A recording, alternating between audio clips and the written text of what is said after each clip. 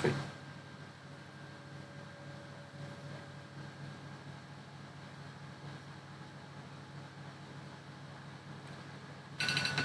Oh, there's my food.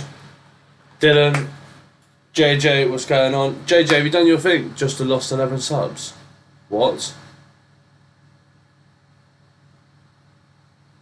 When I try to watch it, it's stuck in a black screen.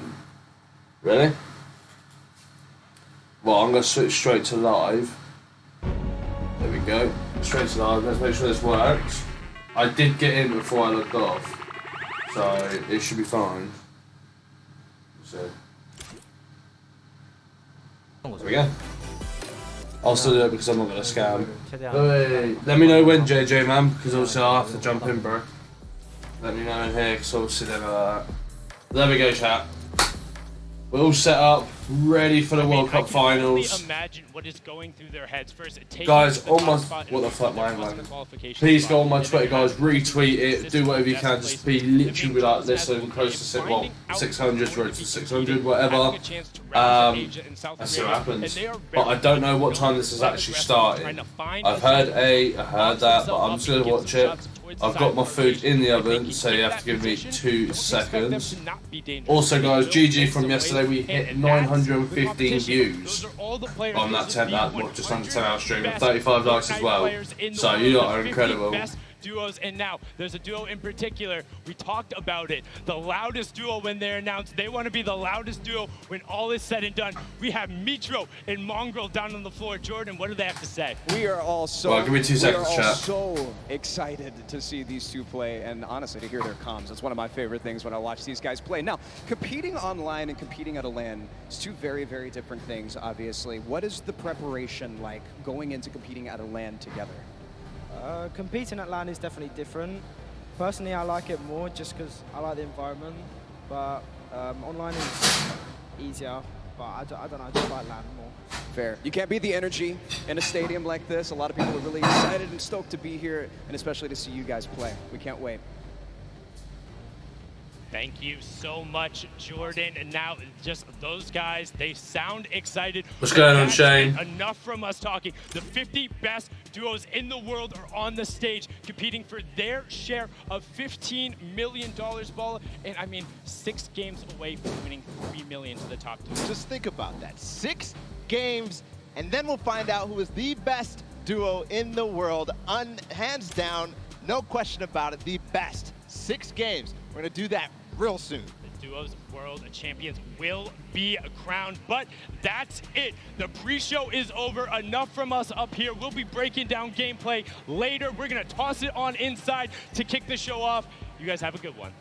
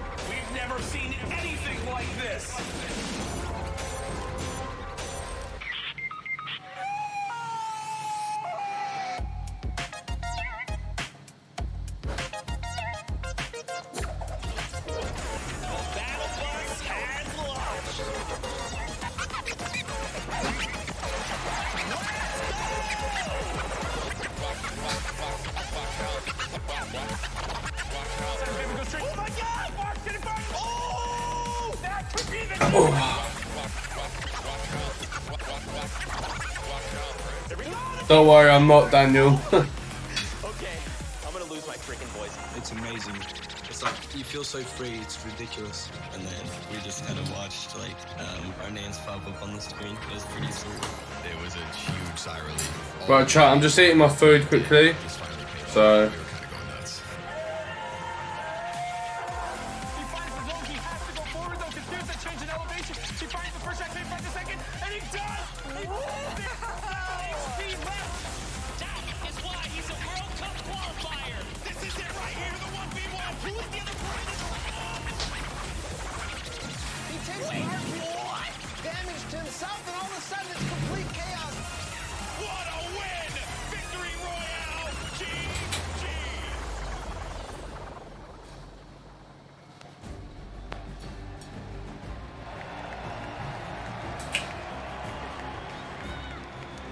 Ladies and gentlemen, this is the Fortnite World Cup Finals, live from my hometown, baby, New York City. Where you at?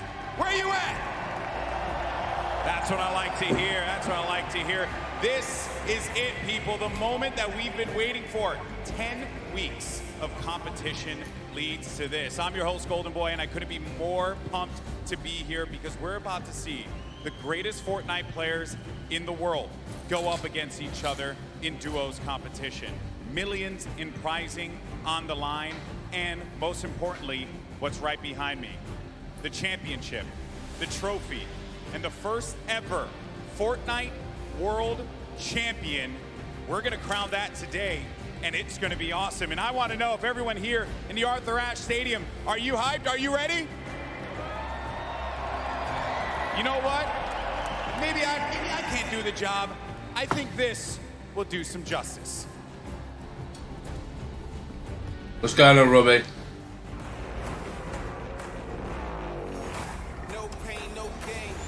What's going on, Aqua?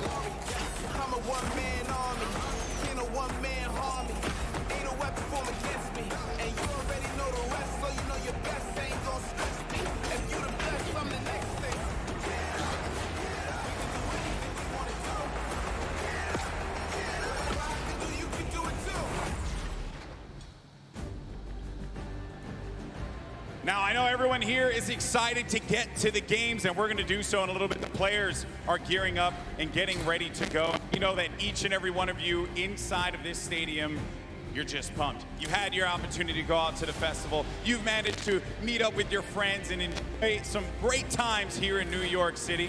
And obviously, our players are here to win a world championship. And the good news is we have two players standing by with Jordan Fisher, who are looking like they can contend for the top of the mountain. Thank you, GB. You are a handsome man. Now, I'm going to be super honest and very forward right now when I say that I've got two of my favorite people in this stadium right now that are competing together. Two of my favorite people to play with, two of my favorite people to watch and study. We have Sean and Aiden. Aiden, one of the most dominating controller players in the world, and he's proved it time and time again. With Sean on mouse and keyboard, one of the most mechanically skilled and gifted players in all of Fortnite. Now, with this combination of one of you on a controller and one of you on mouse and keyboard, there's got to be some pretty unique strategy that you guys can pull together. Can you talk to me a little bit about that? Yeah, our synergy is great. Like you said, he's one of the best mechanical players. His tunnels are insane. Like, it's just insane watching him play. And just, you know, me being an aggressive player and having good aim, we really combo together well. Bet you can't wait. 1000%. Now, Sean, you both competed in the Pro-Am yesterday, which was a lot of fun. We all know that was a very sweaty lobby. But your thought process, your strategy going into today, tell me how that differs from yesterday and your performance there. Well, I think yesterday was like super fast paced. You need to get kills to place well. But today we're going to go for end game, play super slow, and so we can kill it end game. Fantastic. Well, we're all so excited to see you guys. GB, what do you have for us? Always a pleasure to hear from the Ghost duo. They're going to look to go to the top, and they very well might do that. Yeah, now, boy. I asked you guys earlier, I said, are you ready? So I'm going to ask you again, New York City, are you ready? Oh, no, I got to take the earpiece off. New York City, this is my hometown, and I know we can make some noise, so I'm going to ask you one more time. Are you ready? The Fortnite World Cup Finals start now. Let's send it over to your casters, Courage and Ninja. Ladies and gentlemen, it is time. The Fortnite World Cup Finals live from New York City. Hey, Courage and Ninja. Here today. My Let's go. name is Jack Courage Dunlop. And well, guess what? I'm joined by a surprise guest appearance, Tyler Ninja Blevins. I am so excited for today's action. Ninja, dude, the emotion here is insane. You have no idea, man. These guys have been playing for months, practicing, doing nothing but thinking, eating, sleeping, breathing Fortnite. That's it, and it's all led to this. I know the nerves absolutely at an all-time high. I'm nervous right now. I'm just casting. I'm not even playing. Meanwhile, they're paying for $15 million, but it's not your normal Fortnite rules we're going to be playing today. Let's take a look at the format, catch everyone up to speed. I know a lot of new eyes will be on Fortnite competitive today. And Ninja, here's the format for points. So, this is duos. If you place in the top 15 duos in this game, they earn 3 points. Top 10, they earn 5 points. Top 5, they earn 7 points. And finally, the Victory Royale, they earn 10 points. Now, those points cannot stack, meaning in a game, you can only get a max of 10 placement points. Also, 1 point per elimination. So finding that good balance between elims and placements will be very key. Here's the prize money breakdown. And Ninja, you've been involved in competitive gaming for a long, long time. Have you ever seen anything like this? No. I mean, you're looking at first place, $3 million. I mean, heck, I'd even settle for third at 1.8. Settle for 1 point. Settle. I'll settle. No, we've been playing. We've both been competing for a long time, and I've been competing for almost 10 years. Prize pool's never even come close to this. This is life-changing. Yeah, absolutely mind-blowing numbers right there. Again, everyone who made it this far, $50,000 in their pocket, but their eyes are on that top 10. They want to jump up that prize money ladder. Again, we are live right now for the Fortnite World Cup Finals. There are so many talented players here today from across the world. We want to hear your thoughts on Twitter. Use the hashtag Fortnite World Cup. Really, anywhere you can use hashtags. I know we both have our predictions, though. Absolutely. You want to go first? No. You go first. Who for you is your standout that you're looking to see if they can take it home today? Dude, man, I mean, I gotta give it up to Mongol and Nitro. I think they're gonna definitely close it out. They've been. I really am just super interested to see how they play. I've been watching a lot of their World Cups after they've already qualified. Hands down, one of the most aggressive duos throughout, the qualifications. But are they gonna do that here? Are they gonna go for placement, or are they gonna still W key like they've always been doing? That's typically been their gameplay of choice. There's a look again at Mongrel and Mitro, both qualifying from Europe. You see, last time they played, in the week they qualified, their drop of choice was Loot Lake. Yeah. So will that remain the same today? These early game battles, these fights for the different points of interest will be so key. You go with a European duo. Yeah. I'm picking a European duo as well. Another young squad, Mr. Savage M and Benji Fishy. Dude, Mr. Savage M is cold-blooded. Every time I met him, I'm scared of him. And they're absolutely insane, as you can see right here on your screen. We'll get those pictures fixed, don't worry. But either way, these guys are two absolute tanks. And Ninja, I mean, you've watched all these guys. Yeah. You're absolutely one of the best players in the world, but it's almost like these guys are in a class of their own. They are, man. I mean, I've competed against some of these guys in some other online tournaments as well, and literally watching Benji just slay out an entire lobby by himself in squads it's like it's art, man. What these guys do, it's art, so enjoy. I know Mr. Savage in a public match got like 40+ eliminations in Season 9, which is unheard of, all by himself, solo squads. I've done it, JJ. That's what happened to me yesterday. This weekend, little black screen, but I couldn't get on it. I'm seeing a million plus of you guys. That's why I'm not going to come off it now. As you guys know, so many ways to watch. Even when it's a break. YouTube, Twitter, everywhere where there's live streams. Also, a new Fortnite.com/watch feature that you can go take a look at. You'll see some different individual feeds there that will be a crazy, unique way to watch Fortnite competitive for the first time. I know everyone at home looking forward to seeing their top players perform. This place now, Ninja, is insane. I mean, this is one of the most ridiculous arenas I think I've ever seen for an esports event, and I know people. JJ, when you gifting the skin? I just can't wait to get it started. Dude, you need to let me know, man. This is literally what I've been waiting for like 3-4 months. Yeah. The best of the best, all in the same lobby. All right, in the qualifying matches on Sunday, you're playing against, in a lobby, maybe like 4 or 5 of the teams who are actually here right now, but now this is going to be all of them in the same lobby. Every single battle is going to be the best players in the world fighting against one another. I'm excited to watch the early game when they're landing in their spots. I'm excited to watch the mid game during the rotations. I'm going to be taking notes, and you guys should too. Yeah. Also, other things that note to take to bring up.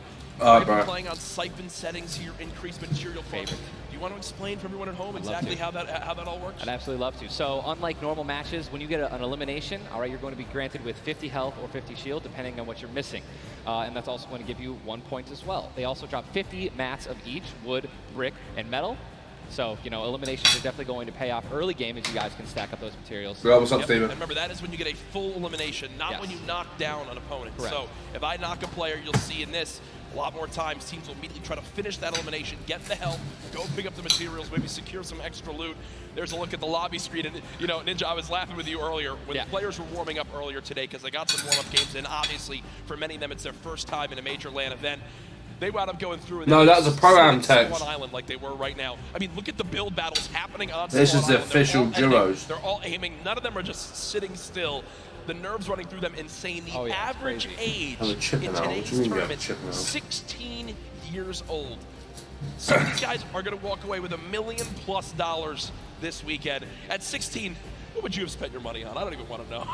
Why not even ask that? Probably 16, man? Just a bunch of candy and energy drinks, man. I didn't really. So basically the same as today. Exactly. Nothing really would change. Nothing's changed. No, it's so much fun, man. Again, people flowing on into the venue.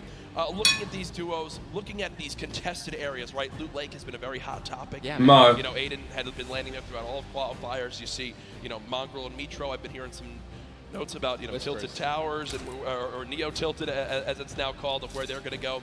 In your opinion, right now you play 6 games. Yep. You know how detrimental it can be to your mental state if you have one where you kind of drop right off spawn and get taken out. Yeah. What is your game plan here? Are you going for it? You don't care how many people land there? You just go and play your game? No, or I think you shy away? What do you do? Oh, man, these guys have been practicing. They know. They know that they're going to be contested. Yeah. They know that, and they're not, you know, if they're intelligent players, they're going to play exactly how they've been practicing the last 10 World Cup qualifiers. They're going to go exactly where they go. They're going to push where they're going to push. And, you know, they're not going to care who it's going to be. Now, me, honestly, I'd like to say that that's how I play. But, dude, in a situation like this, I think that if I saw someone contesting my drop, I'd definitely defer and try to go somewhere else. Yeah. But, you know, I mean, you have one bad game. Getting over that, that's going to be a huge mental obstacle, right? You get knocked first. Yeah. That's going to be something you're going to be thinking about in the second game, the third game. Oh, my gosh, should we change our landing spots? And then if you're thinking like that, it's over. Dude. Yeah, and I keep seeing you look down. You're like eagerly wanted to talk about this map. We have what's the first map going to be in front of us? But no, I haven't. Again, guys, there's so many exciting things going on in the world of Fortnite right now. One of the new limited time modes that is actually going on. Prop Hunt. We watched a little bit of it yesterday, but again, made by Stray Kite. It's a fun little, you know, hide and go seek game almost, Ninja. Prop Hunt is the greatest thing that Fortnite has created. It is amazing. It is hilarious. I mean, we were literally getting like angry and like, but also just laughing hysterically right when we're about to, you know, make it into the incinerator and get our points. It's just so fun. I mean, you could be a toilet. You know, you want to be anything. You want to be a pink flamingo, a bus. Go for it. Go for it. Just go for it. Yeah, we've had some fun games of Prop Hunt that we play. But again, right now, live in the gameplay for free, Prop Hunt. A little bit different than the competitive settings. Obviously, Arena, it's been talked about, Ninja. This is the most played in qualifier for a tournament ever in the history of gaming. 40 million competitors, down to the top 200. To be exact, 178 because of the double qualified players. Right. That is, you can't even put in like your head just how insane those numbers are. I think it's just important to show and let everyone know that, man. Just Epic continues to change the game. Making these qualifiers online, it just allowed so many of these kids to be here today because they've been able to play it, you know, from the comfort and safety of their home instead of traveling across the world just to qualify. Yeah. So I think this is one of the first times we've seen something like this, a qualifying like this. And dude, I'm just excited to watch these kids dominate. So how many are you on now then, JJ? 6 hours. I'm ready to stay here all night. Hey, I'm down to stay here all night. I have no problem with that. I'm sure the arena is as well. When you talk about LAN events, right, you have so much competitive experience. You've been to so many across different games and genres. The one thing that stands out to me, though, it will never feel the exact same as it does as playing at home. So for these guys... Yo, what's up, Radox, man? How you doing, bro? What are some tips that you can share or you think that they should kind of take into account as they're playing, maybe on LAN for the first time? Well, do what I always tell people when they're saying, you know, hey, Ninja, I'm going to a tournament, any advice, right? You know, it's, dude, do exactly what you do at home, all right? If you wear socks and, you know, no shoes at home, that's what you're going to do. If you don't wear any socks at all or you wear sandals, you wear that. If you wear nothing but sweats and PJs when you're gaming and practicing, that's exactly what you should be wearing right now when you're competing, right? Yep. Don't try to change anything up. Drink what you normally drink before the games, water, energy drinks, whatever the case may be, or, you know, eat what you're going to eat. Do not change anything up. It's very important to get in that mental state of what you do and how you've been practicing the entire time at home. I've even heard of stuff as far as like don't change your sleep schedule or Absolutely. for this. Like literally take it like it normally is. Now, again, we talk about how there's $30 million on the line of the Fortnite World Cup Finals across today and tomorrow, but there's already been $3 million in prize money given away this weekend. That happened yesterday at the Creative World Cup Finals. Let's take a look.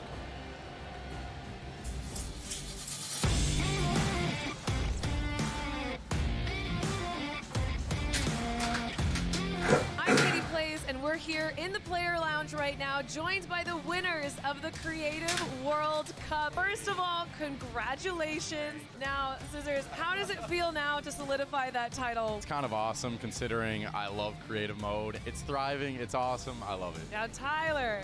I thought it wasn't too bad, to be fair. I thought it'd be worse than it expected. I always knew we had it in the bag. You know, we're the week 1 qualifiers. We're the most It was much better than I thought.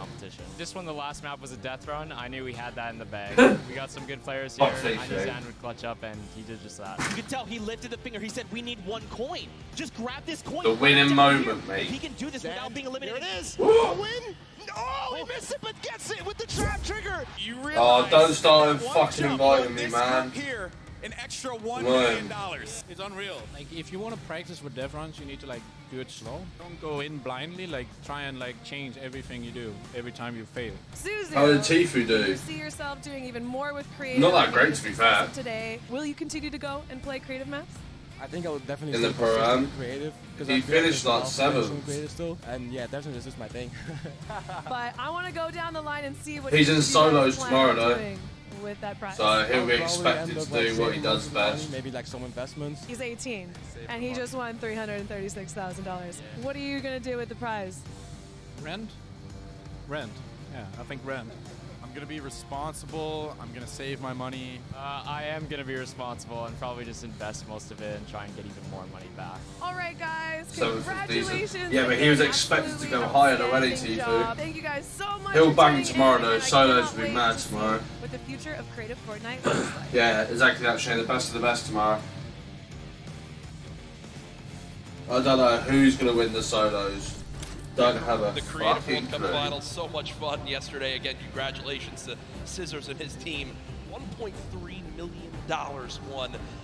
I'm going to address the elephant in the room here, and it's not Tim the Tabman. You didn't win that. 1.3 million. What exactly happened? Steven. No, we got 4th place. So between each other, they won about 370k.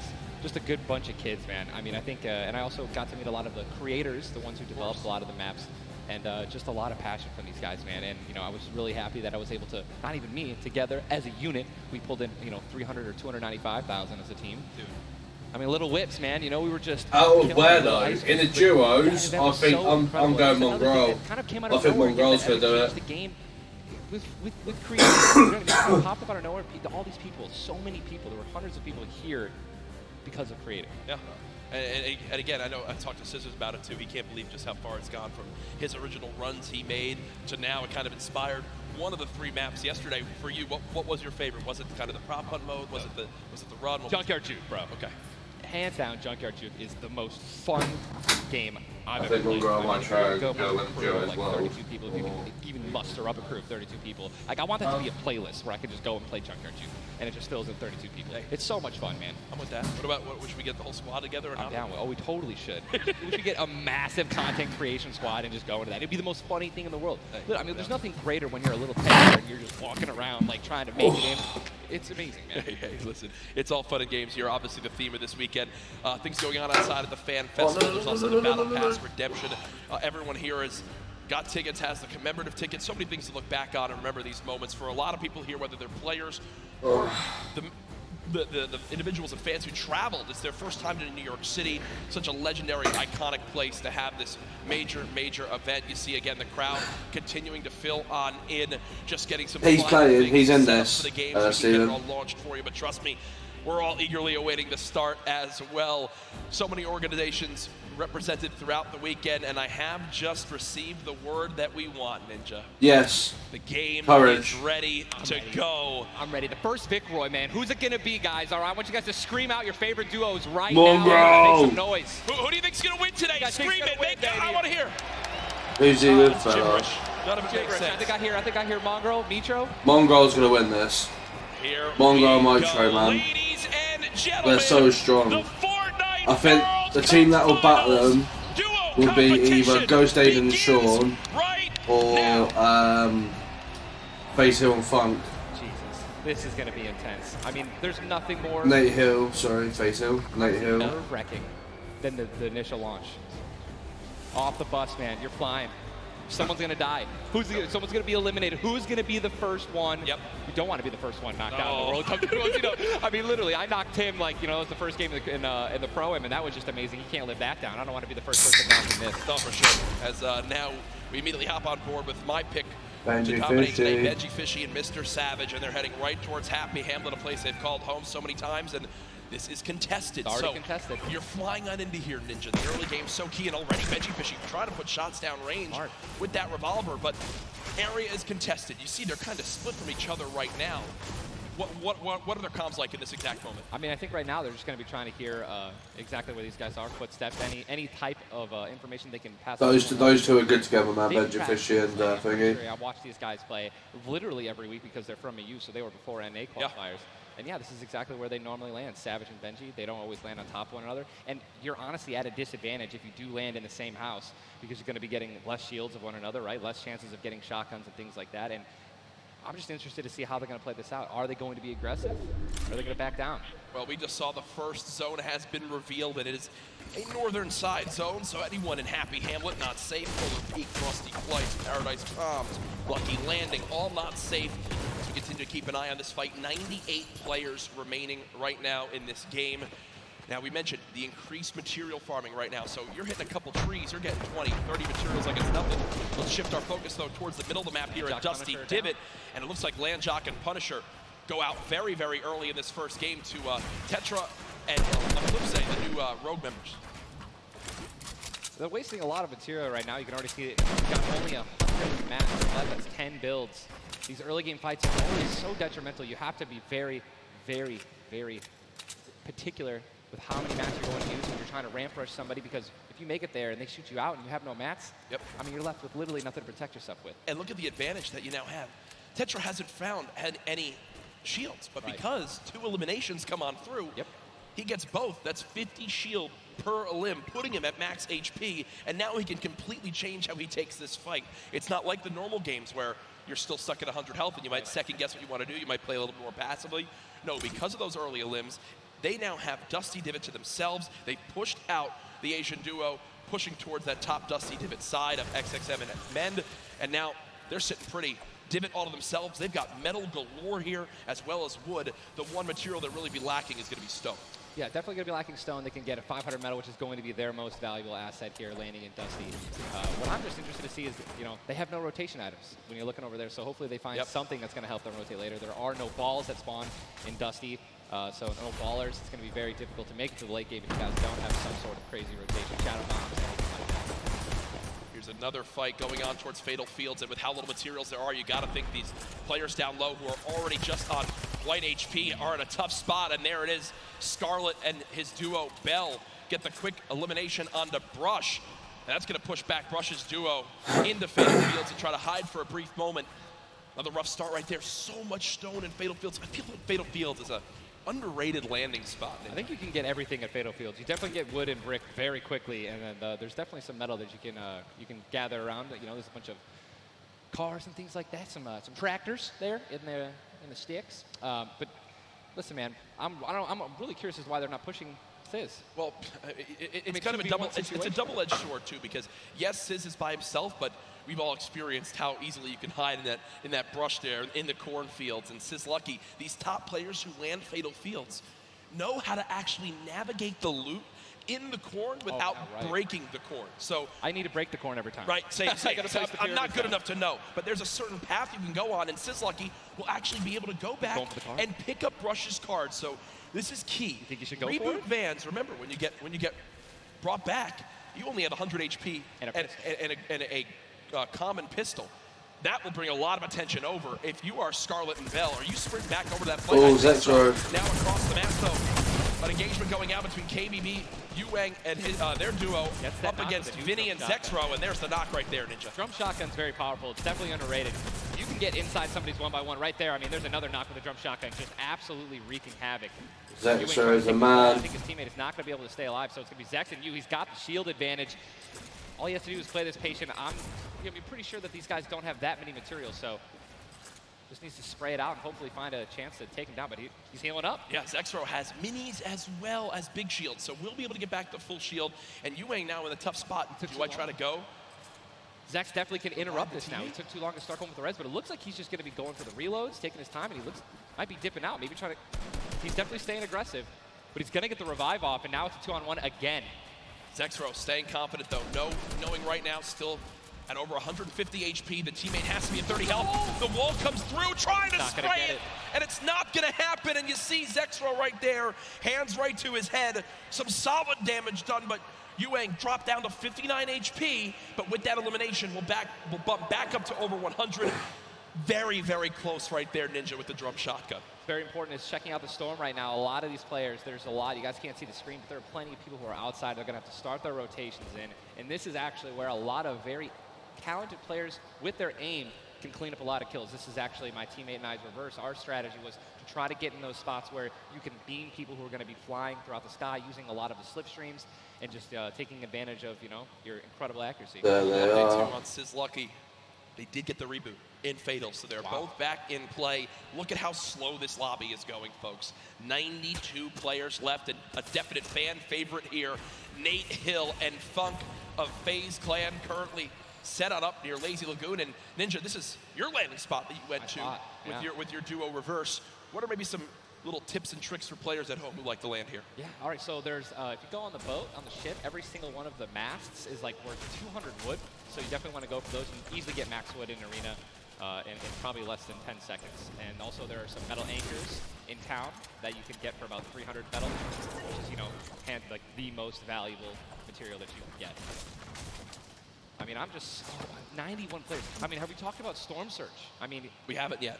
I was going to let that be a bridge when we cross it, but there was something Liverpool one. Left. I mean, how soon is it going to be? We're going to have Storm Surge in every game. Yeah, I mean, it's going to be like, this is going to be nuts. If you guys don't know what Storm Surge is, basically the team that has done the least amount of damage is going to start taking damage until they get above their damage threshold. Yes, and it tells the players on their screen what the damage threshold is. If you're used to playing at home, you probably have never experienced Storm Surge in a normal game, but it is very common in competitive because everyone wants to last until late game, earn those extra points, and wind up getting those placement points to come on through.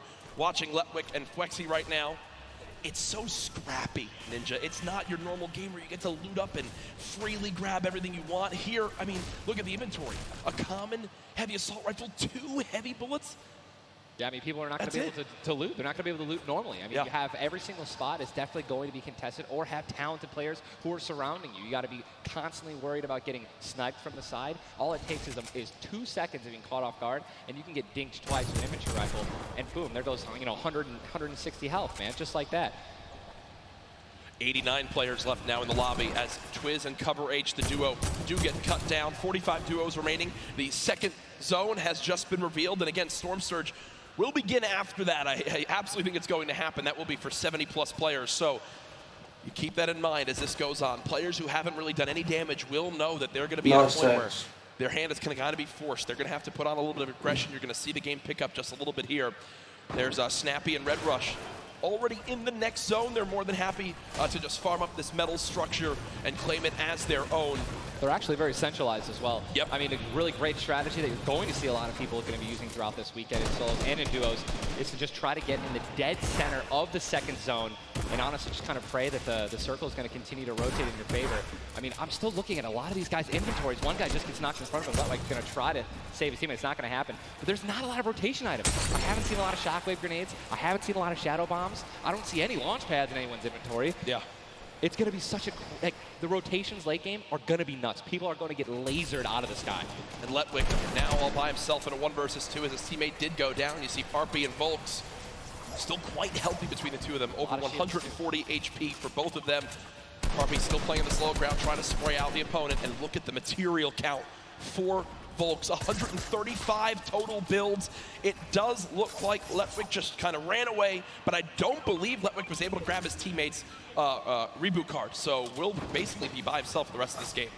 you know, it's going to be almost impossible to perform alone when your teammate is knocked. And there's the Storm Surge warning. These guys are 106 above it. You guys can see that, which means that there's somebody who has 106 damage less than them that is currently below the threshold, and they are going to need to hit some people, deal some damage. And that's actually the beauty of Storm Surge, right? You don't necessarily only want people kind of just Okay, look at clips and sectors. praying that the circle moves to them. You're gonna see some fights that are gonna be forced to break out because players need to get above that, or they're gonna die. They're not gonna be able to make it.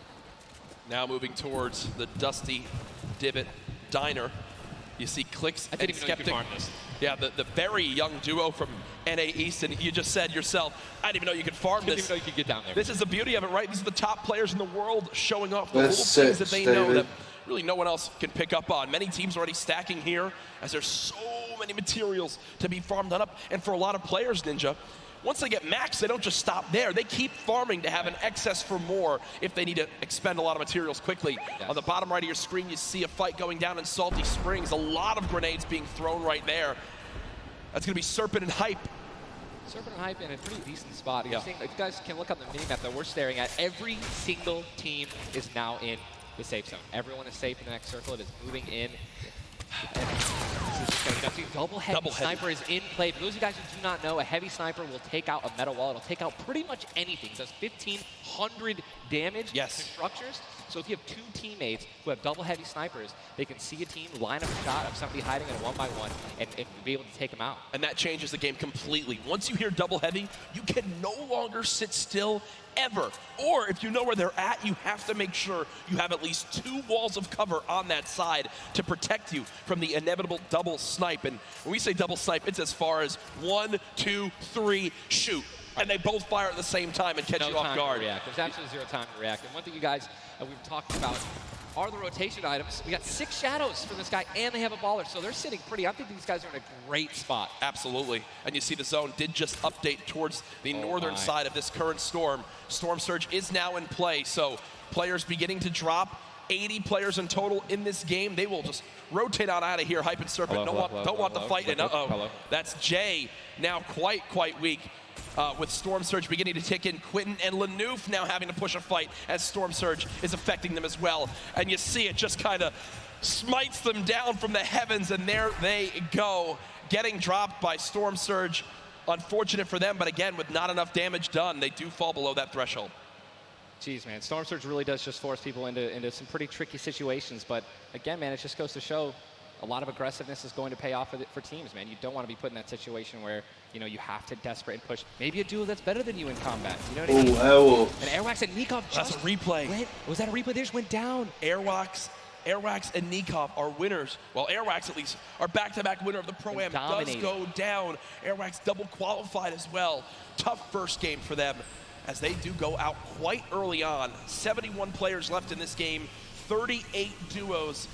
Again, it's a slow crawl as everyone begins to drop. Have you ever seen anything like this in competitive No, I think that the only time that we saw numbers like this were when the circles they didn't really just what you hear then, man. Centralized in the beginning of competitive. So really no one had to rotate that much and no one had to fight. So that's what Airwolf now. Kind of moving around the map. Kinstar, Hunter, Solary, man, they're strong. They're just beaming people who are focused. There's so many strong duos in this, man. So many people coming from the south right now.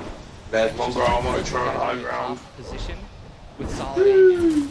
You're going to Texture right now, already getting beamed. He's spamming the spacebar, trying to make it as difficult as possible to hit.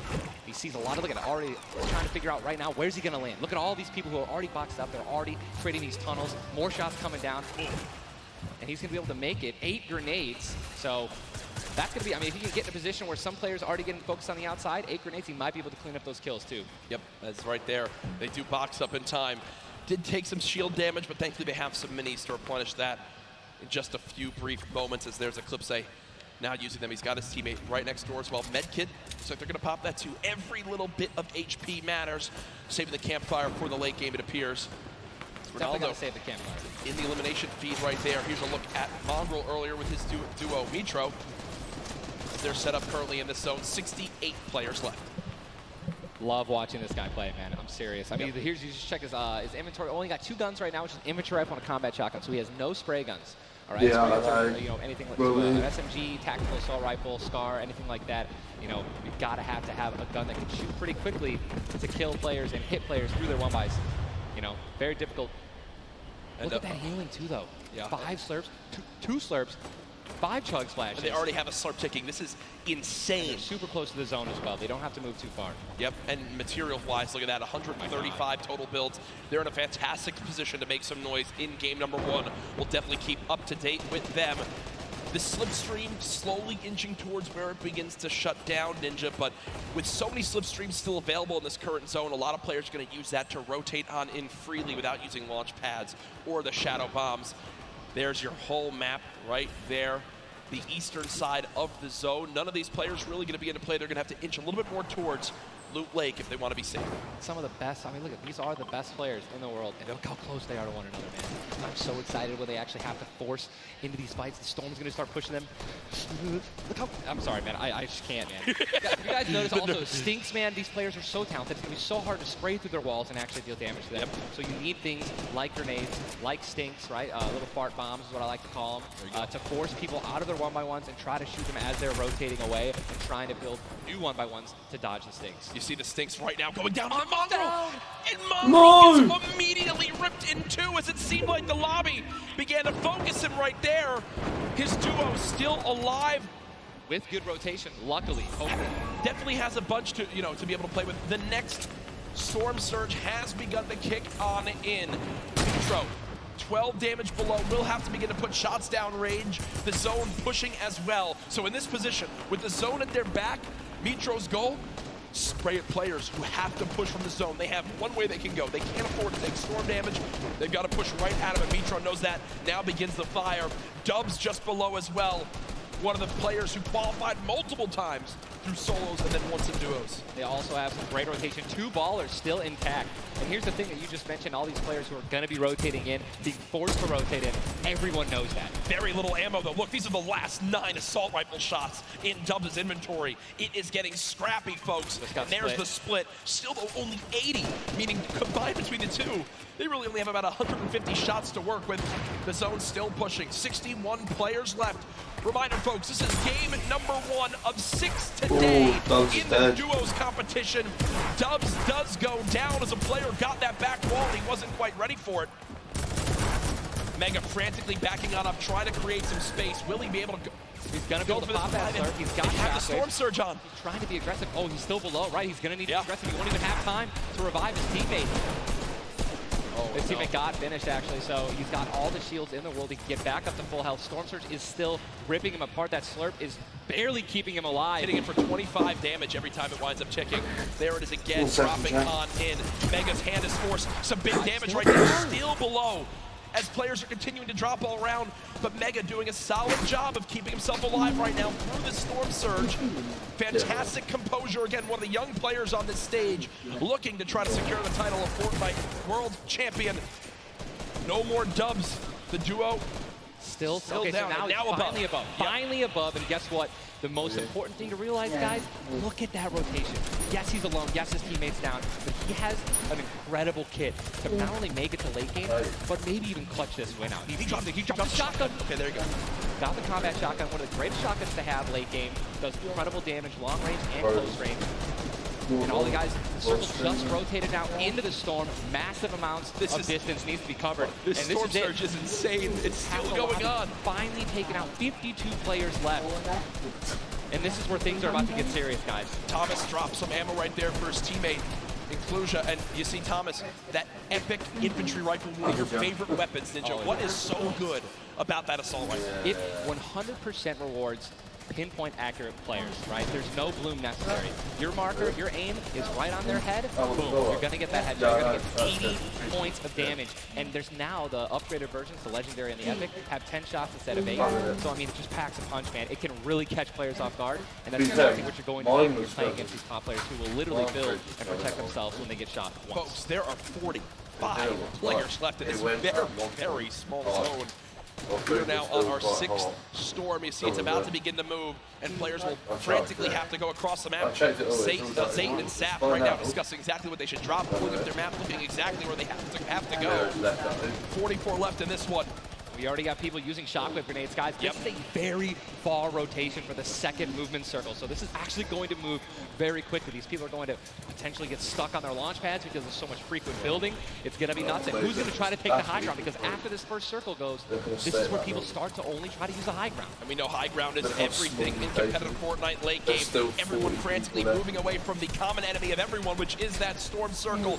Macwood taking zone damage. Daedra as well. King slowly bouncing on through with the Shadow Bomb. And does land. Yes, but taking no storm damage, just playing right on the edge. Yeah, right on the edge of the zone right now. Will just stay boxed up for a brief moment. As now there's 36 players remaining, stomping the elimination feed. Arkram now goes down as well. You can see the elimination feed on the top left to keep track of your favorite players. There's so much is going on. This is what tunneling is. When you hear players mention tunneling, this is it right here. You move with the zone, you tunnel your way in, give yourself cover, but not a lot of materials left. Only 22 builds, and this zone is stacked. But look who's on the high ground. It's Mr. Savage and Benji Fishing. That would be your 2 picks, so good for you. All right, I have to owe you a bet there, man. What's that? All right. Mongo, unfortunately, do you still have Mitro still alive? I mean, listen, people are dying left and right, being eliminated. More Savage just used another shockwave grenade. He already had high ground, though. The question is, are people going to try to take it? You know that if you really want the chance to win this, you're going to have to try to take the high ground off him or have a rocket launcher to just take him out of it. He's just so weakened. Mr. Savage just looks up and beams the player out of the air. It's all Benji Fishy and Mr. Savage in the elimination feed right now. 24 players left in this one. But 20 duos, there's almost no duos remaining, Ninja. Right, it's all solos, and this is kind of what's going to happen, man. Mr. Savage goes down. It's up to Benji, and listen, Benji's been in this position before. We know he can handle it. Nitro's still in the game as well. I just saw him. He looks incredibly healthy, but now taking some storm damage. Benji's just going to try it. Listen, look at the materials. Not a lot left. They're only using their shadows. I think he has 1 build left. Yep. That's it. That's all he has. He's got 10 total builds. 10 total builds. He's just trying to outlast as many players as possible. Remember these placement points. We've made it into our top 10 duos. Now into our top 8. Zayt and Saf now. Zayt and Saf now on the high ground. This game. One of the few, the only duo left. This has a Zayt and Saf win written all over it. Mitro, Mongrel's duo. Was all by himself from very early on, still alive in this one. 40R Storm now getting beamed. Can the North American duo of Zayt and Saf close this out? Raining down fire from up top. You see the frantic builds coming in. Benji Fishy goes down. Mega, Mitro, and Scarlet on the low ground. Shots still coming on in. Zayt and Saf just sitting pretty. Mitro just got a double, I think. Mitro 5 limbs. Tries to get it done, not enough. Zayt and Saf, 2 versus 1. Will they take game number 1? Yes, they will!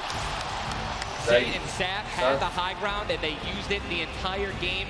Rain fire from above. We're able to make up 5 limbs plus 10 placement points. That's going to be 15 points game 1. Talk about a monster game number 1. You saw the immediate reaction. They know how key that was. And I've watched so many games of competitive Fortnite, Ninja. They were the only duo left with still like 18 players remaining. When they get the high ground like that, they send 1 player down to get close. Scarlet was already weak, and there's just no shot. In the end, the veteran players of Zayt and Saf take game number 1. And you know, Ninja, that was a big topic of conversation. Players with LAN experience, players who've been around the Fortnite competitive scene at these major events for a long time. Will they let the nerves get to them? Guess what? The answer is no. Zayt and Saf take game number 1. Kept their composure. It was absolutely incredible to watch, man. And seriously, these guys have been absolutely dominant. Yeah, 6 games there is, lads. And it's only fair that they continue to show their dominance. This is the first game. World Cup stage. Brilliant performance. You know that their game plan is always last as long as possible. But the fact that they made it through those storm surges, even with them not getting very aggressive. Zayt, that NRG, moments. Mr. Savage and Benji Fishy, we have to talk about them for a second as well. The European young duo. They were on the high ground. It was looking good, Ninja, but so many players focusing them, the shockwave grenades as well, and they had no healing left. It's unfortunate, man. We have a group full of these players who are literally the best in the world. They know exactly how to win, right? So if they don't have the high ground, they know that whenever there is a moment that they have to shoot the high ground out with rockets, shockwave grenades. I think that's actually what happened. I think someone shockwaved up. Zayt's sick. Zayt's very good. I don't know the other guy. And that high ground. Why isn't Ninja playing? Didn't qualify. What a sigh of relief. Incredible first game. and we're only just getting started. We're only just getting started. Remember, 6 games being played today in the duos competition, in which $15 million will be rewarded. Tomorrow, we do it all over again, except with solos. So you'll want to stay glued to the streams here for the Fortnite World Cup Finals, live from New York City. Yeah, I know. Apparently, icons are cheaper. Send a Ninja and I your thoughts after game number 1. Who surprised you? What are you looking forward to in games 2 through 6? For me, other things I noticed, man, you've got to be on your A game. When it comes down to taking note of where you are with the Storm Surge, those were longer Storm Surges that have lasted than I've ever seen before. I've honestly never seen Storm Surge affect the game so much. Yep. Because here we are having 80 people left after the second circle. So you know what I mean? Like, and these guys, they're not going to let you hit them. You know what I mean? And if you want to put shots on these guys, it's going to be when they're flying in the air, rotating, which you also expose yourself to a sniper shot. You know. Absolutely. High risk, high reward, man. Right? It's, let's see how these guys change. I wonder if the guys who did get hurt a lot by the Storm Surge, are they going to make changes in the second game? Are they going to be a little bit more aggressive and trying to deal some damage as they rotate? That's what I want to know. That's a great way to think of it. I know there were so many people that want to give their thoughts on these games, but over at Unreal Island, we've got our very own Sundown with his thoughts on game 1. Thank you so much, Courage and Ninja. In the first match of the duos competition is over in the Victor Royale. I thought we got rid of this fucking band. Wins out. We talked about Energy Zate and Ghost Saf and how they've been playing so long together, and that endgame was a prime example of textbook Zate and Saf. We're gonna re-roll it one more time, and we're gonna break down kind of how they were able to keep the control. Now, pay attention right away. You can see on the backside, Saf has one angle while Zate is going forward, and they're moving back over the tarps they've already established, but the angles they take make sure they're covering everything. They hear the shots below, they're putting the fire down towards them, and Scarlet is able to pick up Mitro, but doesn't have enough to get out. Zate and Saf, 5 eliminations, Victory Royale, 15 points. Yeah, we hit it yesterday. Their experience Road on 600 stage now. at major LAN events is winning out right now. They say nerves, what nerves? We might as well be playing Mitro made it fucking far. Stations because they The Mongo have died that early. Good. Match 1 is over. Time to get back over the stage for match 2. Ninja and Courage, take it away. Thank you very much, Sundown. Great stuff as always there from Unreal Island outside of the venue, enjoying the event themselves. But again, game number 1 in the books. Obviously, so many updates to see exactly where we stack up. In the end, those final moments can be so hectic. So before we hop into game 2, we will have a standings update for you all at home. Who do you think's up top of it right now? Well, guess what? It's Saf and Zate, but and Benji, Mr. Savage, man. Just incredibly clutch. There's Mongo and Mitro though. And plays. Only 2 points behind. And they're still up there. Guess what? Imagine when they're Benji Fishy and Mr. Savage. Good rotation items. I'd love to see how they're going to play in the late game, man. Placement points so key. You did a great job pointing out Mitro at the end. Not only does he stay alive, not only does he perfectly use his materials and his movement items, but he somehow finds 5 more limbs, putting his team from probably an abysmal game 1 to top 3 in our leaderboards. Again, here are your standings from game number 1. Dubs and Mega, they wound up making it through as well, and that's because of Mega staying alive too. Absolutely, incredibly talented duo, man. So I'm looking forward to seeing what Aiden can do. Hopefully they step it up in this next game. Nah, that's fine. Game 2's about to be on its way, man. Are you ready? I am ready. Ladies ready? and gentlemen, in this sold-out arena, are you guys ready for game number 2? Oh yeah, they are.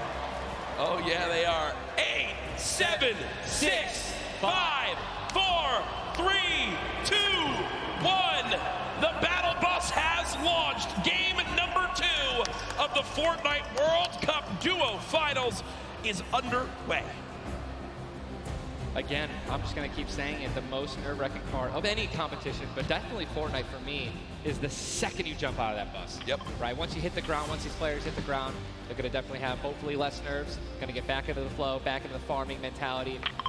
And man, I'm looking at these llamas on my screen, I'm just hoping that they find them. There's nothing greater than finding the new upgraded llamas at 350 mats.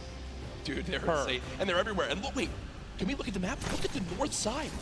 You've got 3 llamas in a very small area. Llamas. And many players have gotten better at spotting llamas from very, very far away. I mean, the one thing I was telling my teammate Malachi, I was like, listen, man, sometimes you just actually have to tell yourself, hey, we should probably look for llamas as we're flying in because, you know, usually you're looking for players who's going to be landing next to you. But if you actually keep an eye out for that adorable pink, purple, and blue llama. And there's one. I mean, look, you're just going to get rewarded with shield, rotation. There's Shadow Bomb Storm, campfires, minis. I mean, these are incredibly valuable. And remember, materials get capped at 500 of each type. So when you get 350, it's done its job for you. You can spend much less time looting and, farming, and much more time looting. And you can see perfectly using the Shadow Bomb. There's no J devs to give it. Nice. Just use it for way more than the 6 seconds it actually If Mongo wasn't, yeah, they would have done so much better. Yeah, all you have to do is just continue that jump animation. That's going to trigger the double jump. Yeah, Mitra carried Mongo that game. You're going to be able to continue to double bounce back and forth, man. It's an incredible use of the Shadow Bombs, and you're probably going to see a lot of players do something like that in the late game off of other people's builds, and which is way more difficult to do that off a mountain, by the way. For sure, as we now take a look. That storm is landing side of the map, and this storm is very far. Great point to bring up there. We can see on our side, the zone right now basically gets cut off at Dusty Divot and Neo Tilted, and the rest of the north side of the map are in play. So everyone near the middle and south side will have to move, and you see in the elimination feed very early on, Elevate does get cut down. So a tough start for the duo from 100 Thieves right there, as you've got to wonder if Arkram's still alive. Either way, though, Daedra and M11Z looks like they have players down in Loot Lake. In Loot Lake, Lucky Landing, and they do have a duo nearby. Looks like they're trying to obviously back away while continuing to farm up. Lucky Landing is not really a 4-person landing. When more than two people land here, one of them is going to be leaving a little bit handicapped. And Yuang in a fight right now, popping that last big shield, so all of his damage that he will take from now on will be permanent unless he gets an elimination and gets. Look at how good these stink grenades are right now. Scram and Mexi have lost so much HP off the start of this one just from getting ticks. The spray does come on through. A third party, though, beginning to shoot down on a Yuang. So another player putting their attention towards this fight. Trying to line of sight at Snobby, but KBB does go down. It's now Yuang all by himself, and no materials left, Ninja. He can't even take a wall. They're really, this is an abysmal position to be in. Yuang knows that, trying to fall back to his teammate to maybe sneak a revive, but I just don't see. A lot of these players really are kind of hesitant. You know what I mean? They don't necessarily want to push. There is a third party now. They don't have a lot of shields. Are they going to get get off the right play? They're going to push forward. Yuang, no shield. And he's going to get the double. Oh my. He's going to get the double and the revive on KBB. And there was some delicious shockwave grenades that just slid down the ramp. Yuang takes them down. The 4 builds left. I believe there was some help. The shots that came in from that third team getting nearby, which weakened them at first. Yuang gets the cleanup on the last one right there. What a swing for the duo. Shot does come in onto Keys, though, as another fight going down just outside the desert side of the map. Keys and Slacks up against 2. Running out of materials already, and guess what? These guys are at the farthest point of the storm. Yep. So this is not, they can't afford this fight, right? The longer this takes, they're not going to be able to get materials. They're going to be burning all the materials in this fight right now. So they're definitely going to need these elims to make up for it. That was and he took the knock on Landjock. And Landjock and Punisher went down early last game as well, and it looks like Landjock will suffer the same fate here. Upgraded combat shotgun, you know he's going to take that. Punisher trying to make some plays here. Still, now it is a 2-on-1 situation. Just need to play the numbers advantage. And again, Storm is about to start moving, so they're going to have to make some plays sooner rather than later. No ammunition. Very few builds. No shield. This spells disaster, and Punisher goes down, and there's the frustration in the player camera right there. Slacks and Keys, 2 quick eliminations. But you mentioned they can't afford to do that. It takes so much time in that fight. They've got to go very far still. Now over to Neo Tilted, Clicks and Skeptic in a fight. Got some shield. Doesn't necessarily want to use this mini to only get a 10. And he looks like he's trying to obviously take some ult, help his teammate out. No, he's getting taken. With the trap kill, he's gonna get the knock. Bro, one click. Bad Sniper goes down, and now he's continuing to branch out. When you guys are in fights like this, you always want to do exactly what he's doing right now, which is branch out, continue to build these little 1x1s with pyramids, try to confuse your opponents of where you actually are healing up. Skeptic, just 8 builds left. They're trying to stay alive right now. They do have the number advantage. Clips has time to pop 1 mini, and it looks like they're going to go for it right now. They made the conscious decision to try to build out, but no. They back up for a moment. Finally gets a shotgun. Yep. Shotgun picked up. Grenades now as well. They want to go for the second elimination. And we take the, oh my god, we got some trap talk in real life. Did he just take the L in real life? Homie, this is land. This dude's gonna come over. No, I'm just kidding. 40? But the Stinks come on in. Stinks coming in, 22 health left, Campfire down, he has. Oh, and look Oh, who's there it is. here. Look who's here. NA puts up the take the L, and EU says, no, no, no. This is the World Cup, baby. I'm gonna show which continent is best. Mitro and Mongrel, full HP, and they Go on, storm roll Mongrel. through. My G. Clicks right there. Down low. 2 of them for Mitro again. Look at that kid. Gold scar. Look at the state of Mongrel's loot. Oh, you're fucked. You're fucked. Bomb rushing, and that's going to be it. And there's no shot right there. Skeptic. You saw, hey, putting on a show. I love it. The man does YouTube for a reason.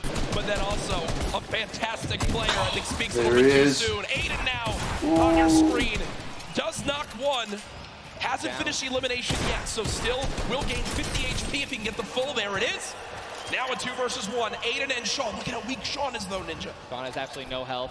A little bit of shield. Hopefully we're going to drop some minis here. Aiden being the good team that he is. I'm sure he's calling it out right now. But it is also a 2-on-1, and they don't know. We don't know how weak this guy is right now, but if he is weak, they're going to look to try to trade. And there's a double shotgun shot for over 21 white. Players no shield left are going to try to put the pressure on. Sean has health, and look how aggressive they're being.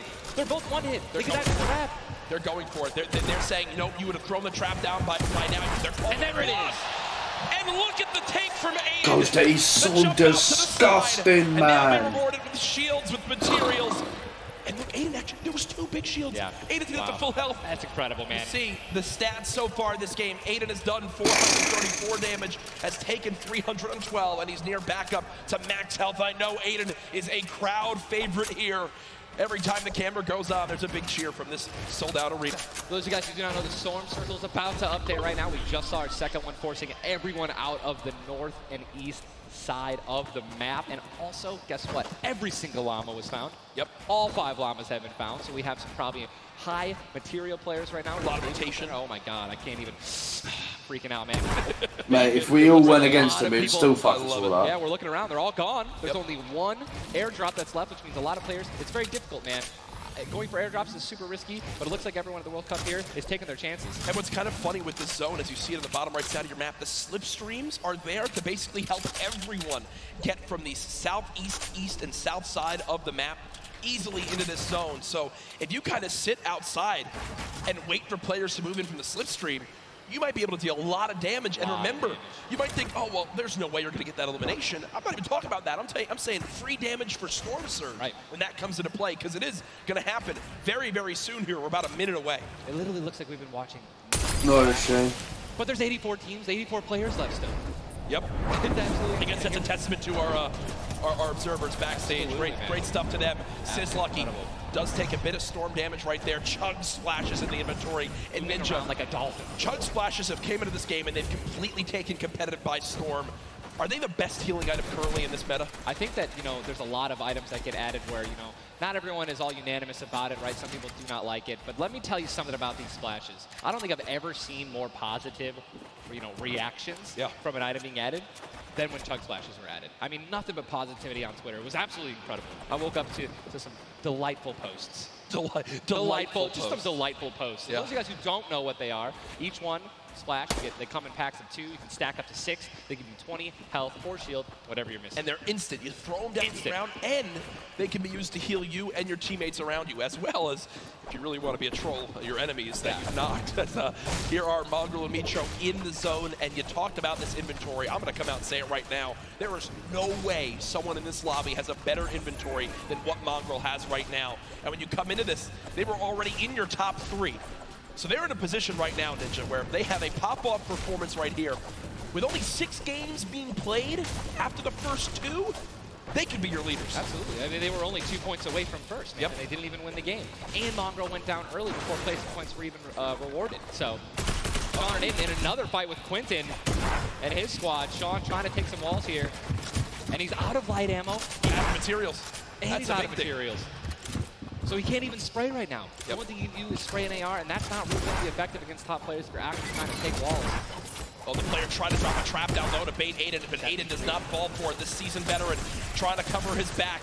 Players beginning to spray on through. Stink bombs dropping, and there's one a limb. Another shot comes in. Gets his shield. That's why he went for the thirst. Yep. And grabbed the mats. 365 mats now. He is, or more than that. He's got. Gotta get out of the stinks. They've got to get out of the stinks. So weak 2 Look at how weak they are. And don't they can get both Sean and Aiden. They gotta, I think that's exactly what they should. They split up.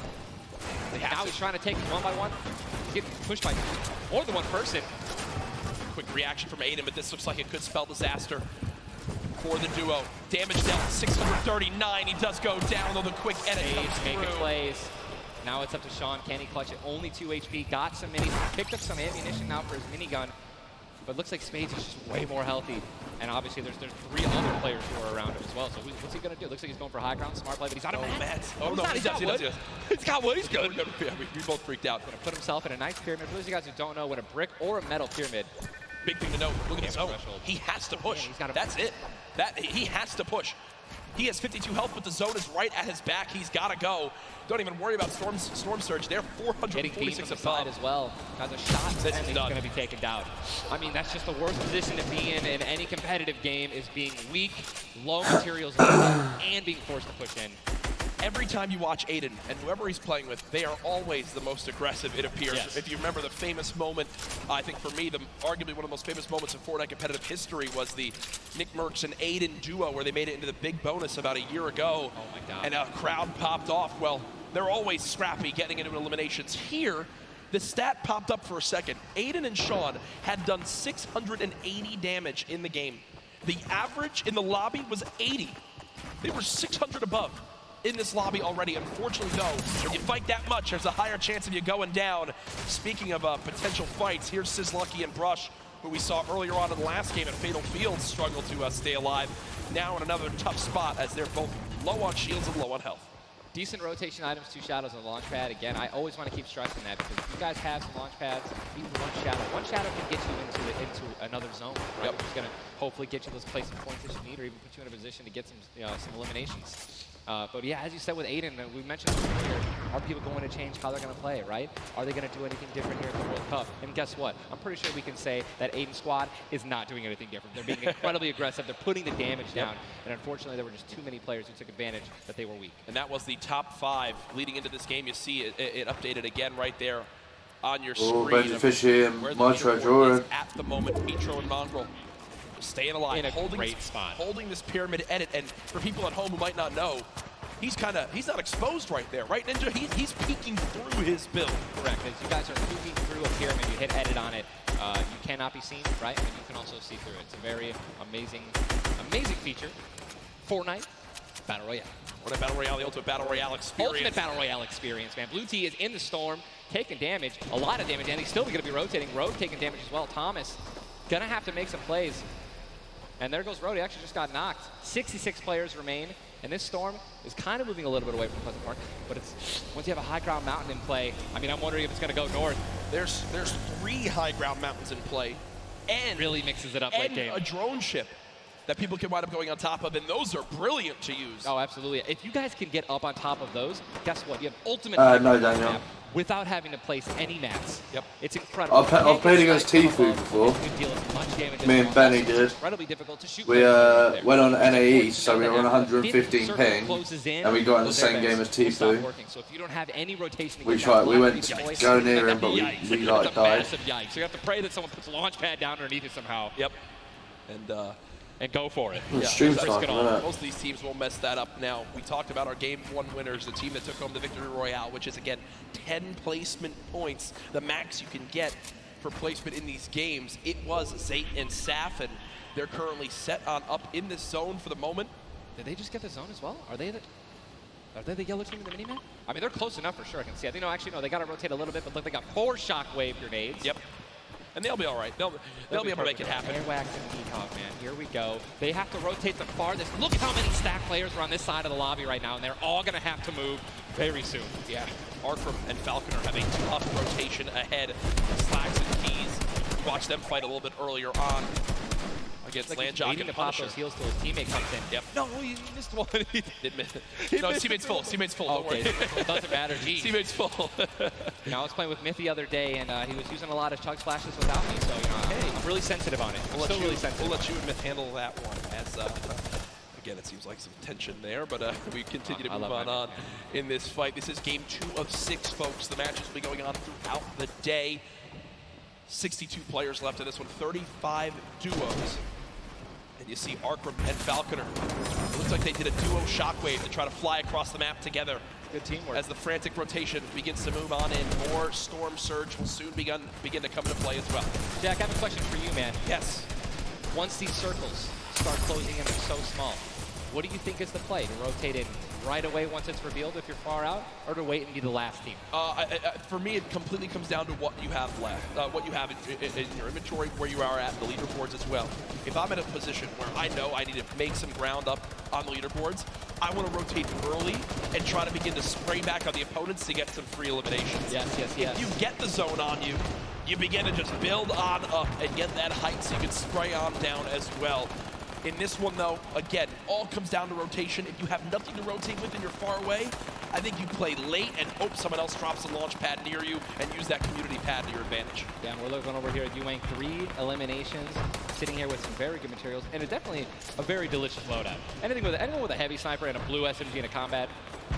And remember, he started the game in Snobby Shores with that clutch when KBB did go down, so they're still in this one because he still has that beautiful blue combat where he clutched it with, man. Yes, he does, and all the materials he could ever ask for it. Nearly 100 builds in this one. You see they're marking right now. I think they have a double heavy sniper combo.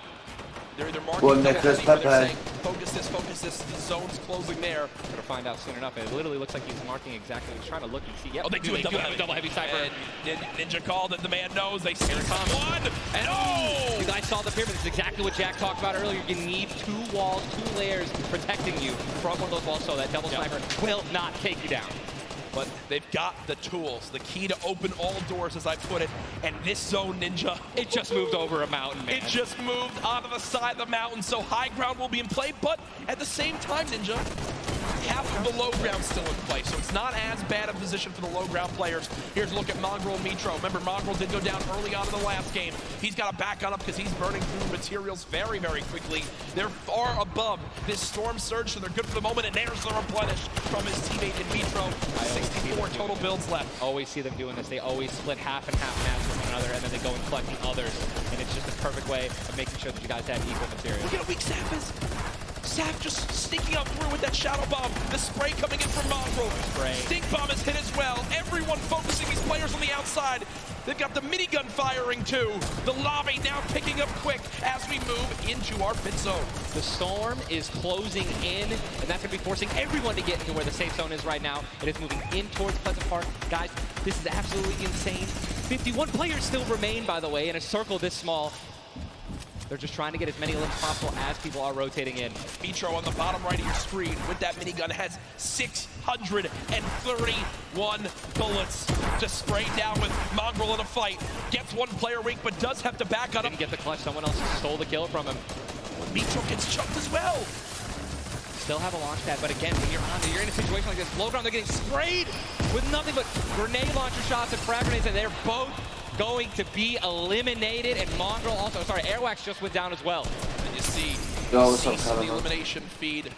Does look like, remember early on, Elevate did go down. There's loot looks so delicious. Zane go for it. Zane Sap, do they do it? Do you go for it? There's a launch pad there and so many materials. This is game-changing loot right now. They've got the builds to go for it if they want. They're gonna do it. They're gonna make the play. A gold combat shotgun too, man. Zane and Sap uncontested. That's one of those risk versus reward plays that can help set them up for 2 victory royales in a row. Mongrel and Mitro's loot too, man. Oh, that was making a and we know that was juicy loot. Yeah, they're making a statement saying, listen, we're from NA, we're here to play. Taking out you only didn't know they took them out, but they're definitely taking their loot. Yeah, for sure, as they are still above this. Still great rotation items too. They both each have a launch pad, both have 2 shotgun grenades, and they're gonna go. He didn't get it though. They try to get both at the same time. Gonna be flying, and this is it. Another massive rotation going to be taken to the center of Pleasant Park. They're 167 damage above the threshold, so they're looking pretty good right now. The question is, are they going to keep mid-ground, go for low ground, high ground? What's the play? They didn't get the full launch pad. He might have to use his own. Yes, he does again, and that actually works out. He hits his head on something, which takes him down from having to, fly all the way up and float and get beamed. As they're going to challenge high ground right now. Zayt and Sap looking to do what many would think was impossible, which is win back-to-back games in the stacked lobby. Just saw Falconer in the feed as well. Arkram with an elimination too. 19 duos left as we're moving towards the placement points, Ninja, and these duos know exactly that. 3 points if you make it in the top 15, which could be the difference between first and dead last. Can I hit 500 subs yesterday, mate? Are they going to prioritize rotation in and not taking damage, or are they going to try to play it a little risky and go for the elims? If you're going to be shooting, going for elims, you definitely open up to a lot of spray, shotgun shots, AR shots, someone suddenly takes the high ground on you. So it all depends on how their play style is going to unfold, man. Many more duos remaining in this game, unlike the last one. Zate with another elimination right there on a KBB. You got Snappy and Red Rush on the high ground, and Sav over the play. The high ground goes to the high ground. Take, will he get it? He's going to get it. He has it. Zate's got high ground. Zate has high ground as they go to try to push for 2 victory royales in a row. Saf is there as well, but Snappy just appeared right behind Saf and shotgunned him down right there. Zate right now is going to have to concede to the high ground, giving it to Snappy. And he's just going to have to stay alive as long as possible, try to get some placement points. He is obviously a talented player, top player. He can definitely make something happen, and I'm interested to see what he's going to do. Cease has been by himself since the first moment of this game when Elevate went down at 98 players remaining, and he's somehow still alive. There goes Mega. You've got Darox and Item on the low ground. Vorwin getting chopped down as well. Zate with about 100 HP. Uh-oh. Here comes Vinny and Zexro. They're trying to challenge for the high ground. Keys right now being held in the storm with 5 elims. He's going to be eliminated from the back. Zate taken down as well. Snappy still with the high ground. Zexro's there. TSM crew looking good, and they're going to take it. They just took high ground. Snappy gave it to him. And they just got the high ground. Great use of the shockwave as well. Vinny as well as Zexro on hype for the moment. 5 eliminations so far.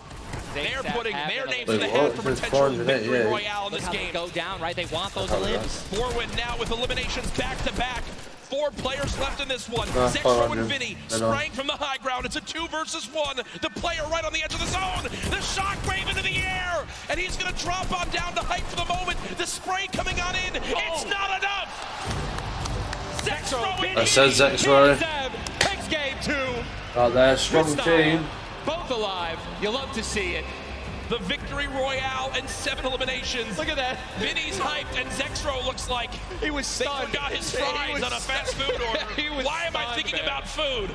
Oh my, you know, Jack, it's pretty expected at this point. But God, it's unreal. 2 NA teams have taken game 1 and game 2, and honestly, I think that we can all say that the teams hyped up the most have been even. Guess what? Mongrel and Mitro, man, they've also been performing well. They still have so many points from eliminations. Yep. Oh man, what a great shotgun shot. They were perfectly in sync. They're even jumping and shotgunning at the same time.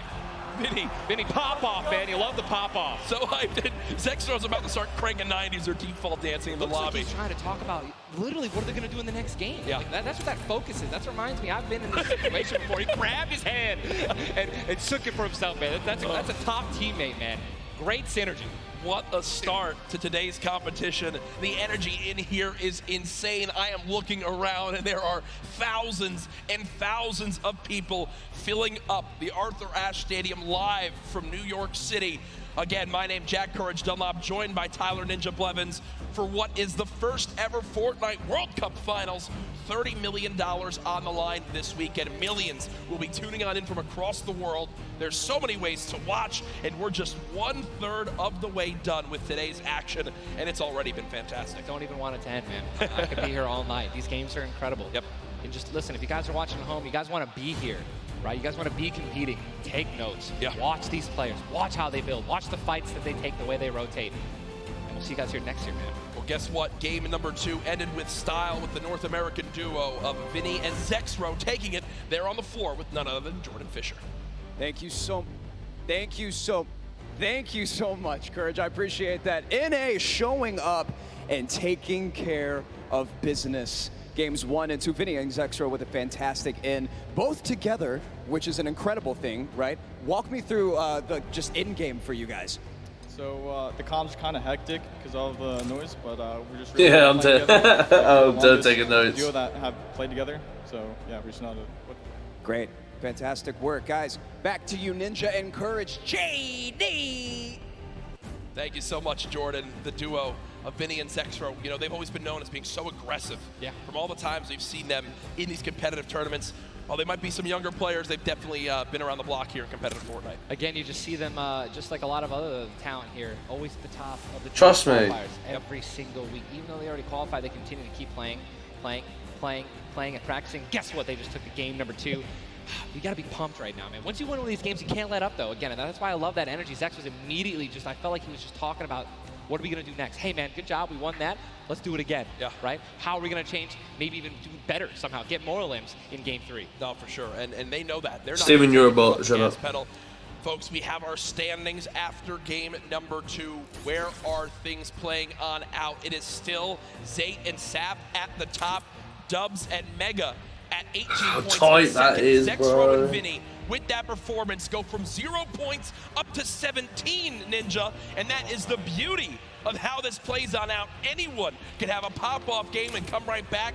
Mongrel and Mitro still in your top 5, as well as Serpent Hype. Derox item forward. Sap and Zayt is 10 points ahead of Mongrel and Mitro, though. While Zayt and Sap do have a nice little lead right now, nobody is safe from Benji Fisher, Mr. Savage is struggling, man. Take a look at the points, Courage. You got 11 points, right? Benji and Mr. Savage, they fell out of the top 10. But look at that. Storm and Epic Whale, 12 points. Daedra, M11Z, 12 points, 12 points, 12 points.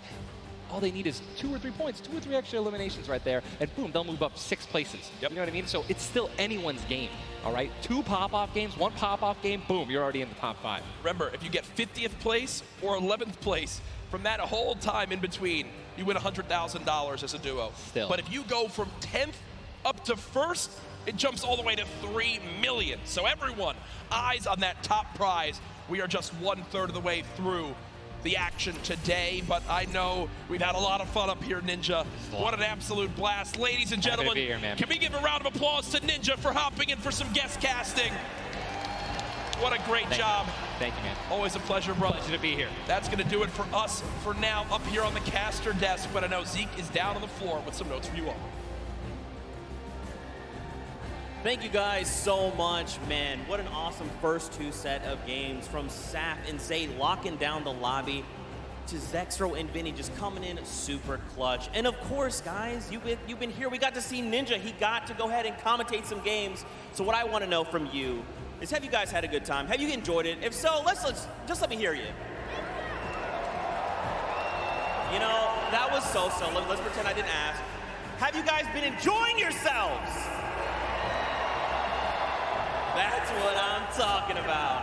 Obviously, we've got quite a bit more games left to get through, but, you know, if you've been watching for a long time, you know I'm a big fan of everyone that loves Fortnite. It's all about bringing people together. And I like to say Fortnite fam, that's my thing. That's what I do. And you know, there's actually a lot of people from around the world that have come here to compete, to watch, to be part of all of this. And I thought, what better way to give back to you guys than to teach you how to say Fortnite from all around the world. So in just a moment, we're going to take a look at a video, and I can't wait because this is actually the first time I'm seeing this. A lot of work went into making this happen. So I can't wait for us to watch this together. Let's take a look.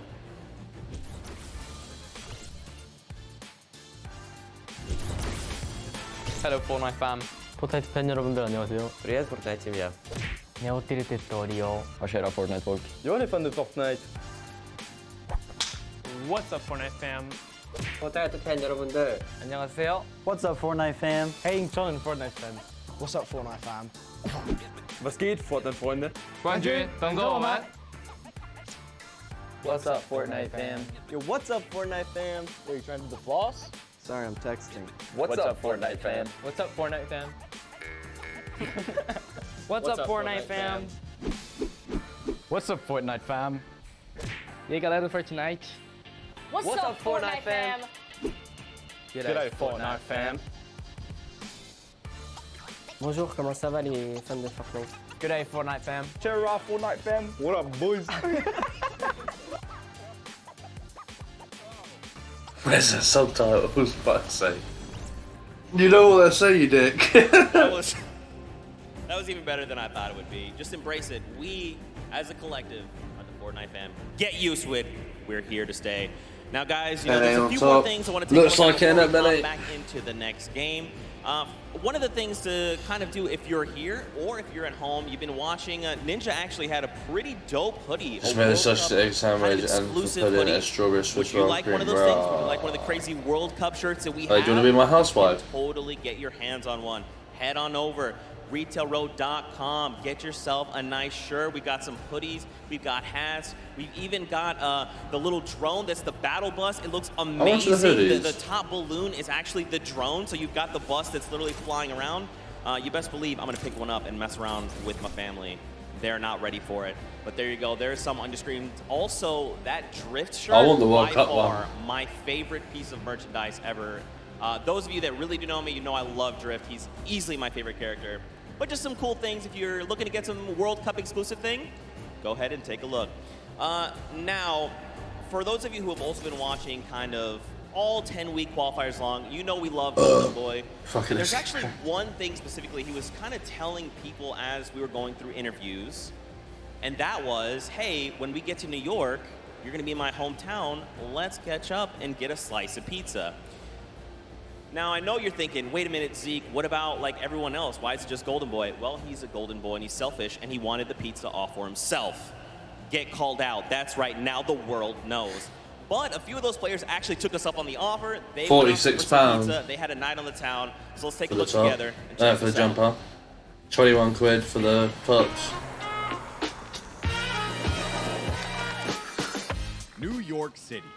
We got the Statue of Liberty, Central Park, the Empire State Building, and the first ever Fortnite World Cup Finals.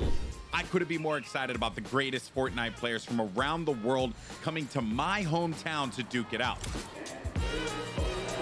But before the action started, I took World Cup qualifying players Aiden and Chinkin out to show them the Big Apple, starting with PC Gaming Cafe, Waypoint.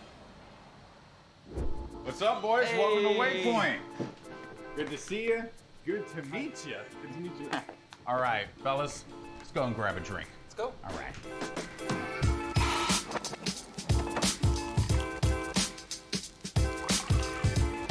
All right, gentlemen, thank you so much for joining me here in my hometown, New York City. Thoughts on it so far? Chinkin, we'll start with you. Hot, a lot of people. Yeah. Hot and a lot of people. I'm sorry, but also welcome to New York. That's kind of the way it is out here. Where are you from in Austria? Austria, like I'm near Salzburg. And the population? 40K. I think it was like 40,000 people in the train that you were in on the way here. Yo, what's up, Alice? Yeah, so there was so many people. Now, I want to talk about the competition at hand because obviously this is going to be the biggest opportunity, I would imagine, of your lives. You're going to be playing in front of a massive crowd. Is there a way as a player that you prepare for that? I don't think like there's a way to like prepare for it. Yeah. But try to like calm down, not get like nervous, not get shaky and stuff. Yeah. And then we should be good. Like. It's still crazy having like a live crowd. Yeah. I try not to take tournaments like too seriously. If I play relaxed, I feel like I do better. I remember when everyone's like, this guy looks like he's just chilling on his couch at home, the casters, and it was like, I was just relaxed, you know, and I feel like I played better. Okay, so gentlemen, we're gonna be heading off to some different sites around the city. We're gonna go to Washington Square Park, so let's go and check it out.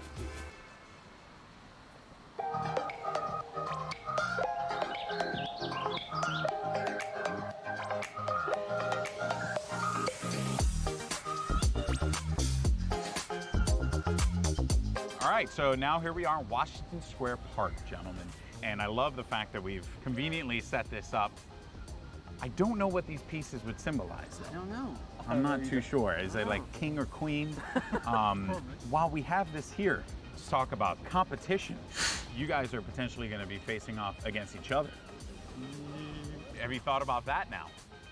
I don't know. I just don't want to feel the L2 spam like. Oh, you don't want to feel the L2 spam? I've watched them play a little bit. Him and Stompy, they're very like, I've seen them play aggro before. It's pretty scary. So if you have chemistry where you can play without even talking, you guys know what you're gonna do. That's like, a team like that's gonna win. So what you guys are gonna experience this weekend, this is the first Fortnite World Cup. You're gonna be playing for millions of dollars potentially. Has that even set with you guys yet? Even if it's not me, I'm thinking there's gonna be millionaires after this tournament. There's gonna be millionaires. Life-changing money. I try not to be, I'm not like greedy about it or anything. It's really nice to see like people that nobody know about and they could just blow up off of this. All right, I'm gonna dive more into that, but I think it's time to get a slice of pizza.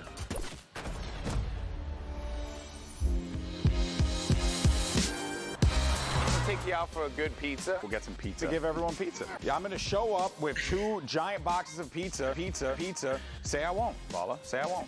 And I kept telling people, hey, I want to get a slice of pizza with you. You know, all the players, and they all ignored me. You know? So thank you guys so much for coming out. I really appreciate it. Obviously, this has been an incredible journey for you all. You're now on the precipice of one of the biggest events in the history of all competitive gaming. I'm happy that it was a fair chance for everybody, you know, open qualifiers. Yeah. You could have no exposure, but if you're good, you get in the tournament. So I'm just really thankful to be here, and I'm going to enjoy my time here. Yeah, we just try to like make our fans happy. I'm really looking forward to play on the stage in front of 100,000 people. Do you feel like the fans and how they've been supporting you all on this road to this, do you feel like that adds a little bit to this pressure? Honestly, it's just more support for me. I feel more like happy to be here when there's all these people, whether they're rooting for me or other players. Fortnite's grown so much, and I just can't wait to see all like the crowd, and I know it's gonna get bigger and bigger every event, so. Fellas, best of luck at the Fortnite World Cup this weekend. Seriously, nothing but the best for you, but we're in the thick of things here in New York. So I think we gotta get some more pizza. You guys down? All right, let's do it. New York's got everything, and this weekend, most importantly, it's got the Fortnite World Cup. Now that these two have had their slice, let's see how they handle the competition.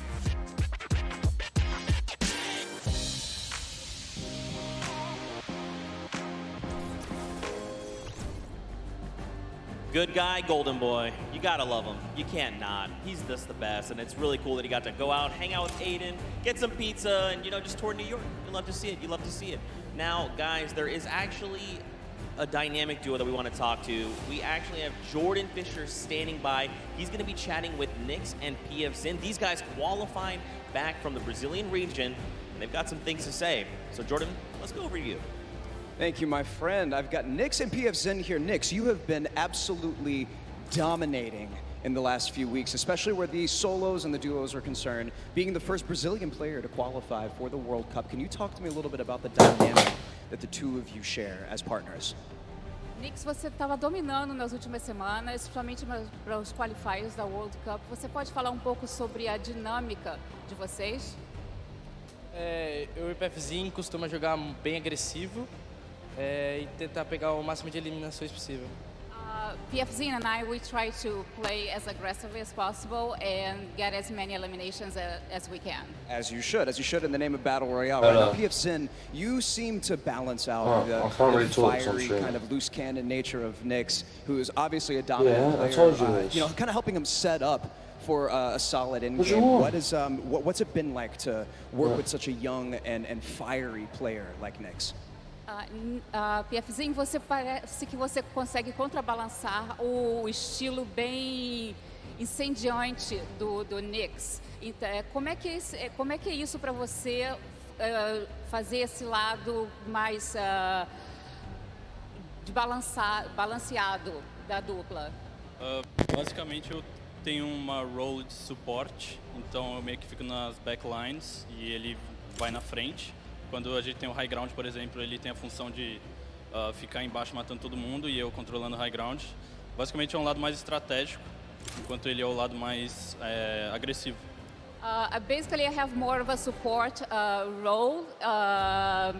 Whenever we're in high ground, I'm just more in the background supporting him. Like he has a more aggressive role. Setting him up. Yeah. To fire the loose cannon at the end. It reminds me of the very W key in a West that I play on all the time, and that has really, you know, just got me cranking my 90s on a regular basis. You know about that courage, right? Am I right? Back to you. Whoa. Jordan, it's back to me. Come on, Courage, he's just found the chicken parmesan. Someone whispered the word and he went running. You just see it. Also, big shout out to Nyx and PF Zen. I actually chatted with Nyx very quickly. He walked up and was like, "Hi, I'm Nyx." And I'm thinking, this guy knows how to talk. So I talked a bunch of stuff, told him much I loved him. Turns out he didn't understand any of it. So I had to get a translator and tell him that I love him. But that's how things go. Now, of course, guys, I know what you want. You want more games. We have 4 more on deck. So I think for now, we're going to send it back up to Golden Boy and Monster. They're going to get us into these games. So how's CJ Mike Realm? Play us in.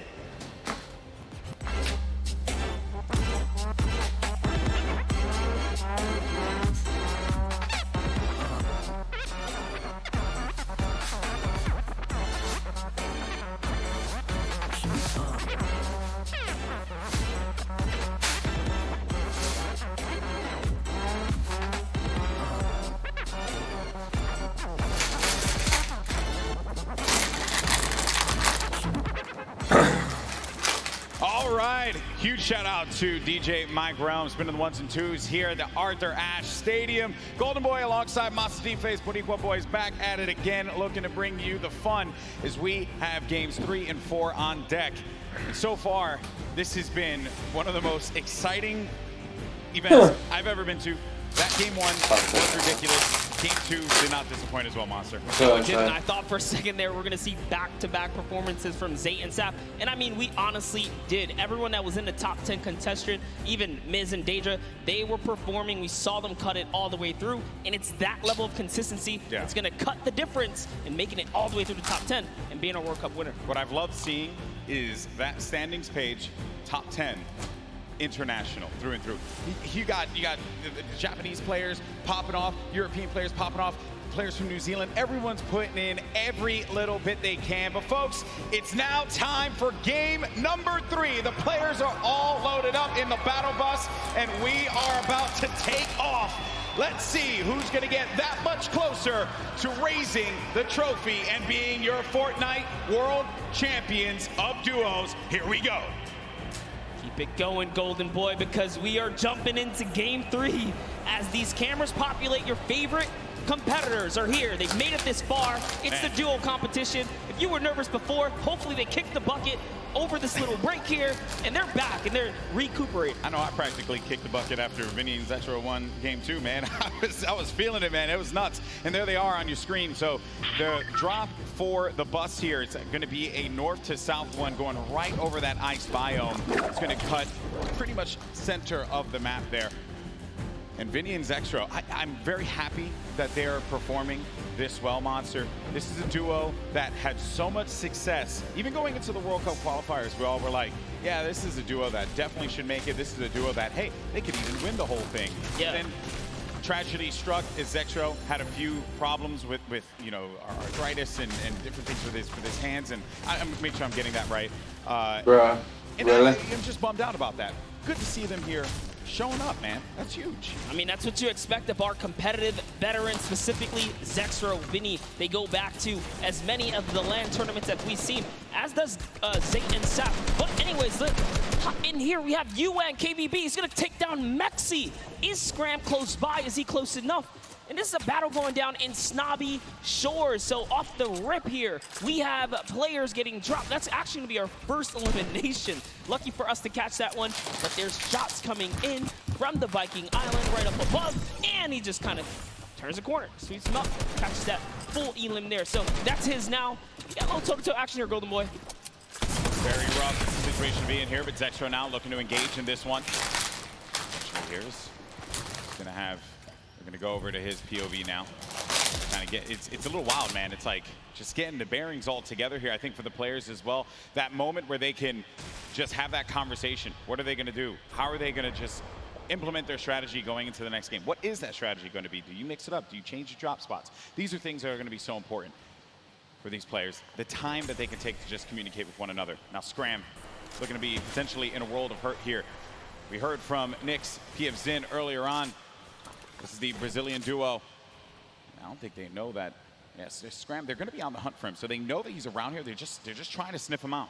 Yeah, and if you were in the Players Lounge, you could feel the tension, specifically when we brought up the Brazilian duos, the Brazilian players. These guys qualified, and they qualified with heavy elimination. Nyx especially being one of our only players to like literally qualify as hard as you can in the, you know, for the weekend. He was at it each and every week. You constantly saw him at the top every single time. It was so impressive, and also qualified for solo, so we'll be seeing Nyx tomorrow. And then you got Scram.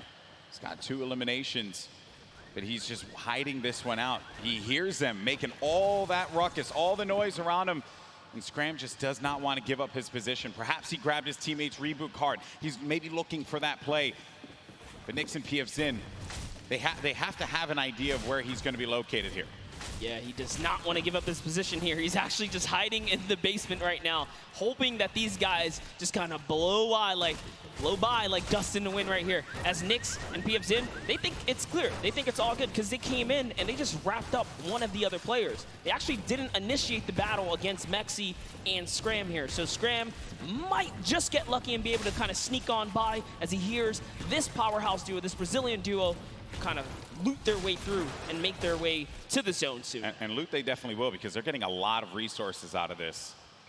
Scram over in the distance. He's going to be out of there, but now we're making our way over to the action. It's happening with 7SSK7. Got Spades and Crims now looking to push on for this fight here, potentially. Got some shots going off. Crims is going to play that overlook position, getting challenged there, and trying to use that advantage from the download, a little bit of that right hand, right? Just see if you can get a peek in there. Does get tagged up, Crims. Guy does back away there, does manage to build out. And Spades is gonna force him out. There you go. So they're just right now playing for that positioning, and I like the fact that they're using these, the natural high grounds, right?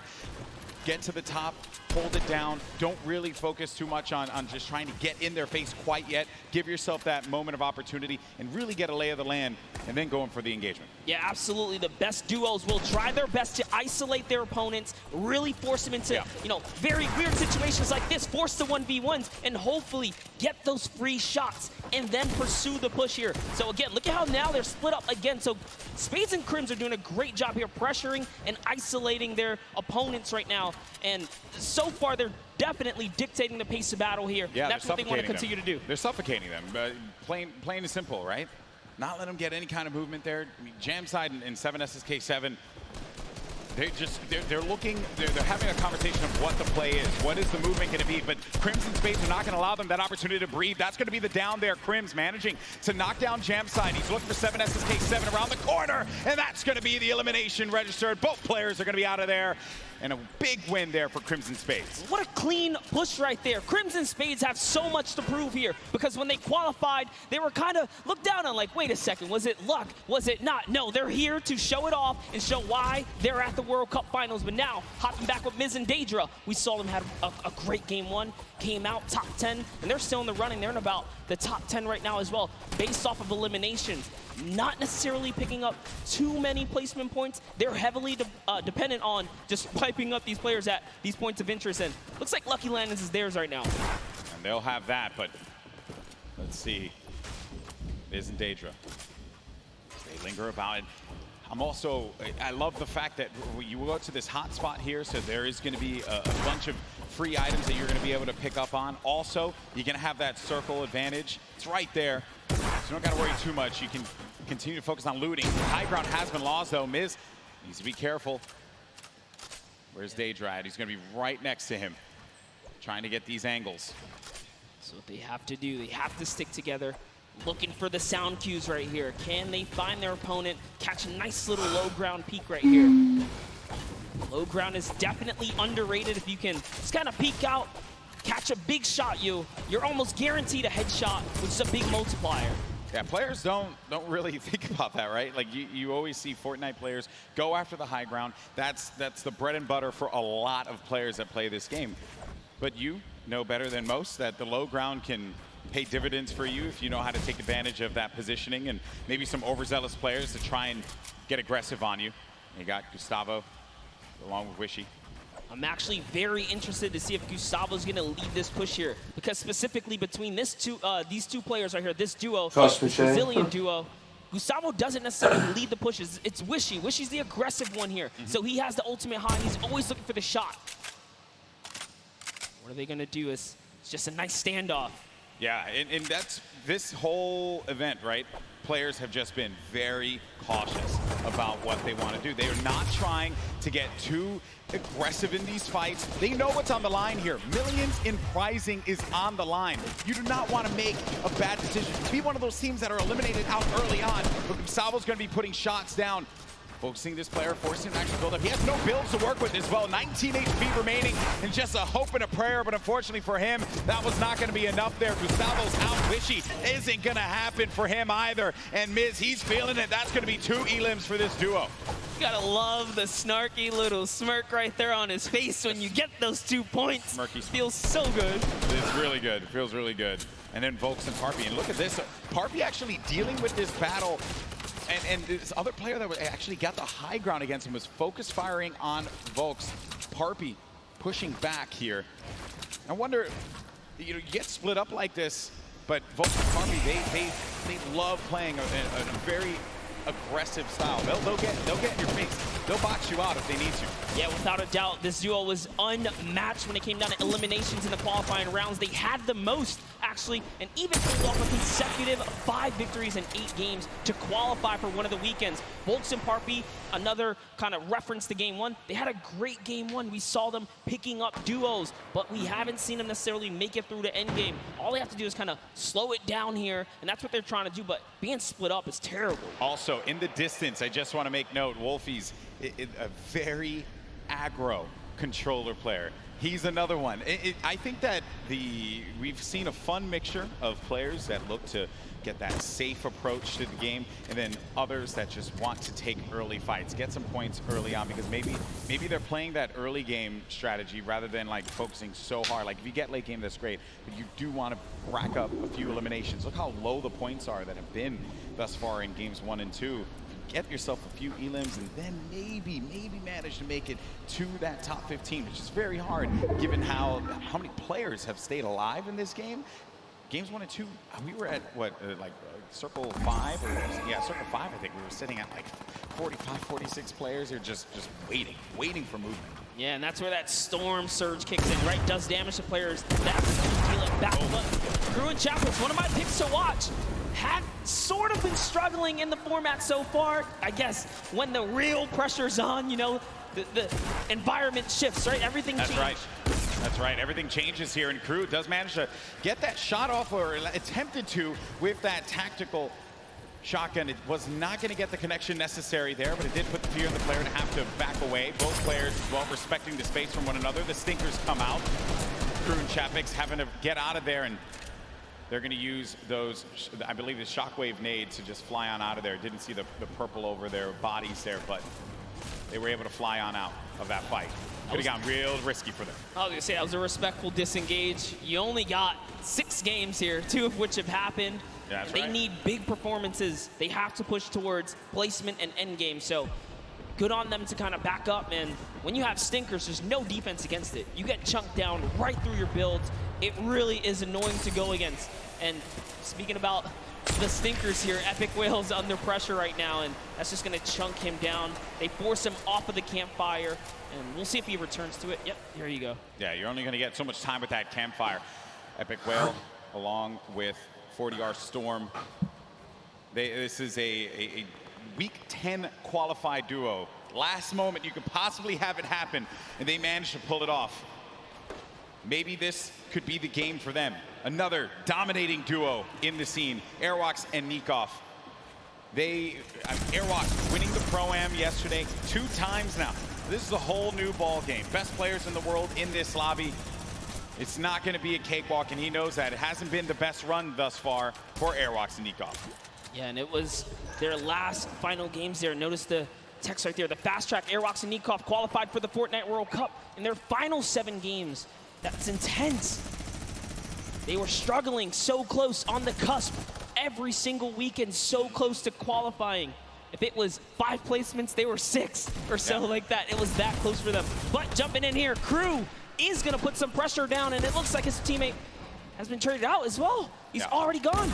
Also going to see some eliminations over in the feed as well. You got Crew who just cleaned up on Volks, but Septic took out X-Mend. And then I think I saw XXM pop up there on the receiving end of a shot there, so we'll be out of the action as well. Crew by himself has 1 elimination. Going to be looking to get as many points as possible. Now we're going to be sitting with 40 duos left alive. We're going into the next circle here in just a little bit. It's going to start to collapse. Salty Springs, is going to be the point of interest for all of our players here. Got a lot of bodies that are going to be lingering outside. Some that are even as far out as Dusty Divot, like on the northern end of it, sticking around there. So maybe trying to get some last-minute loot, perhaps. We'll have to see. Here is Parpy looking for that peek. Volks and Parpy always tend to stay together, but wait a second, that was a tricky little shockwave right there. He did try to sneak his way into the build. He takes the wall. What are you gonna do with it? Crew's still looking for the replacement here. He gets it on land, takes the wall. 184! Crew's excitement, you can feel it from here. That was a huge shot. With the new tactical shotgun, the legendary. That's right, when you're feeling it, man. He went right for the fight. Ambitious, the young player there from Sweden, 15 years of age, man, and he's playing for millions of dollars. So many of these players, they're just young ones. We have a lot of young fans here in the arena today. Maybe next year this could be them. And then you got a few of the veterans. Zexro, Vinny, saw Nate Hill, as well as Funk Mongrel, Mitro, Aiden there in the corner of the screen. And back over to our game 2 winners, Zexro and Vinny. No eliminations to their name thus far. I mentioned Wolfie's the aggro controller player. He went right for Nyx and just take him out on that one. Yeah, I definitely want to see Wolfie hopefully catch some more highlights before the weekend's over. Touch base with him. He's a great kid, definitely enthusiastic about being here at the World Cup, and he feels totally prepared. He's ready to represent. He's one of the few controller players to actually qualify for this weekend. This is a big weekend for a lot of players, obviously, clearly. Here you have Cease and Elevate. They haven't found the rhythm. They've been a little quiet, man. They won WSOE, a great duo that has had success in the past, but this has just not been their game so far. Got to get something to turn it around. The talent is certainly there. I think I saw someone on the Fortnite competitive Reddit mention, why is no one talking about Cease and Elevate? And I think it's just important to note that in order for us to talk about it, they got to start doing some things. And I think games 1 and 2 has not been their game. Yeah, and I mean, we were there in the warm-up rounds. A lot of players were not necessarily revealing strategy, but whoa, that's a huge shot on Zip right there as Mitro sends one flying down the field right there. Sent him packing. Dear me. All right, so back into the action at hand. We're gonna have 36 duos left in this. Notable names, obviously, Mega and Dubs. Benji Fishy, Mr. Savage. A lot of people in the crowd popped for Benji Fishy when he walked out, as well as Mr. Savage. For due reason, this is a stupendous duo. The double snipe combination from Benji Fishy and Mr. Savage. Big shot right there. These double snipes, you gotta be careful. There's no standing still in a box here because you might eat one right there. They line up another. Right. Not quite successful that time around, but hey, all damage matters. Storm Surge, you want to be dealing damage. You cannot stay idle. There are no free passes at the World Cup. Look what happened in game 1, man. The Storm Surge claimed a lot of victims. You have to be engaging in fights. You cannot stay still. There's Fwexy and Letwick on the move. Nyrox right behind him. Cooler organization. Benji Fishy's going to be down. Just saw that one off on the side. Mr. Savage now having to deal with a player that had engaged on him. He's going to get built above. He just needs to wait this one out here, but Benji does get cleaned up. Yeah, that was going to be Fwexy. And that was such a sneaky ambush right there. He used the shadow bomb, pushed up. Notice Benji was kind of over-peeking, harassing players with that sniper. You cannot hold down scope right there. He ate a shotgun to the face, and that's why Benji goes down. And I love what Savage did here. He just went for high ground. He had to immediately get out of there and leave his duo behind. So what can Mr. Savage do? One of the best mechanical players here today. What can he do by himself? It's not going to be easy. Not with a lobby like this. At this point in time, he's really just looking to play the keep away game. Maybe he can pick off a player with that heavy sniper, get an elimination for himself. They only have 1 point right now, and they're nowhere near getting the placement points currently.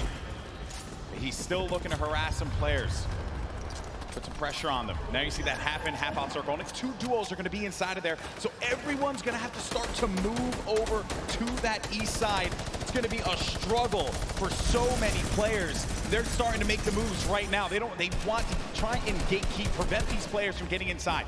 This is a team we want to watch right now during this rotation. Mongrel and Mitro, they are masters at executing, especially when they have mobility like this to cut across the field.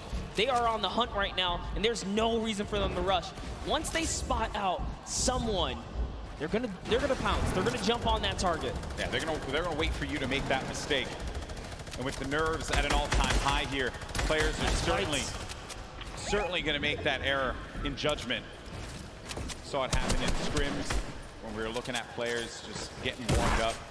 So much at stake here, but there's the launch pad. It's gonna go out now. Need to be wary of just getting beamed in the sky. So many times you think that you're just gonna be sailing away with no problem, not a care in the world, and then you just end up losing all of your shields, all of your HP, and then that's it, you're done. I've seen it countless number of times. People tweet out, you know, you fly across, you get taken out the sky, but it's all about timing. Neither Mitro nor Mongrel was shot once on that rotation, and it was masterfully done right there. And whoa, it looks like they're tracking so beautifully. Catches someone trying to just kind of rotate on by in a shadow bomb, but that was not enough.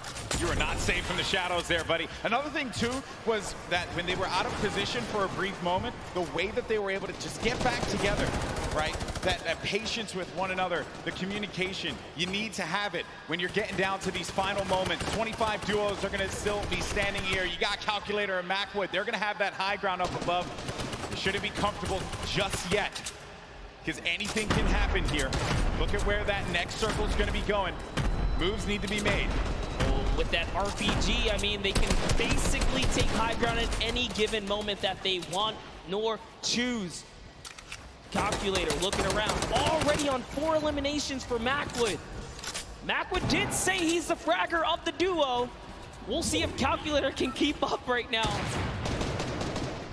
I am just poking good fun because Calculator loves to talk a big game on the social medias. He really does, man.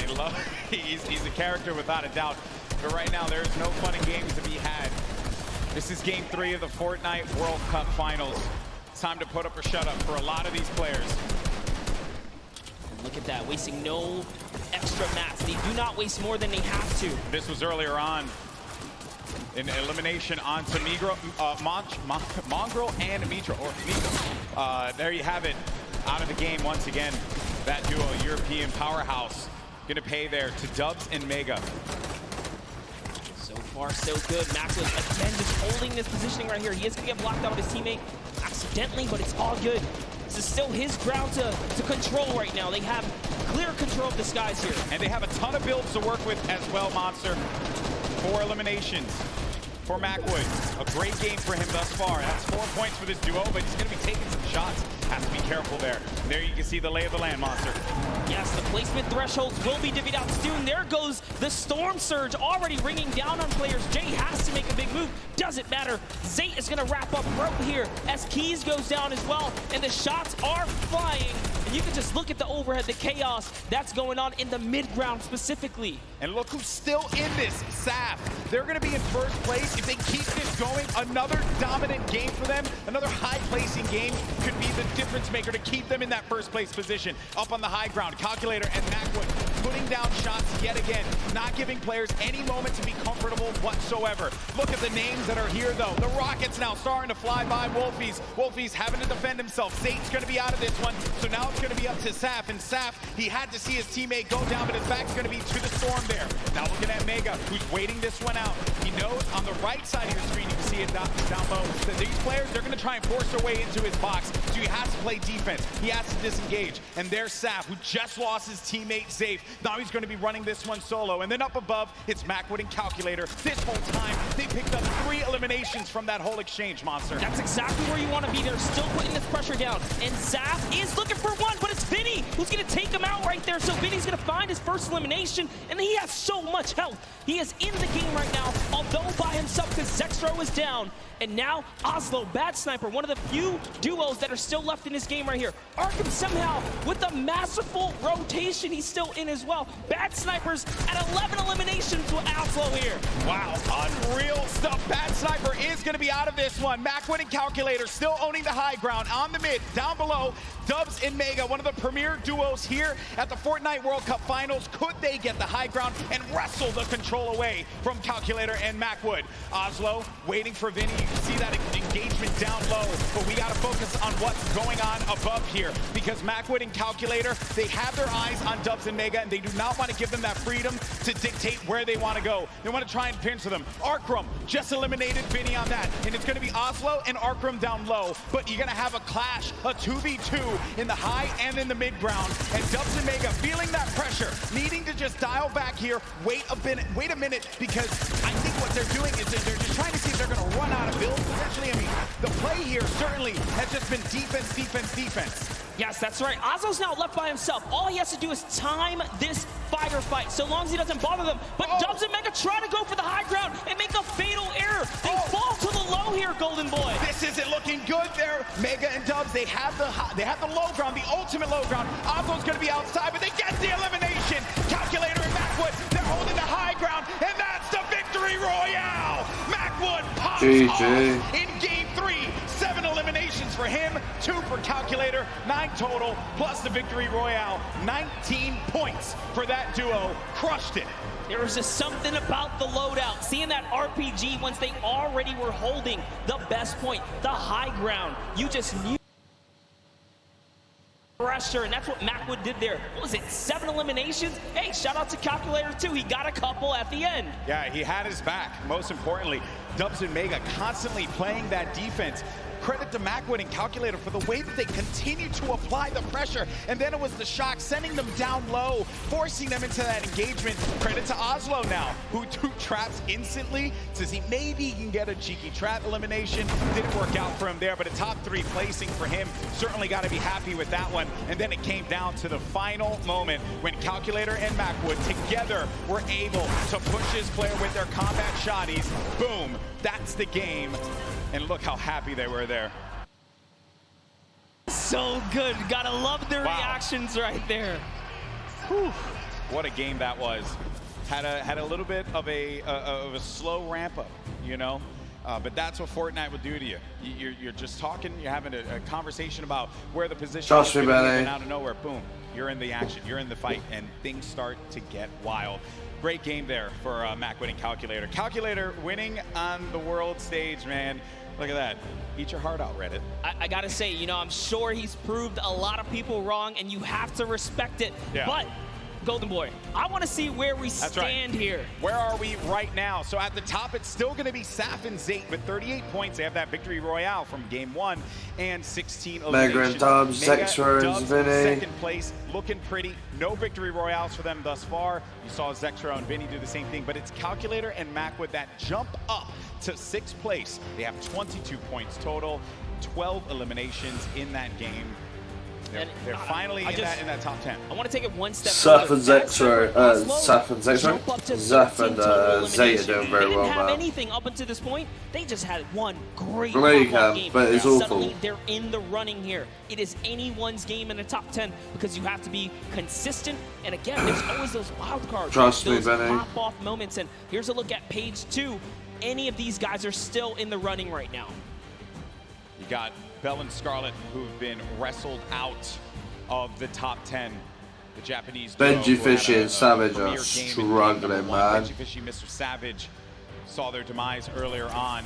They're going to have 13 I didn't know much points about every Saf, but I knew about Zay. We're in game 3. I know that These they're both games are so NRG, aren't critical. they? Games 3 and 4 really set that tone, because once you get into like game 5, a lot of players are going to be down low. Like, there's opportunity for you to try and get your way into that top 20, which is where you're really going to start to get a lot in the prize. No, it's the 4th. But for the folks that are going to be sitting in top 10 right now, they're going to be feeling very nice about their current standings. For game 3 to be in 2nd place, Dubs and There's Mega, 6 games. and then Saf and Zay still performing so well. And that's the crazy part. Go Dubs and Saf, Mega, let's go Saf everyone for that. has been rooting for them. They're like that wild card that came out of nowhere, and they really swept the competitive community hard lately. Yeah, that's right. So I did get word. We have Three Jordan games left, standing yeah, by full with side. our winners from game 3. Jordan, take it away. NA really showing up and showing off today. It's amazing, seemingly tapping in that nail on the coffin. Such a well please pardon the pun, I have to say, calculated game here from Calculator and Macwood. Guys, well matted, well utilized. You dominated high ground, seemingly all of that in-game there. Walk me through that process of getting that high ground, attaining, and then dominating for the rest of the game. Well, we were able to pick up 2 lucky eliminations on that outer circle of 4th zone, I think it is, and we were able to use our mats to build up. We were lucky enough to get half and half, and we were able to just beam people out of the air, hold high, and got lucky with a couple zones. Amazing. Well, I mean, again, you had 3 games left to go. The strategy, is it going to continue to shift around a little bit, or are you guys going to maintain what you've been working on thus far? I didn't hear the question. Strategy, maintaining thus far. You guys have a very calculated and very patient game, seemingly leading all the way up to the end of the end game. Right, walk me through your strategy for the end of the next 3 games. Shoot them in the head. Shoot them in the head. You heard it here first. Back to you, GV and Monster. Calculator gets one opportunity to show the world his prowess and knowledge of Fortnite. He just says, shoot them in the head. You gotta respect it.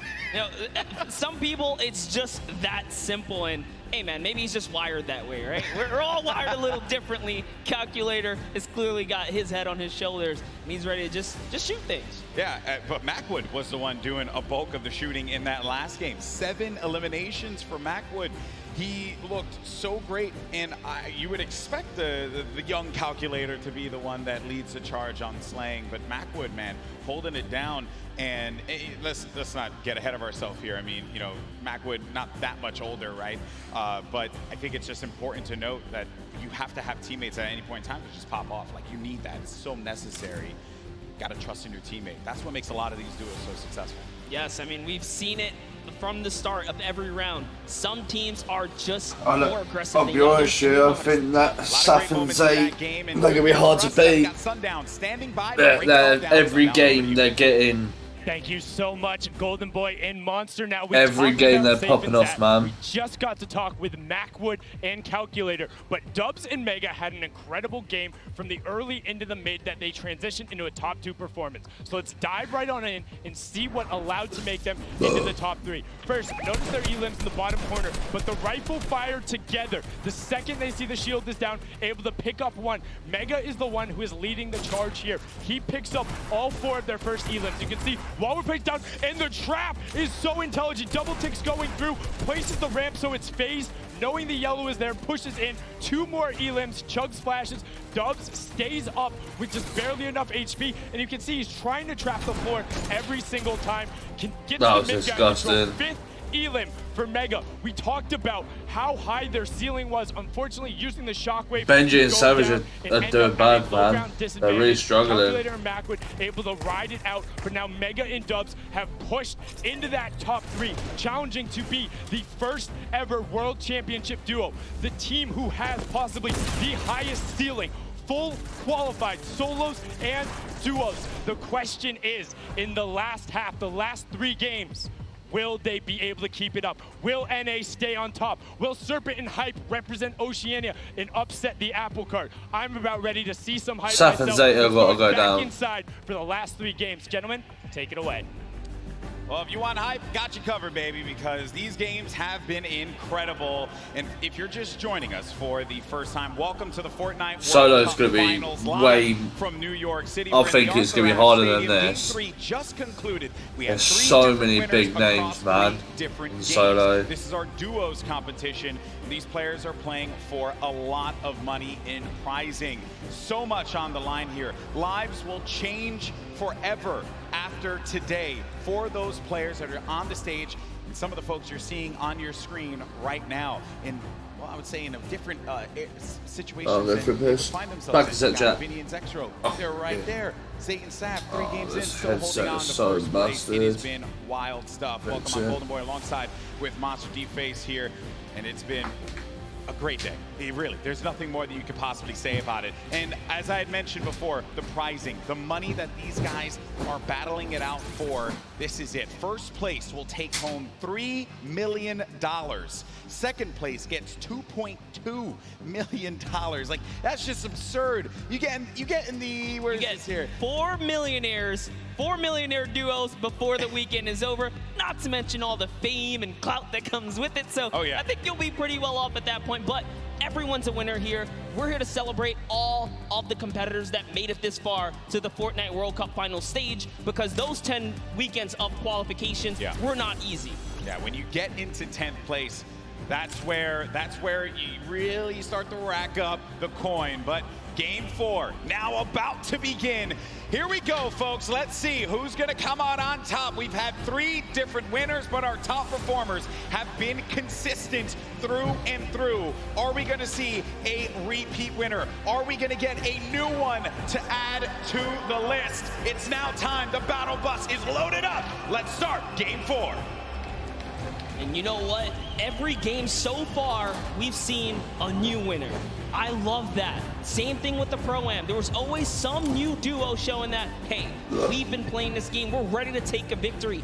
Everyone here has the potential to come out on top, and you see it unfold in those final moments. Throughout the weekend, we've been doing interviews, meeting with fans, and talking to people, and a lot of folks have asked, who do you think is going to win? And I know it sounds like a cop-out answer, but I'm very real with you all. I have no freaking idea. Both of you shut the fuck up before I ban you from both my channel. How's that sound? Don't give a fuck who you are. You two are always arguing, man. Shut the fuck up. In Game 3, and now look, boom, they're going to be Just sitting in watch the it. top 10. I mean, how do you even predict that? We nearly saw it with Zay and Sap. I think anyone with good logic can clearly put their money on people that have had prior experience, but even that is not enough, because Macwood and Calculator showing that, hey, you know what? We don't even need that. We're here to slay. Dubs and Mega, they're in second place. They made their names in these qualifiers that led us up to this point. They did not find themselves in land. This is the first time these young men are up there playing on this stage. When I was their age, I couldn't even believe that I would be capable of doing something like that. And they're doing it, and they're doing it with style. And then to make matters worse for everyone else in the server, they've been so consistent, deadly through and through. Yeah, that's right. And they're in second place, no victory royale. So just showing that if you step to their box, you're gonna get hurt. We saw Mega with a masterful, and I mean beautiful performance under Storm Surge pressure. He didn't even blink an eye, still fighting other players, fighting his way out of that desperate situation. Volks and Parpy, let's just hop into this duo right here. We'll talk about him a little bit. They are known for sticking to the hip in PvP. Earlier today, we saw Volks get traded out, but it wasn't just like an easy trade. They were actually winning the engagement up until that point, just showing that they have the skill. And that's the OCE region, right? One of the most feared regions here at the qualifiers, because of the fact that you just had to get a ton of elims. You had to be #1 in the region. When talking to players, I would ask them, what are you looking to avoid? And every time, if it was, you know, the NAU players, they would say, I'm just trying to avoid OCE or Brazil. I don't want to have to deal with that. Because they play the hyper aggro style, and they just don't care who you are. They're going to go for the fight. I mean, you saw Scarlet and Bell in that first game. I truly thought they were going to take the whole thing. It was so close. Even Sinnoh in the Pro-Am yesterday, another top player finished in the second. Asian region, finished second. And he was just, I know it's a Pro-Am, obviously a different competition there, but he was just going into boxes. He didn't care, not a care in the world for them. Now Volks and Parpy do find a player above here, right by the jet stream. And he hit him once for whites already, so that means there is no shield on that player. You can have up to 100 effective shield. That player's dangerously weak, and folks is just keeping an eye on him. He doesn't know if he slipped out already, and he says, you know what, I'm gonna go back to my teammate. It's a little too risky getting split up here. Yeah, play for the mid to late game in this situation now, but 7SSK is gonna be dealing once again with Spades and Crims. It seems like just a constant for them. They cannot seem to win out on this fight. Crims is going to be down though, so the advantage could be going in the favor of Jamside and 7SSK. Spades going to have the high ground, now having to deal with a 1v2. Does he have what it takes to pull this one off? He doesn't own that wall. He has no more builds to work with as well. They're going to push out, and Spades couldn't deal with it, and that's going to be the win there for those two. You would think for Jamside and SSK, like, hey, you know, we've been landing here, haven't been successful. Do you mix it up? They say, nah, I'm going to stick to my guns here, because everyone's a winner, regardless. The VP boys coming out on top. Week 6 qualifiers for them. And they just need that game, that one game. So many of these players get that one game that catapults them into the top 10. And then the momentum shifts, the confidence starts to rise up. You think to yourself, I am capable of being able to do this. Mongrel looking for it right here. Love this dual perspective right now. Mongrel's actually looking for a side angle. He's going for the offense, pushing out. Is he tracking this player down? It's really hard to tell. They're getting into, really just going deeper into Neo Tilted. If you hang on the outskirts or by the slips, you're at huge risk for getting dived onto. It looks like they say, you know what, we're just going to continue to push on through. Those guys dive off, and those markers are actually the trackers. They say, hey, they're going this way. Mongrel still wants a piece of this. Keeping up with where players are moving in the crowded Neo Tilted, a new area that was introduced just a little while ago. Some players made Tilted Towers their home. This was a drop spot for so many, the likes of Nick Merckx, Aiden, right? But ever since it changed, you started to see players second guess whether or not they wanted to go to the new Tilted. Talking to Aiden earlier, actually when we went out to go get pizza and stuff, he had mentioned like Tilted's just a whole different beast now. It's just not something that he really would want to deal with.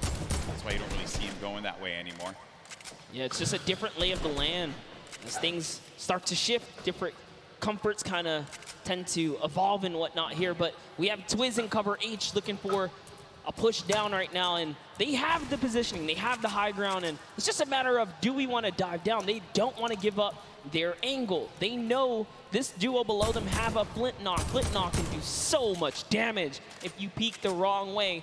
Minimal's gonna hit you for about 80. This duo from New Zealand, we had a chance to talk to them for that piece, and great to see that friendship, the communication that they'll have for one another, something that a lot of these duos that came together for the Fortnite World Cup duos portion of the finals don't really have. They don't have that cohesion, that chemistry that these two will have, right? That Saf and Zayt would have. Who's next? Crazy to think there's 89 players in the lobby and 48 duos, so a lot of disengages, a lot of solos out there right now. Keenstar I'm gonna make it fair. Looking to defend themselves right now, and it's just a cat game right here. Cat and mouse game. What are they gonna do? They actually shockwave on out of there, and into the slip they go. They're out. They're trying to get away. That was a shadow bomb right there, and he's gone. Yeah, I was a little worried about that duo that was coming in, but the storm is creeping up now. This is only phase one. Nyx gets knocked by Zexro. Saw that in the elimination feed just a second ago. Item and Derox out in the wide open.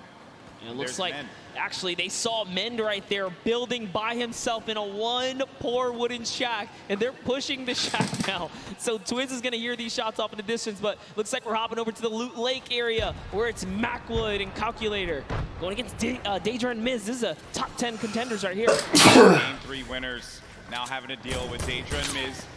Shots as well, snipe shot, you just heard that one squeak by Daedra. Need to be careful there, there's some more shots being laid out. Disengage as well. And they're just really pushing them away from here because you gotta get to that safe zone. Don't wanna have to deal with the storm, obviously. It's still early games here, so you're not gonna be ticked for too much. But you're really looking for this next zone. Where are you gonna start to move here? And this, again, the game is going to be so slow in the start because as you get closer and closer to the end, game 4, critical game, Monster. So many points you can earn from this. Flying into the top 10 potentially if we have a new winner that was outside of it. This is where players start to, I guess it really sets in on them that they're going to be playing for $3 million in prizing. Yeah, if it hasn't already. I don't know what world they're living in, but here it is. Twiz goes for the shockwave overhead, and it's Derox who eats a chunky one right there. Cover H looking to chop this bad boy down. In comes the Sinkers. Is it going to be enough, though? The pressure is so real right here. Twiz and Cover H doing it not only for themselves, doing it for New Zealand, their families, and everyone watching them at home. And that is going to be one elimination through. I saw that one pop up. That's number 1 for this duo. The challenge comes in, and that's the win there. 2 elims total. Twiz gets them both.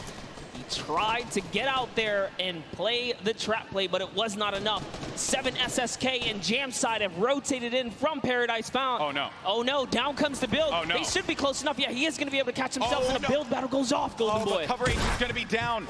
Jamside 7SSK7. You're looking at Jam's perspective here. Going in for the fight, and after winning that one out, it's going to be Jam and 7SSK7 that get the better of the boys from New Zealand. They found their stride coming into Game 4 so far, and that means they're in the running right now. 4 elims is enough to put you on just about page 2, top 20, and we talked about it. If you can make it to that top 20 bracket, you're still in the running so far because there are several more games left before this thing is over here. This Calculator finds himself very high in the sky right here. He's got a nice little base, and they're just waiting. Yeah, waiting it out. Norwood's going to be beneath them. And those are the players that were forcing them out before. Oh, no. Starting to hear the explosions, knocking him out. Wow, he actually sent a shot when the explode came in and hit Cease with that? What? How was Cease knocked right there? Just, again, when it comes to Fortnite, you never know what you're really going to expect here. Players will always pull something out of the hat and surprise you each and every time. I was looking over at Macwood, who's playing defense. Calculator now really having to deal with 2 players angling shots at him. Macwood back into a fighting position, a fighting posture to help his buddy out. And it's so unfortunate because they were just about to push to seal the deal and elevate there, and that third party up on the mountain ruined that push. Slows things down. Elevated Seas having to deal with the Stinkers will be moving out of the fight now. I love it right there. He uses the Stinkers to back him off, and since he doesn't take friendly damage from it, he pushes right into enemy territory here. He's so offensive. He's on the enemy traps. Oh, man. Macwood gets owned right there. Not what you wanted to see happen after winning game number 3, but Elevate and Seas, we mentioned them before. They just need that moment to pop off so everyone here in New York can see what they're capable of. Such a great duo, but now having to deal with another fight. But to Elevate, what a shot there on Calculator, sending him packing. Calculator did a great job, though. He did win his straight off against Cease. Ronaldo and Zip are just nearby, though. Looks like they've heard the commotion. They're getting closer, and it's Norwood. Norwood's lurking about. He was like, you know what, getting closer, trying to see what he can do here, and Zip's gonna fall down here because of the shockwave. Yeah, Norwood was the one down low, hearing all of the action happening. Zip and Ronaldo now in front of us. Do they manage to get this wall, just get ownership of it, but the ramp is going to be placed, giving him time to wiggle out of that moment of time. And Norwood actually used all of his shockwaves there to disengage. Yeah, it's not really worth it. By yourself, evidently. Oh, man. And that's Norwood. Norwood tried. He didn't get far. He did not get far at all, my friend. But there's the other duo right in front of him. Zip and Ronaldo have him in the sights. Ronaldo's going to be on the other side now. Engaging in the fight, not taking any damage. Such a good job, though. Good job by Zip here to come in and back up his teammate right now. He is trying desperately to get to his teammate here. This is great teamwork. Now they have the pinch lined up, and the trap is down. That's a siphon for Elevate right there. That siphon could be the difference maker for him. Zip doesn't have any shields. Needs to take a moment to just pop the minis. It's a little bit of a reset here. He's still in this too, so he didn't get knocked. He's not full eliminated yet. Which is rough. You don't convert the elim, you don't get the point either here. As Elevate is doing a great job on defense, but the Campfire heals down players as well. This is actually really, really smart of them to sit on the Campfire right now and just wait and buy time. Always looking to set up the phase through right there, trying to get through the build. Some shockwave comes out, and close but no cigar. Such an intense fight between these two. Oh no, someone thirsted. Snappy, he went for the shot from the distance. There you see him right there along with Red Rush. And then Zip down low on this island, using not only the rocks, but also this metal that he had just built up for himself to get out of this. Zip is the target of the server at the moment, as everywhere he moves, he cannot seem to catch a break, but he is gonna find a little bit of that high ground real estate right here and hopefully ease up the burden, but nope, has to change layers again. And now let's go ahead and take a look. Oh, and Zip is out of here. Funk, I could have sworn I saw Funk there, but no, I think it was, that was Elevate. Apologies, that was Elevate that did get that. But the secure was there. Moving on now, taking a look at the other side of the map. We have Stompy and Shinken still in the game. Mongrel and Mitro, Benji and Savage, Aqua. All of these duos, very, very powerhouse duos here. Yep. Close by right now.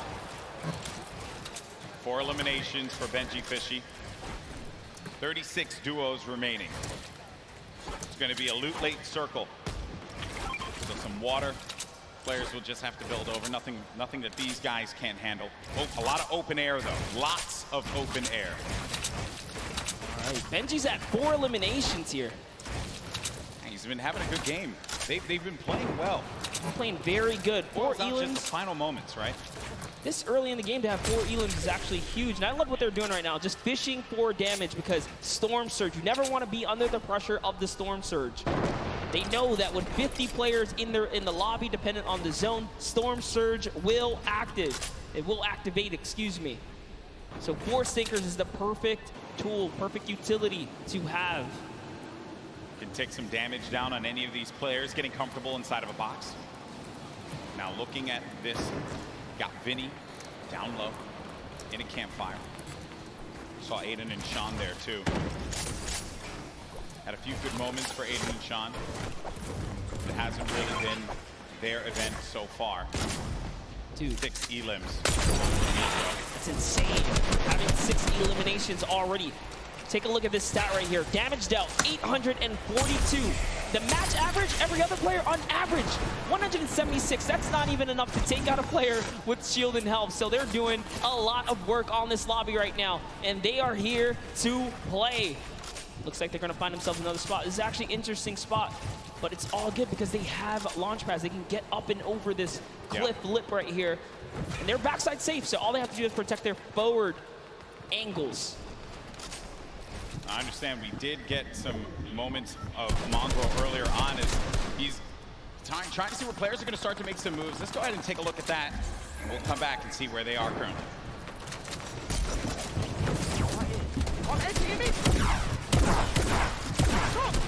Let me down. Oh my, I'm dead. Nice!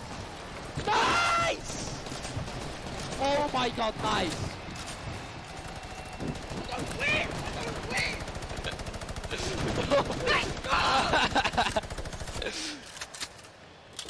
And that's why this is one of the best duos in Fortnite. Way to clutch up in those moments, man. Yeah, the nerves, they have to be shaking there. But Mongrel, just a steely stare. Love it. Love to see it. Get out there and get yourself a duo that's going to clutch up for you today in the Fortnite game. If your friend ain't doing it, drop him. You don't need him. That's right, but you heard him. He said we're going to win loud and confidently. Mongrel and Mitro are here. And they're here to win this game. That's the mission. But everyone else, all 33 duos that remain here have that same objective in mind. Luckily for them, I think that circle does work out for them just a tad. And there it is, Storm Surge. It's now live. And it's going to hurt some people. You either have to do damage or less than 50 players have to be in the lobby. So 6 individual players right Gustavo's now out. are under it. Yep, that's it. Gustavo gets owned right there. Is Wishy going to be able to do something about it? Storm Surge in effect. Dubs and Mega once again. They're in second place in the leaderboards. 3 games have worked out very, very well for them. And they can see that effect. You can see the Storm Surge around you. 51 players. Only 1 player needs to be eliminated, and that will be it. Says, you know what? We balling. They out. They're going. They're trying to get that zone plan for placement right now. And do you blame them? Why not? They're in the lead right now. All they have to do is consistently skate through. They've gotten through the hardest part, the beginning. They're warmed up. As Mega is trying to fish around here and get a good spot in. Looks like they get themselves a little bit more real estate, but the pressure is in because the baller players come in. Right in front of them, too. More defense having to be played here. It's kind of shades of game 3 when they were in a similar spot, but this was from the high ground. This time, we'll be right in front of them. The action has cooled, though. They can take a moment to reset. Definitely did cost a fair amount of metal right there. Mega now on 300 metals, trying to inch his way to that fence nearby. Just doing a little bit of a material swap right there. Back to Mr. Savage and Benji Fishy with the minigun. The minigun's so good for pressure plays. spread out a few of those materials. Get ready for the potential movement. Snaking is what you would hear players often mention. They tunnel out, give themselves some coverage. You need a lot of materials for that. Then the artillery strike from up above, a new item that was added.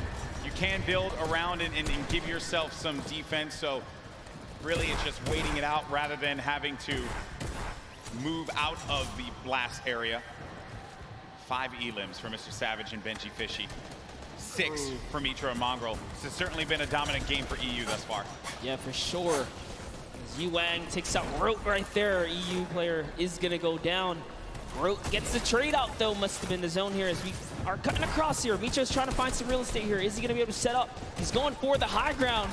A little bit of a build-up, but Mongrel's got it under control. He's got the high. Who's putting some pressure down? Yeah, he's getting the shot straight across here, Golden. Yeah, there was a duo right on the other side there that Mitro was concerned about. So he goes low. Then really, wherever you go, there are going to be players looking right at you. And sometimes you just manage to incur the wrath of the entire server. Luckily for Mitro, that did not happen quite yet. Saf, I just saw Saf get dropped. Zate's going to be separated from his teammate there across the side. And that is the circle creeping on forward. It's going to be open air, open space for them. So the ballers will have space to move around and try to survive here. This is it. It's coming down to the final moments, Monster, for a lot of these players. The pressure's on. Yeah, Saf has already been taken out, so Zate is left to fend for himself here. Can he play for placement? We already know Mongrel Mitro were split up. Can they find themselves amongst the chaos here? Aqua and Nyrox are holding up the high ground here as well, and that's a scary duo. Way up top, uncontested. Not someone that you want to have up above you. Mitro, 6 builds remaining. After this, doesn't really have much left to work with, and the builds go away pretty much instantly. Zate gets eliminated, so that's going to be the end of the duo that's currently in first place in the standings, but Mega and Dubs. Dubs is out as well. 4 eliminations for the duo at the bottom right of your screen. Mega very capable of being able to clutch this out by himself, but it will not be easy. Yeah, Mongrel actually just slips into the low ground too right now, so he is trying to stay alive here. Jumps into someone's box. It's Voron who gets taken out right there by Mongrel, so he's still in the running. Mega goes up and gets traded as well. Vinny's still here too. So many solos are made right now, but there are still several duos in the game here, Golden. And the scariest duo is going to be up above. It's Aqua and Nyrox. They're tarping this up and they're putting down shots wherever they can. If they can get a few more eliminations, a few more points, that will jettison them up the leaderboards. Bro, Elevate, look at Elevate. As well right now. He has 7 already. Rojo jumps out of the box. Wolfie's still in the game. Controller player. Talking to our boy Christian earlier, he mentioned hey, Aqua. He loves to get in the faces of players, and it has worked out for him thus far. Elevate is out. Oh, Benji Fish is still going. For him, 7 points, not bad at all, and you're going to get the placements. Oh, I say that. Still Aqua and Nyrox up above. Then you got Benji Fishy in the game. 5 eliminations for him, 6 total with Mr. Savage's 1. Oh, there's a player in front of him. He pops up in front of him. Oh, that's so scary there, but Benji Fishy is eliminated by Sky.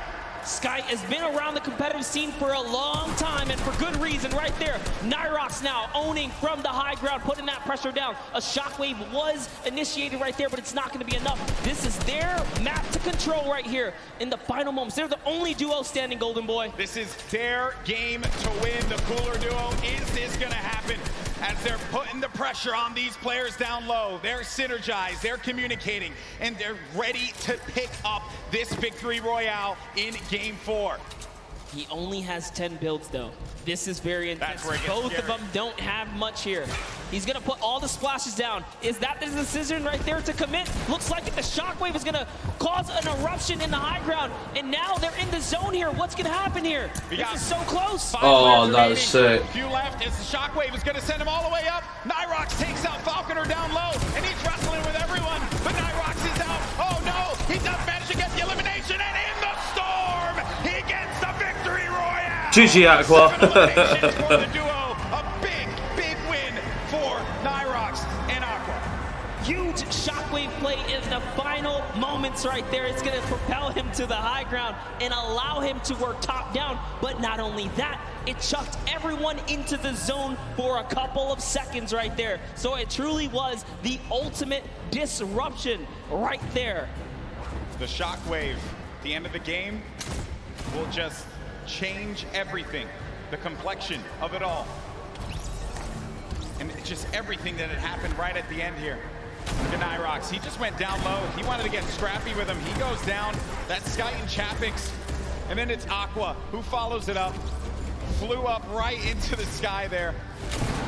That was actually cool. I also like looking at the player's face at these moments because the focus that he has. Oh man. To hit your shots, you must hit your shots. Look at that. Oh, finally, let's go to my Discord instead. Yeah, I weren't talking, guys, because I was watching this. I was trying to watch this. Good to see them take a victory royale. Yeah, in EU, right? So we've had 2 NA, 2 EU now. I'll be honest, Shane, that's where I wanted it to go. I wanted it to go to my Discord, because then it's not on my chat. Anywhere but my chat. But it's hey, annoying, that man. is the game, right? You never know what you're going to get. Oh, Savage still look how without tight that first is place, but it's now. only going to be by 2 points. Dubs and Benji Mega, Fish they're versus looking for that Savage. victory royale. If they're Ben's able gone to up. get it, hey, they could find themselves in first. Vinny and Zexro in 3rd place, currently with 35 points, 5 shy of first place. 10 points behind. That's just one win. To their title as the Kings of the Mountain. And in that last game, they just could not put it together. These last few games for this duo is going to be critical given how close this gap is between all of the players in the top 10. That's right, and take a look at your next page here. We saw plenty of Spades and Crims winning that Paradise Palms kind of early interaction, but one loss sends them way back to the 2nd page now because you have to continue to accrue points here. But look, Epic Whale still here as well. There's a lot of players. Guys, if you haven't already, please smash that like button on the stream if you're enjoying it. From game 4, excuse me, as we've had the EU duo, the cooler duo, managing to get their win on the world stage.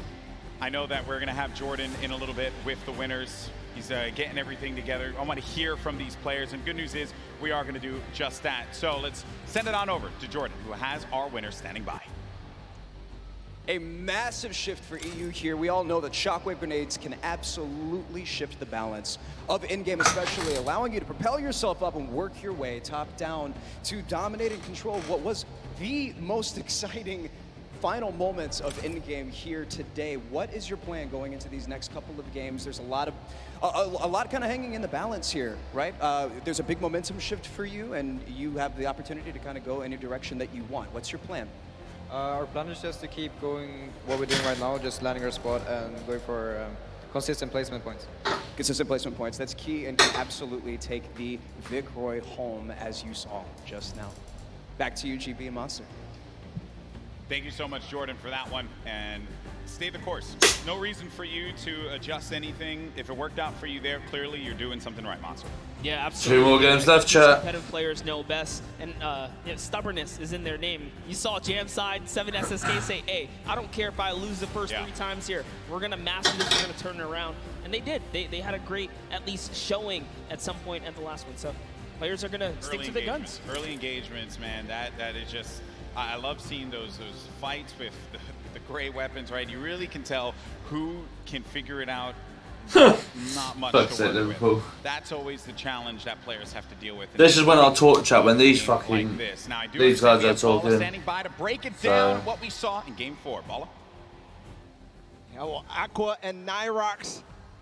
Aqua I don't want this, dude. Showed up here today, and the resurgence of EU is maybe. How'd you turn up this up on Discord? I want to talk I about don't know. Mongrel and Mitro and what they had to do in this game here. They actually ran into Zexro and Vinny. We're gonna have start off. I'm gonna read it. GB, you were talking about early game engagements. This is one that's been going in the duo of Mongrel and Mitro's favor against Skeptic and Clicks in Neo Tilted Towers. The pressure here from Mitro to find out exactly where the first player is.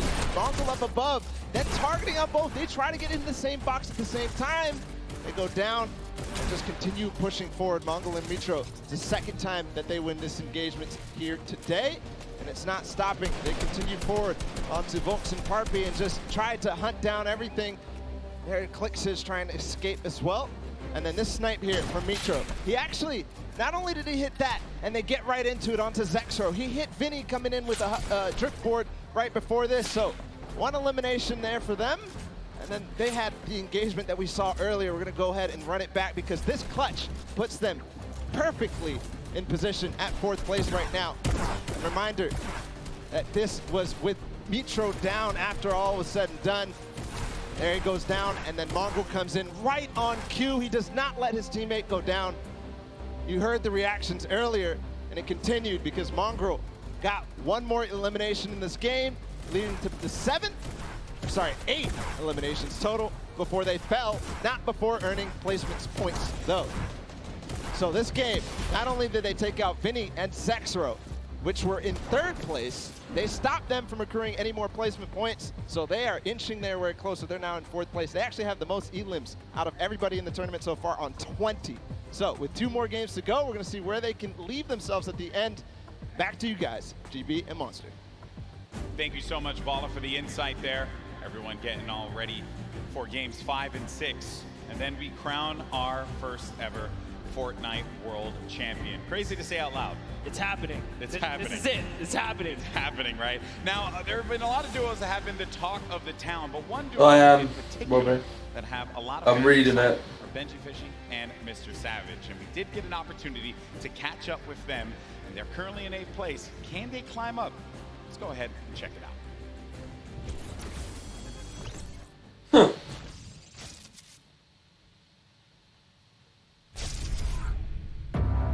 This is a scary duo. Benji Fishy and Mr. Savage. Our communication is probably the best in the world. I'm gonna rift us. Yeah, go. I just think we're on another level. Behind you. Double RPG, 3, 2, 1, go. Absolute destruction there. This dual partnership has changed our lives.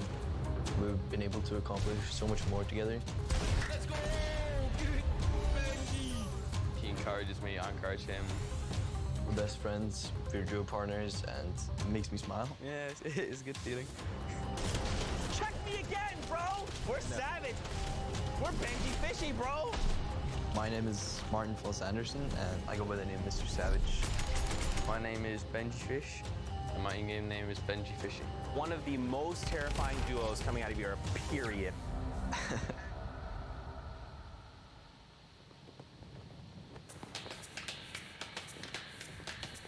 We live in different places, but we talk every day online.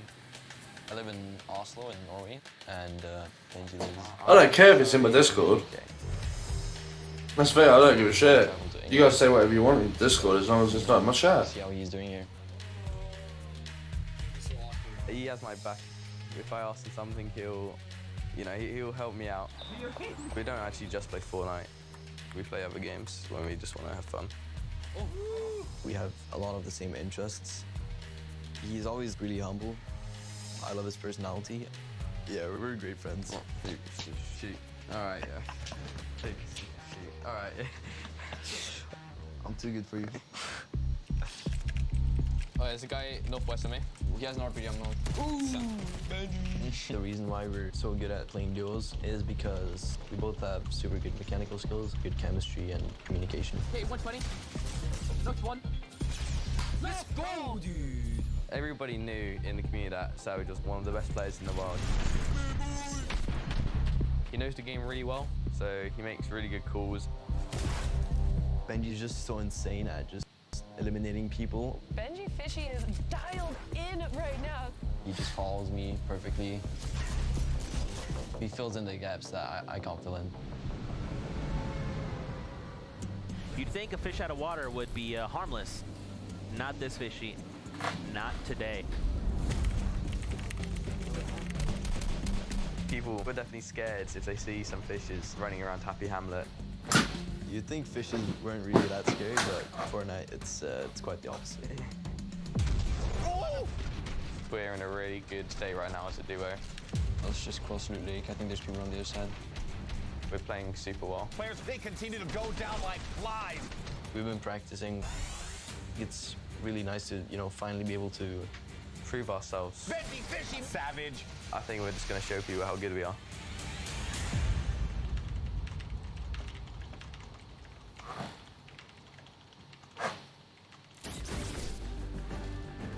Hey, look at that right there. Some fans of Mr. Savage and Benji Fishy. They were diabolical in the online qualifiers.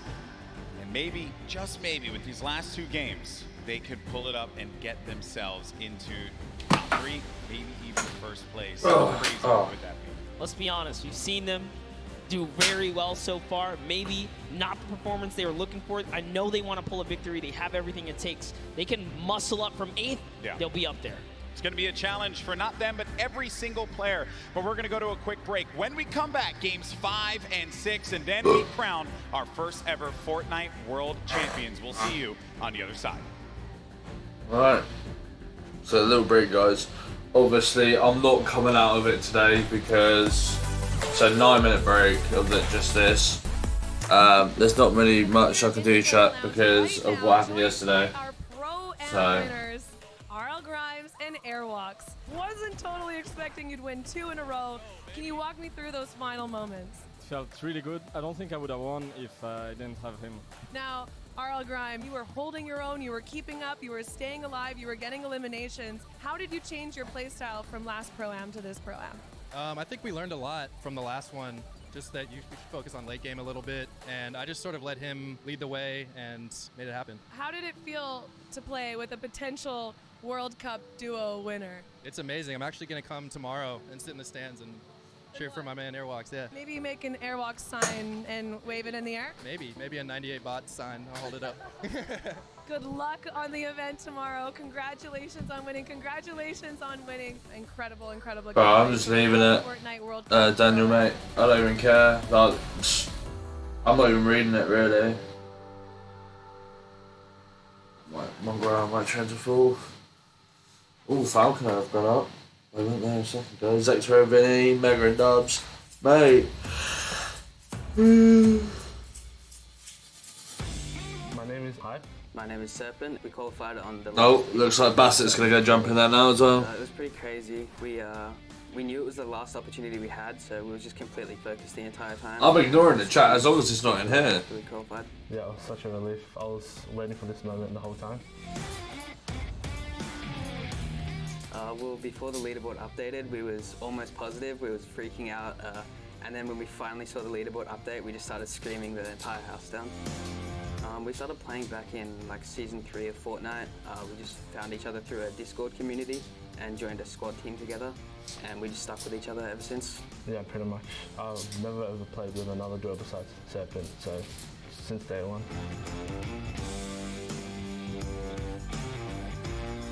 We both make calls. Yeah, we both have things we're a little bit better at, but we try to take the roles like evenly. I'm just really excited to play with everyone from all the regions. Yeah, I would say from what we've seen, OCE is a lot more aggressive play style because we go for a lot higher point games, whereas yeah, NA and EU, they have like way more passive play style than us, I think. It's a dream come true, to be honest. It's all I've wanted to do is just play games, and to have a huge opportunity like this is amazing. Yeah, it's pretty much the same, but yeah, it's just a crazy opportunity to be able to play against the best players around the world.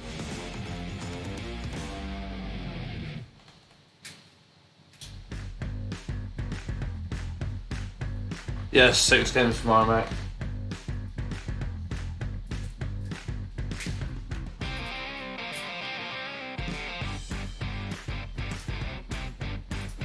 It works for some people, Bastard. That's the thing, I don't understand it.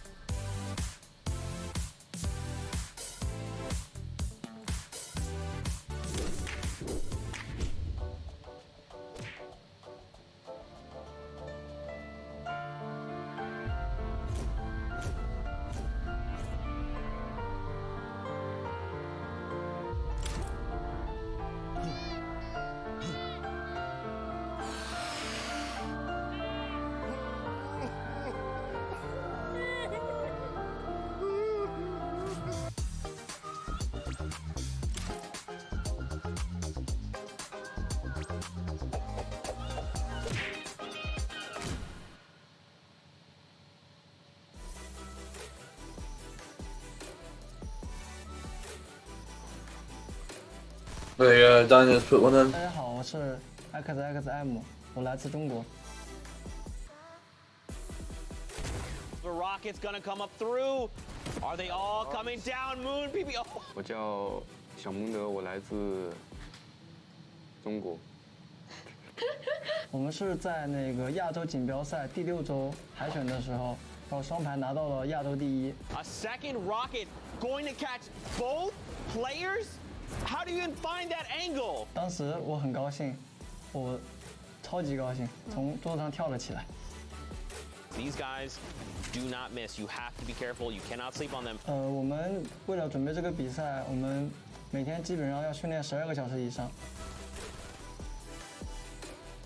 我想我到现场的话，我的心应该会蹦出来。我希望他们可以好好的去看这场比赛，因为能学到很多的东西。 And it's over before we could even say anything because Xpende and XXM just destroyed them. Don't land on these guys. 因为我平时很喜欢购入。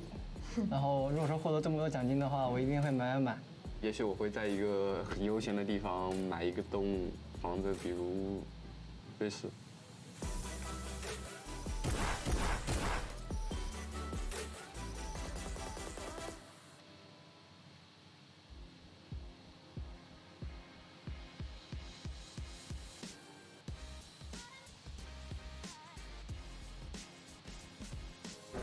There you go, bro. Nice to meet you. Enjoy your weekend, okay? Thank you. Profound respect. Let's see you guys play yesterday for the first time. Yeah. A lot of skills. It's good fun. It's yeah, really yeah. good It's fun. pretty cool, man. Very impressive. Hey, man. How you doing? Nice to meet you. I've been following you for so long. It's crazy I'm here. I can't believe it, man. Can I get a video of you saying that I'm the best Fortnite player? Okay. Can you say Lucas is the best Fortnite player? Lucas is the best player. Okay. Alright guys, we're here with Ali and he has a message. Very important message. Lucas is the best Fortnite player, okay? Thank you, man. Thank you. No worries. Thank you so much. What a G LEA is. Oh, scissors! Kevin, man. Kevin, nice to meet you, bro. How are we doing today? Doing good. Congrats yesterday, man. Thank you. Yeah, it was crazy. $1 million jump. My teammate really clutched up. Yeah, Have a good one. Yeah. Boom. There you go, buddy. Yeah, thank you. I appreciate it. Have a good one, man. Here with my brother. That's your biggest fan. Really? Yeah. Awesome. Love that. Love that. So, man, what's your name? James? And Justin. How we doing, boys? Sign right there. All right, cool. Having fun at the event? Good. That's what I like to hear. Cool. Yeah, it was fun. It was fun.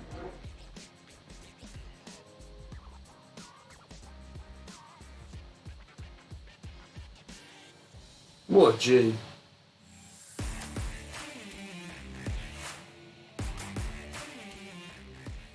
What's up, guys? It's Clicks. And it's Skeptic. And we qualified for NA East. Alright, so me and Clicks' main goal, we even said it the day before in semifinals, we wanted to shoot for top 25 because we qualified the first week that it was duos. So we wanted to shoot for top 25 and we just blew out our expectations of how we played that day. This is my first LAN event ever. I'm 14, so before this, the required LAN age was 16. So this is a life-changing event that Epic gave me. It's mind-blowing and it's a good journey. So one of my friends back in December recommended me to play with Clicks, so I tried playing with him once. We played a few games. We didn't do amazing. Well, we played pretty good, but I had to do a part at the time, so I was good. But after he started competing high levels and Share the Love, he got first place and all that. I hit him up and we decided the game. And then the first week, we probably played for 3 days, and that week we qualified. Yeah. So we had 3 days of practice and somehow qualified. Yeah, before a big game, to get my nerves out and make sure I'm on the right track, I literally just scream as loud as I can. Like, my stream knows it, so hopefully it goes longer. I wash my hands. I'm not joking. No, I wash my hands. I have to get the perfect grip on my mouse, so I wash my hands a lot. Like a lot a day, just to make sure I have a perfect grip on my mouse. Sounds pretty weird, but it helps. Tons of people ask me questions on a daily, like, how do you find the right sensitivity? And I feel like that's obviously the big mechanical way for the game. So I just tell people to stick in one sensitivity and just work your way at it, and it really comes a long way with my aim, my building, everything like that. I say practice makes perfect with everything in life. Just I think about the game. The more you practice, the more you play in creative, the more you'll get mechanical, game-wise, and all that up. So I think practice makes perfect.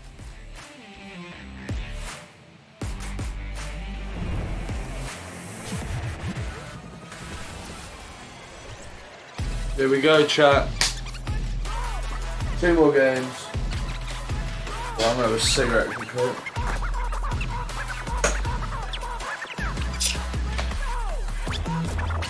Completely busted, that's what it is.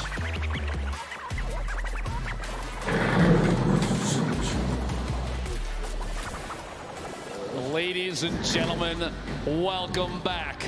The World Cup Finals Duos competition. My name is Dr. Lupo, and I missed you dearly. Joining me on the desk for the final two matches, Courage JD. You know him, you love him, one of the best men in the industry. Oh, stop. I'm super excited to see what these final two games have in store. We've watched a ridiculous competition thus far. Honestly, it's been insane. I've had a chance to watch some of the plays, some of the shots from some of these players, the accuracy, the heads-up gameplay. Jack, it's been insane. What do you think so far? It's insane, Dr. Lupo. It is great to hear your voice, and I am so excited to be casting these final two games together for the Fortnite World Cup Finals Duo competition. We are 2 games away from crowning our first ever Fortnite World Champions, who will win a combined $3 million US. That is a lot of money if you don't know how much US dollars is worth, because this is the World Cup, as you know. But Ben, I'm so excited. It's insane. The $3 million for first place. It's not the only position on the leaderboard that takes home 7 figures. And to look at that leaderboard, we're going to throw it over to Sundown just to see where everybody stands thus far. Thank you so much, Lupo and Courage. And what we have here is the current top 10 on the board. Now, we talked about this being the World Cup representation coming out in the top 20 from all of the regions in there. You can see NA currently sitting on top, but EU just behind them with representation from Mitro and Mongrel, Rojo and Wolfies. And then during the break, we got to talk to Hype and Serpent, who have also made a great play. Let's not forget about our most recent victory royale out of Nyrox and Aqua, climbing them into the top 10.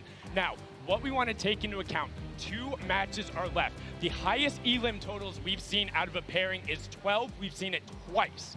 What we have seen on the Victory Royale end, we've seen a 9 elimination, but more commonly, it's right around 5 or 6. So what does that mean? We can expect about 2 of the winners to come out with 15 to 16 points. If you look at that top 10 right now, the spread is 17 points. With 2 games remaining, everyone who is on this board has the ability to challenge for the top spot to be the first ever Duos World Champion at the Fortnite World Cup. No one is out of it. The Chinese pair is just off the page as well. Anybody can make a play. 2 matches are left. Let's head back inside, back into the action. Lupo and Courage, take it away. Sundan, thank you so much for your analysis of the board thus far. And you're right, looking at the board, the limited spread between 1st and 10th, 17 points is incredibly close, but that's not even the beginning of it. You have to realize that across all 50 duos, just 2 games, these last 2 could push any duo all the way up into the top. That top 10 taking a crazy amount of prizing home, Jack. Yep. It is a life-changing amount of money, to say the least. As you know, people watching millions tuning in today. Use the hashtag Fortnite World Cup. I want to hear from you right now. Tweet Dr. Lupo, myself, Fortnite. Which region will come out on top? Will NA remain up top? Will EU surge back? You heard some of the Asia, Oceanic, Brazil region still trying to push on through. I think NA is going to do it. I really do. It's anybody's game, to be quite honest, but it's interesting to see trends from the qualifiers of previous weeks. You know, the 10 that we had leading up to this moment. Some of the names that were stars then, stars yet again here, and that consistency is going to shine through in a big way as we go into late games. We've had some of the highest player count final circles that we've ever seen. We've had a lot of aggressive gameplay from people at clutch moments. And that's not the end, Jack. We've got 2 games left, and Game 5 is ready to go, Jack.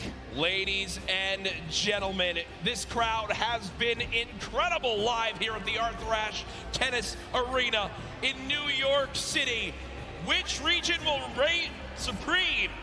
5, 4, 3, 2, 1. The battle bus has launched. Game 5 is underway.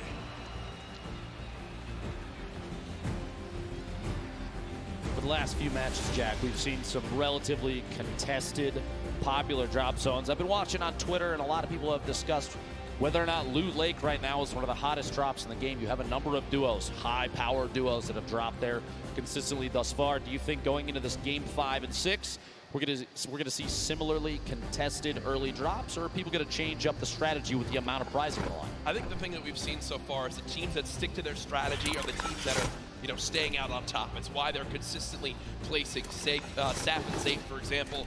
Wouldn't be surprised to see people stick with their normal game. 2 games to go, chat. Again, as Sundown did a great job of highlighting, Dr. Lupo, one big performance, 12 elims in a victory royale, 22-point game would shoot you way up the leaderboards. Oh yeah.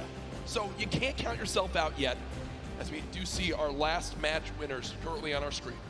Uncontested there. Nyrox dropping in an early baller, a very pivotal piece for late game survival. Going to farm up all the materials he can inside. Not going to smash too much of the outside until maybe the last second, just to prevent any reveal of his own position. He's just going to go and move on. And actually does see targets down below. A couple attempted shots with that scope. They are accuracy at this level. Going to have to be very key if you're going to try and pick up an elimination that early. The scope might be exactly what Nyrox needs to establish yet another elimination to put himself higher on the leaderboard of this duo. Remember, the scope, the assault rifle, a hit scan weapon. You aim, you point, you shoot. If it's on him, it'll hit him. And these guys have pinpoint accuracy, as it's known.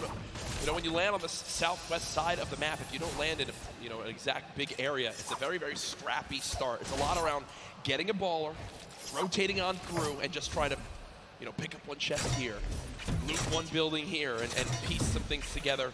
It's known how tough it can be, but Nyrox and Aqua currently on their way. Let's shift our focus towards Neo Tilted here. You see Mongrel and Mitro, who so many times have been contesting here with Clix and Skeptic. Clix and Skeptic so far, pretty quiet day today, Dr. Lupo. I would agree. 4 duos, though, in Tilted. Going to be interesting to see who opts to take an early out, maybe go for the ballers that spawn in that slipstream around the outside, or maybe get a little aggressive and push on another team that spawns in there. Potentially from an earlier game, though, Skeptic hopefully learned his lesson. You don't want to L the camera necessarily too early. Yep. Love to see the confidence, though. He's a very confident player, which does not surprise me. Extremely skilled, so that kind of gameplay, you're going to see it from Skeptic on and off the stream and on and off the LAN here. Arthur Ashe Stadium, one of the coolest streams I think we've ever done this in. Oh, incredible. It's, you walk on through, you see all the tennis greats, and, I hope they put up a poster of the winner of the Fortnite World Cup there. It's Serena Williams, Saf and Zay. Honestly, it would be incredible. It would be. I think that sounds good to me. I think that people wouldn't be confused at all.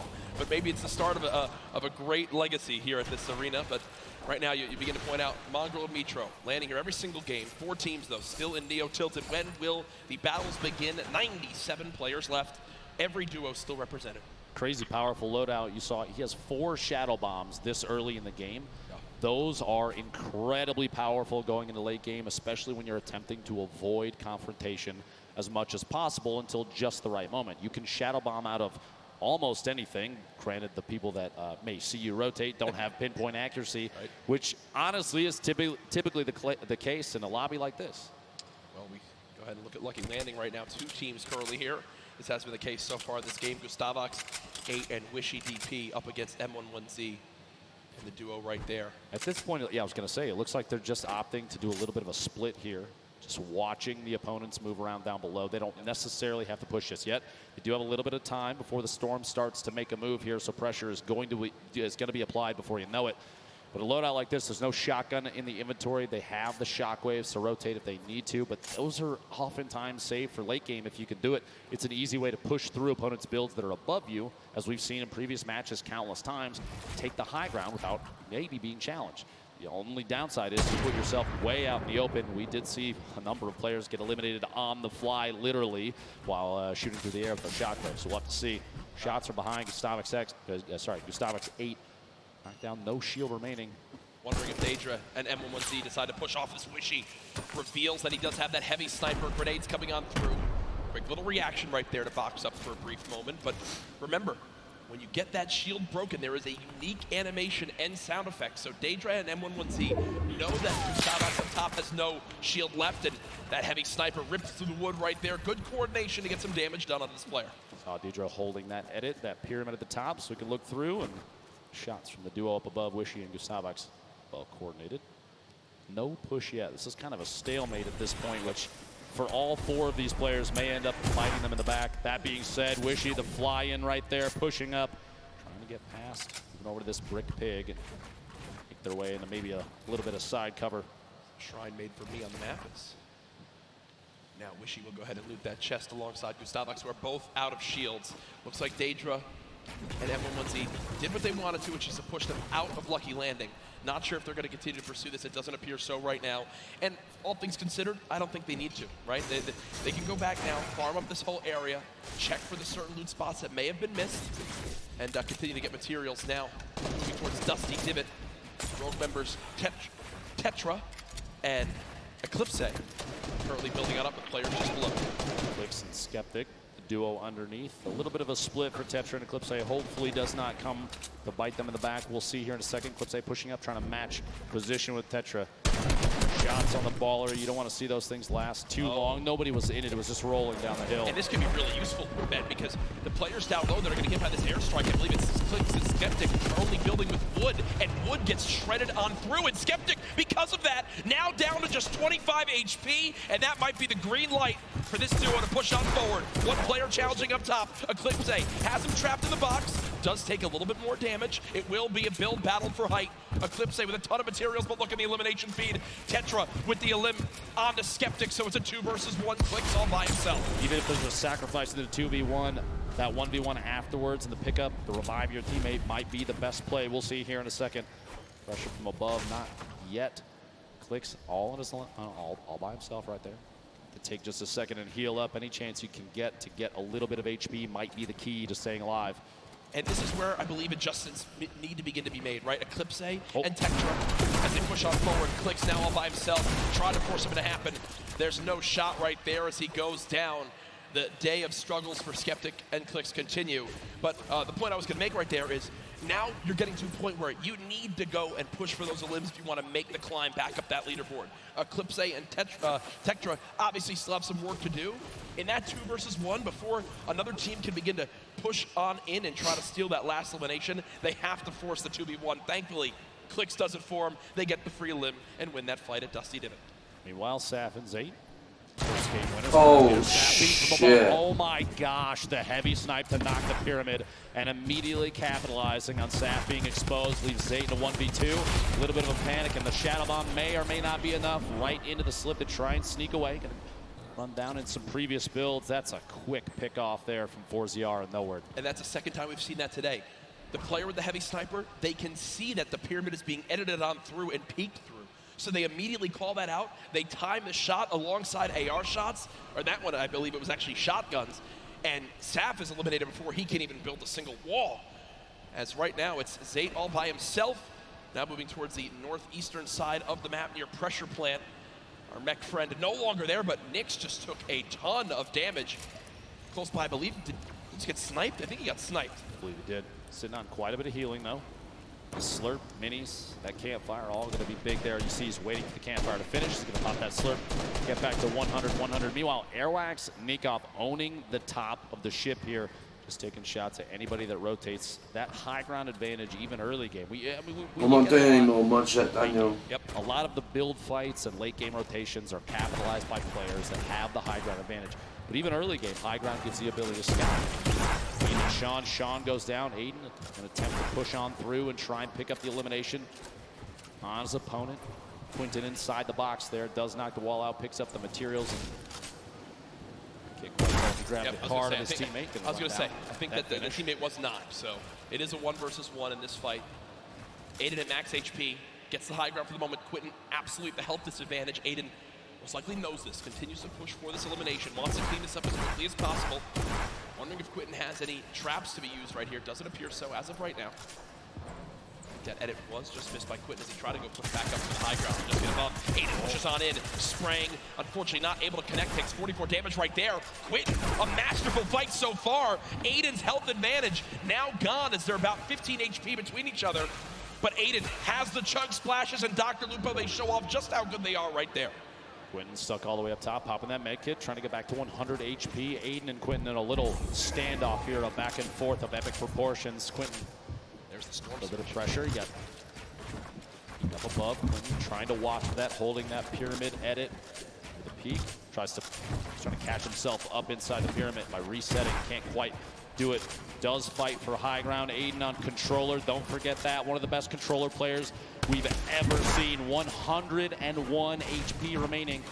These inside the box fights, the combat for who can own a wall, the back and forth is insane. And the top down view, Aiden can't quite get that pyramid edit and gets caught in his own door. Did he miss? Yeah, I think he missed the edit out. Did wind up building a door, and Quentin makes it back in time to grab the reboot card. So Aiden and Sean go down quite early in game number 5. No, 74 Robbie. players remaining. Storm Surge. No, Baker's only got mod Zayt because he was trying to help me this time. 385 damage above. Shouldn't really have to worry about that too much. As Zayt is in another skirmish right here. Dr. Lupo not deciding to use the chug splashes to get that health up. An interesting note here, you see Zayt taking single swings the wall that he doesn't own. He's attempting to bait the player from stopping a heal. He wants him to disengage from that so he can basically force a fight. He doesn't want them to get any of that HP back. He got the floor. Shield. And he already had that wall! Oh my gosh, and Tux goes down. What an angle shot from Zayt there. And that right there is Zayt baiting his opponent into making that exact move. What you just saw was why Zayt has remained one of the best players in competitive Fortnite from the very early days. He replaced the first wall before that fight even began. Then he moved towards his opponent, shot out the floor to push him towards the wall he already replaced. And once he did that, once the player ran and thought he was safe, he quickly hops on up, edits his own wall that he placed earlier, and gets the free elimination. It's one of those plays that separates Zayt from the millions of other players that play Fortnite. There's a reason they won that first game, Jack. It's going to show through and through throughout all these. I'm not sure. Cool. Ziff installed on your screen. Mongrel's alive. Yeah, you are. There you are. 2 matches remaining. It's a very easternmost zone, Dr. Lupo, so you're looking towards it right now. Lonely Lodge will still narrowly be in play. Outside of that, just the drone ship from up above. The right side of your screen, don't get the format for these. Oh, Quinn goes down. I think he got caught with his build still in his hand. He wasn't expecting it. See the blueprint out. You hate to see that.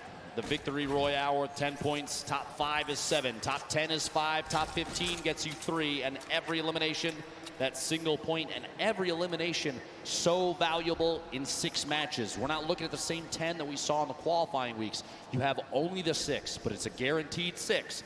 You have to take advantage of every elim you can, because looking at the leaderboard like Sundown did earlier, 17 points at that time spread first to 10th place. Yep. Here the fights continue. Tyler 15 and Lanane in an awkward position right now as Tyler 15 has gone down, and there's pressure from both sides. And you've got to think these players know exactly where they are, and that's what they're going to do. Already 4 eliminations between ForZR as well as Noward, and they're trying to get this wall replaced. They've got one. Did he get the pyramid as well? I can't tell as of right now. Interesting note about Tyler 15 and Lanane. They had planned to run just the first qualifier, week 2 together. And if they did not qualify for the World Cup, they agreed that they were going to try and hook up with their normal duos. Yep. And lo and behold, they qualified for the World Cup. So here they are. They have not spent a whole lot of time together. And it's amazing to say that, because the cohesion between those two, oftentimes when we watch them, they're on top of each other's game the entire time. Yep. And that's why they made it this far. 65 players left. The next Storm Surge could be happening soon. You see the shockwave grenades used as Crims right now eats a rocket to the face, down to just 79 HP. Thankfully, if you're a Crims fan, he does have 5 minis to pop, 2 big shields. I'm sure Spades. Oh no, Spades is full health, so I was gonna say, I'm sure Spades, if he needs some shields, they are good to go. They are good to go. Spades just needed more AR ammo to keep shooting, Dr. Lupo. Exactly. Hold down that left click and see what you can get. Especially in situations like this. We even saw that kind of thing happen in the Pro-Am. I think Tim the Tatman faced attacks from multiple sides while in the box. It happens. A number of players know how that feels, and so the ammunition does get chewed through quite quickly. Absolutely is. You see where all these players are stacked up. Rote DW and Blue T taking over that main lodge right now. Sis Lucky. Don't see the duo anywhere, so Sis Lucky might be all by himself at the moment. 62 players left. Zayt, remember, by himself. Saf did get cut down earlier on, and it looks like Vinny also all alone. Maybe Zexor dropped earlier on in this game too. Going into these late games, Jack. Yeah. Especially when we're on the second to last. Pressure is at an all-time high for some of these players, especially the ones that have never experienced a LAN event like this. And this is the biggest one that Fortnite has ever had. Do you think they're going to be able to capitalize on that, take advantage of their own nerves, and use that to climb the leaderboard? I mean, or is it going to get the best of them? I'm just really, I can't even speak from experience on this. I mean, yeah, sure, I played at a few pro-ams and sure outplaced you, Tim, Ninja, well, basically everyone yesterday as I got top 8, and that was an incredible performance that I'm truly proud of. Jack, you outplaced us in both winnings and wake. But as we take a look at this again, I actually forget what I was going for with this because I was complimenting myself so much. But Nate Hill and Funk Bomb, 2 players who had a very quiet day so far, up 4 points up to this game.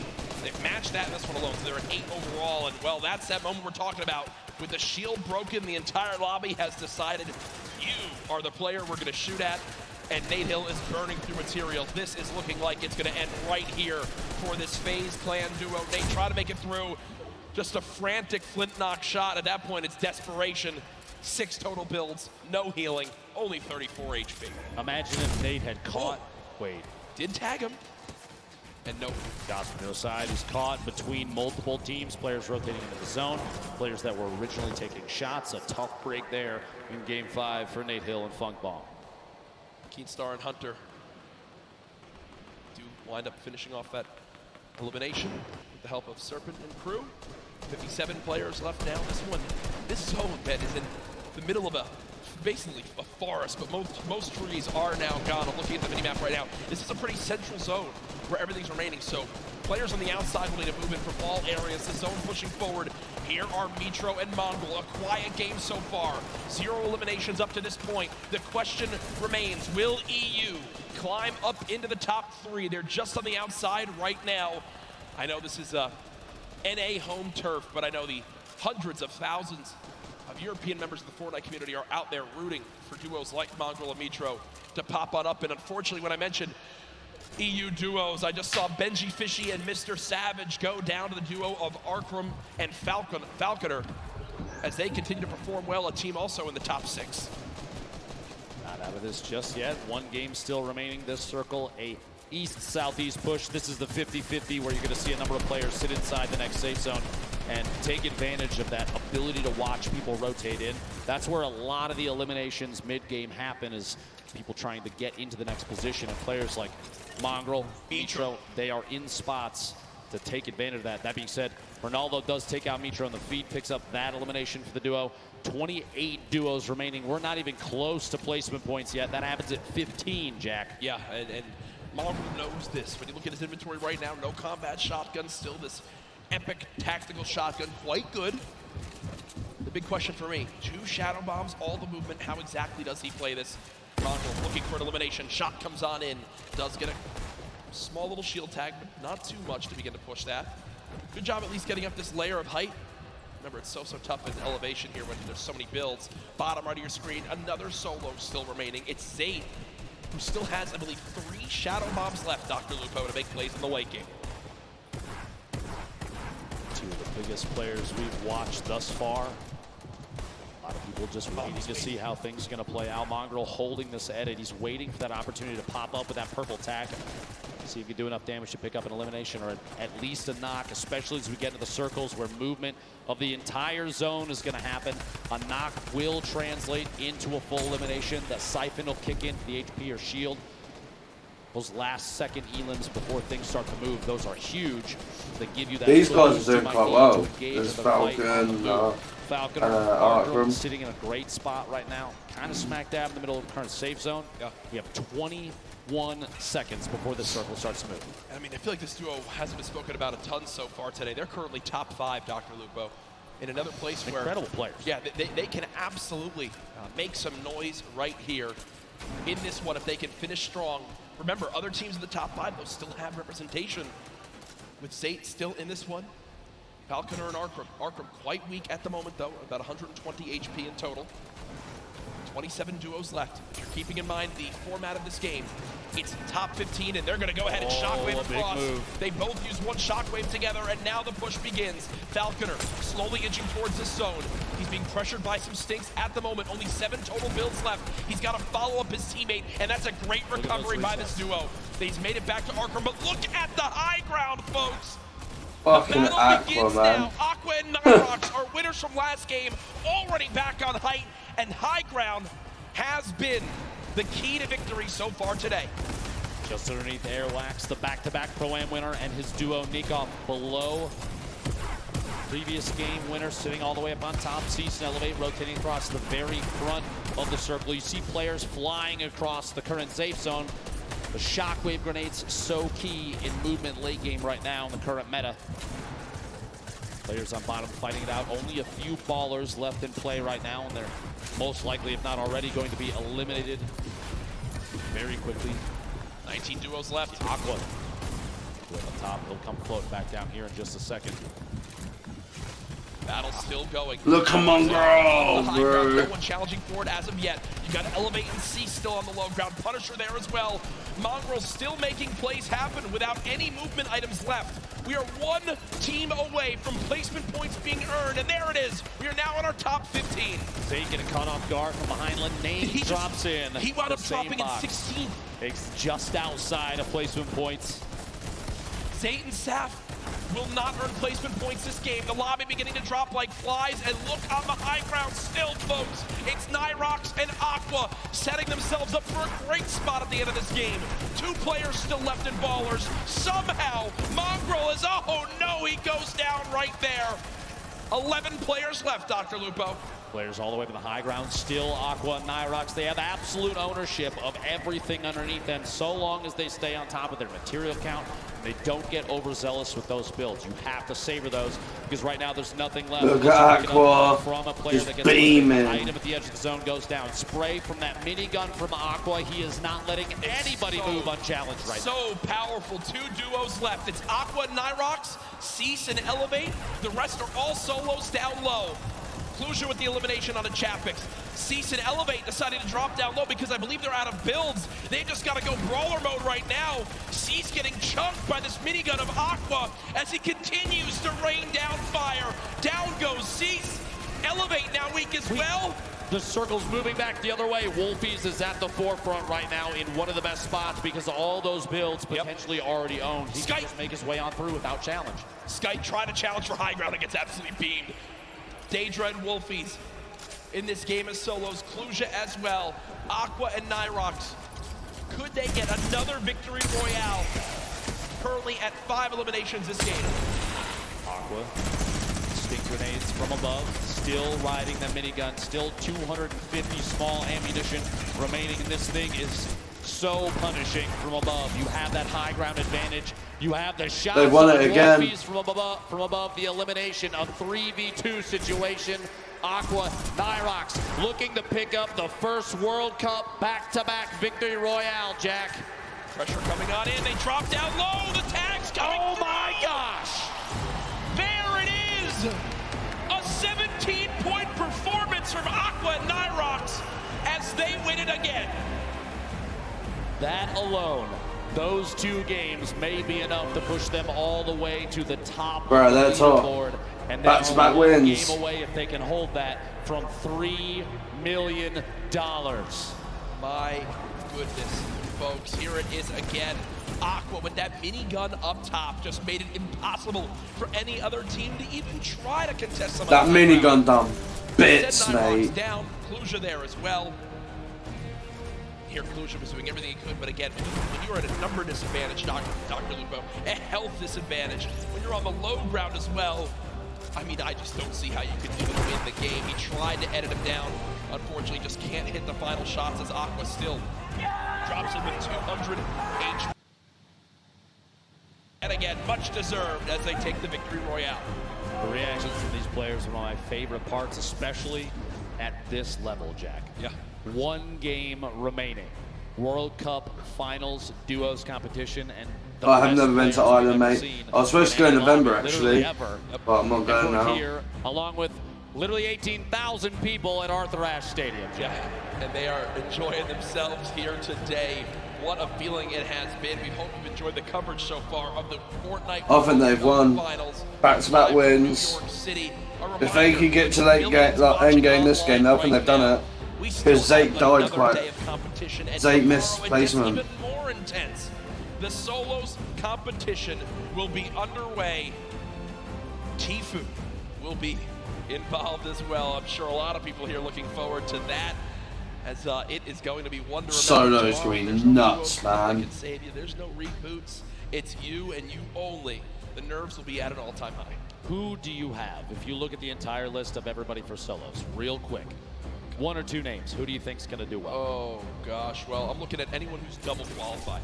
For me, 100%. right off the bat, as people that could be favorites. And, whoa, we just got 3 points. Now I completely shifted focus. Saf and Zayt still in 3 points, man. Yes. First and second are Mongo and Mitro ain't doing it. They're too far apart. Now for Nyrox. Mega and Dubs might still. Moving them way up the leaderboard. But look second at this. place now. EU and NA. The fight back and forth is there, right? Twitter's talked about it about 1 million times. Yep. Reddit says it over and over again. EU versus NA, and I think right now this leaderboard screams that the competition on both sides is huge. Page 2 on your screen now, Jack. And there's Benji Fishy and Mr. Savage, 12th place right now, 25 points.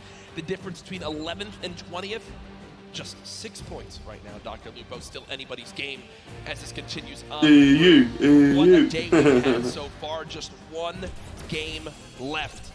Everything on the line here. Players preparing for this one as it should be starting up momentarily. But again, there are our leaders. And what we saw right there is actually looking at second place, seeing exactly where they stand. Remember, when tiebreakers Clicks and Septic haven't done very well. Difference.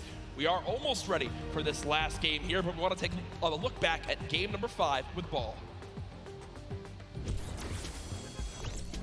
Thank you so much, Courage. The action is crazy, and this leaderboard is so tight at the top. We're going to take a look at some of the moments from Zayt and Saf's game, because Saf actually went down early. So let's go ahead and roll it, because this is Zayt being 300 IQ. Using the sound of the slipstream. This is something he does so well. Crouching up. These players have no idea he's coming in.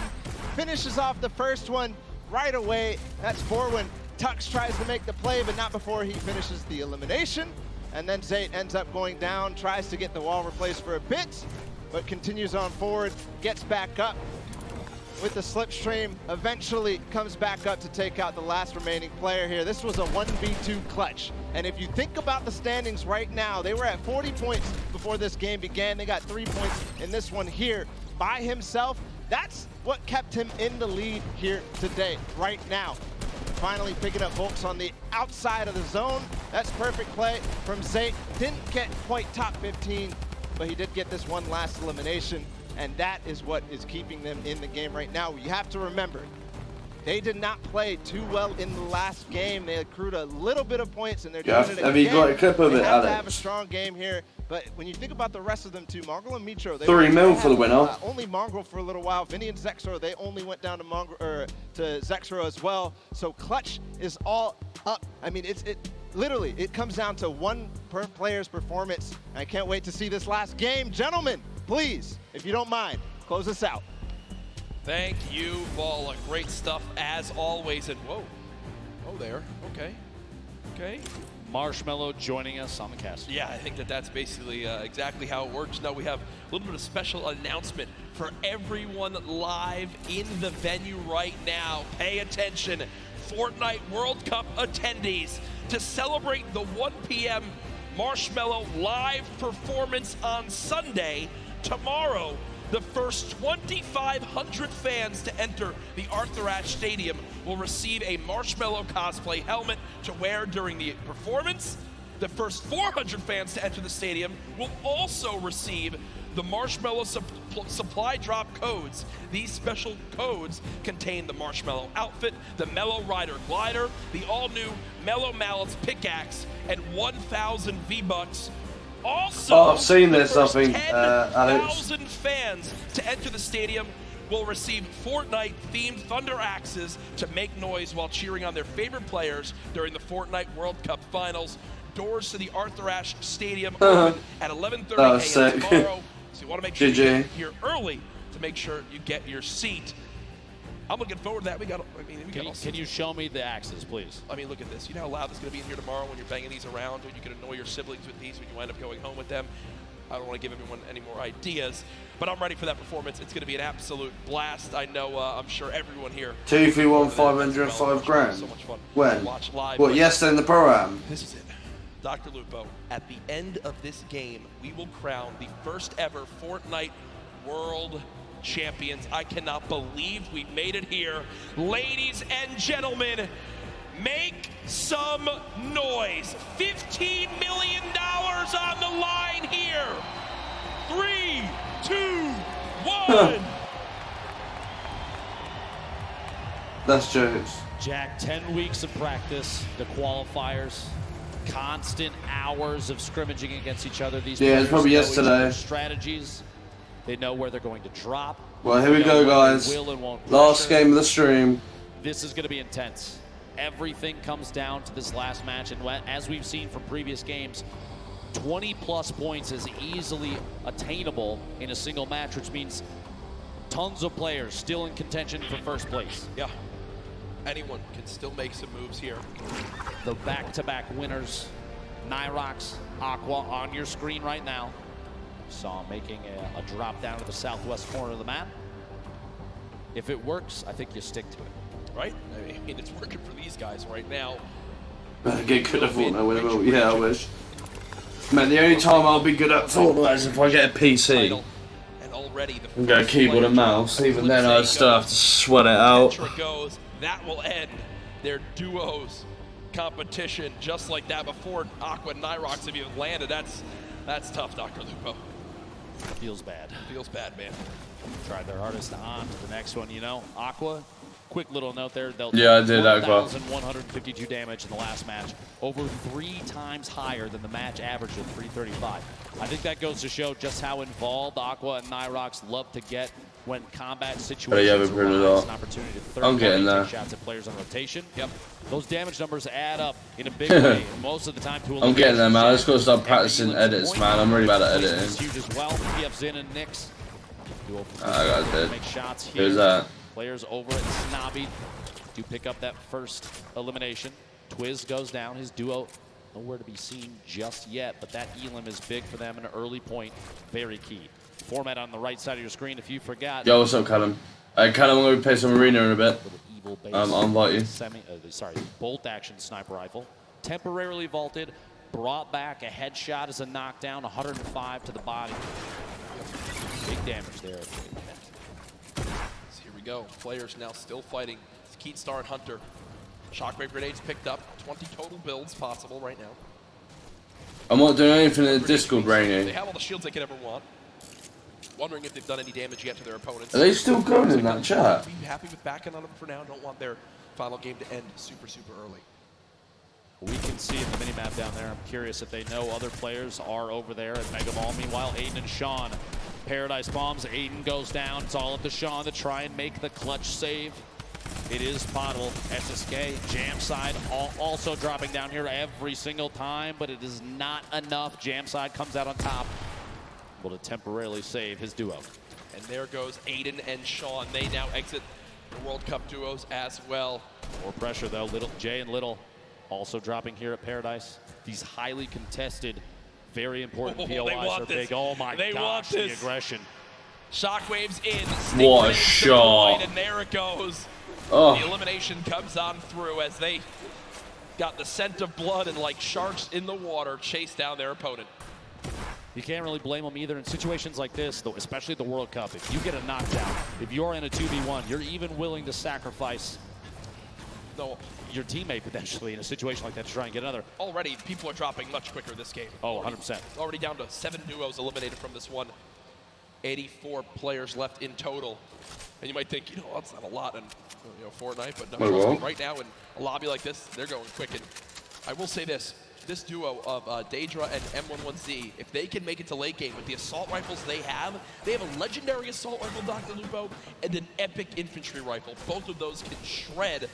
And as we know, editing out windows, finding opponents who are rotating, maybe hitting a slipstream or a shadow form, some well-timed AR shots can mean quick damage and eliminations. We're going to have to see going into the late game if this aggressive gameplay continues. 30 seconds until the circle moves. Meanwhile, over at Neo Tilted, we've seen this 2v2 so many times. Clicks and Skeptic versus Mongrel and Mitro.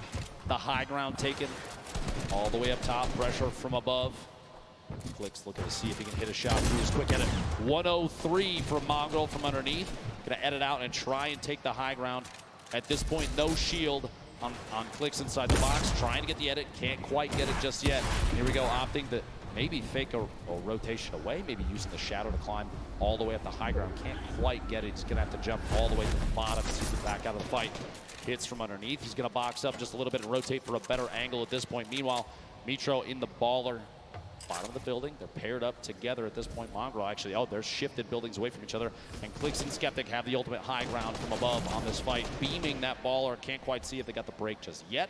But separated, Mongrel and Mitro not going to be as effective as Clicks and Skeptic when it comes to solo, just applying pressure to a single target. And that's so important because if you can get a yes, Hassan. knock because you've shot the same target, like you've beamed them down, you push through, you push your shots through their builds to try and counter it. It's so much easier when you're standing on top of each other. That might be pivotal in deciding who wins the current 2v2. Yeah, and they're going to go ahead and back that up. I will say Skeptic basically saves Clicks right there, who was down to just 28 HP. Skeptic's able to get there in time. They get the minis popped as well. Landjock and Punisher, who had some early exits in some games. The beginning of today, looking to see if they can end on a high note right now. One chunk splash used to get up to 157 HP. Landjock with the elimination down on to Lanane as they continue to bust on through. 2 versus 1. Lanane dead. They get the full elimination. Chug Splash unfortunately missed right there as he was shockwaved away, but he'll hop right back in to help his duo. Drop in, fighting the same box. Tyler 15 goes down. That kind of 2v1 is tough. You're stuck inside the box with both opponents. There's kind of no way out, especially when some of the walls may not even necessarily be yours. And Clicks and Skeptic run away from Tilted to not have to deal with a fight there, but instead push right into XXM and X-Men. Now the fight begins. Skeptic dropping on back, trying to dodge the sticks. Clicks taking a ton of damage right there as well. And did they just get an elimination? So the player was knocked. The player was knocked, and the elimination was actually finished by the airstrike coming on through. Clicks does get knocked by the stink. We hopped away from that at an unfortunate time, but we do get an update there as Skeptic now at 150 HP eats the stink grenade to the face again, and with only 2 builds left, Clicks now knocked and nades flying on in. Oh, the 150! The 150 makes the difference! Can Skeptic clutch right now? You see the panic stink, he actually stinks himself right there. Skeptic with no builds, relying on just this hand cannon. Can he get the full elimination with the extra HP? It looks like they'll decide to fall back and eliminate Clicks right now. Skeptic looking to try to cut down this player. They have knocked. How many mats will he get? Looks like 12 total builds. Might be a difference maker in this one. Through, wall in place, not going to happen as of yet. Tries to get a shot. Oh my gosh! Look at Skeptic, bro. What an animal. And you see he shakes his head right there. Does get the job Oh, done. you text. Nice. One shot, headshot from the hand cannon. 150 to the dome. Swings the battle in his favor. No mats, no teammate, no problem as Skeptic gets the job done. I said it before and I'll say it again. He's one of the most confident players that we have seen in the World Cup, and right there, literally standing in the open to bait a shot so he could hit that 150. Yeah, Saffron's 8 to the logo. He knew he needed to do something to swing the tide of that battle. It's literally nearly impossible to win with 0 mats and they have the high ground. And guess what? As the player went down to thirst his teammate, well, things worked in his favor as he hits the shot. Saf and Zate, who had a 3-point lead on second place heading to this game, currently at 0 points earned so far, but still in a position where they can earn a lot off placement. No, Robbie, because it doesn't matter what was said, you know? This is what I want to say, right? It doesn't matter what was said. It doesn't matter how it was said. Like, I don't listen to me, yeah. I don't give a shit what you guys are arguing about, okay? That's nothing to do with me as long as it's out on my stream, right? I'm not gonna ban anyone because then I have to ban like nearly everyone in my Discord because you're all arguing between each other. Don't matter if you're back, like for example yourself, you're backing Shane, Ollie's backing Benny. It's gonna cause arguments. I literally stream and do that Discord so you guys could be in my stream when I stream. Are you ending the stream after this match? Potentially, mate, yes. Probably will, because that's what the stream's there for. I'm back tomorrow, though, doing a solo, obviously, again. 6 games straight, obviously 4 hours. That's enough. I know you didn't, Aqua. I know you wouldn't either, because I slapped you. But it's still the point. Applying some pressure there. 15 people watching, guys. Please drop a like if you can. Obviously, it would be much appreciated. We did hit 35 likes yesterday, which was much appreciated, and nearly 1,000 views. Obviously, that was 10 hours, but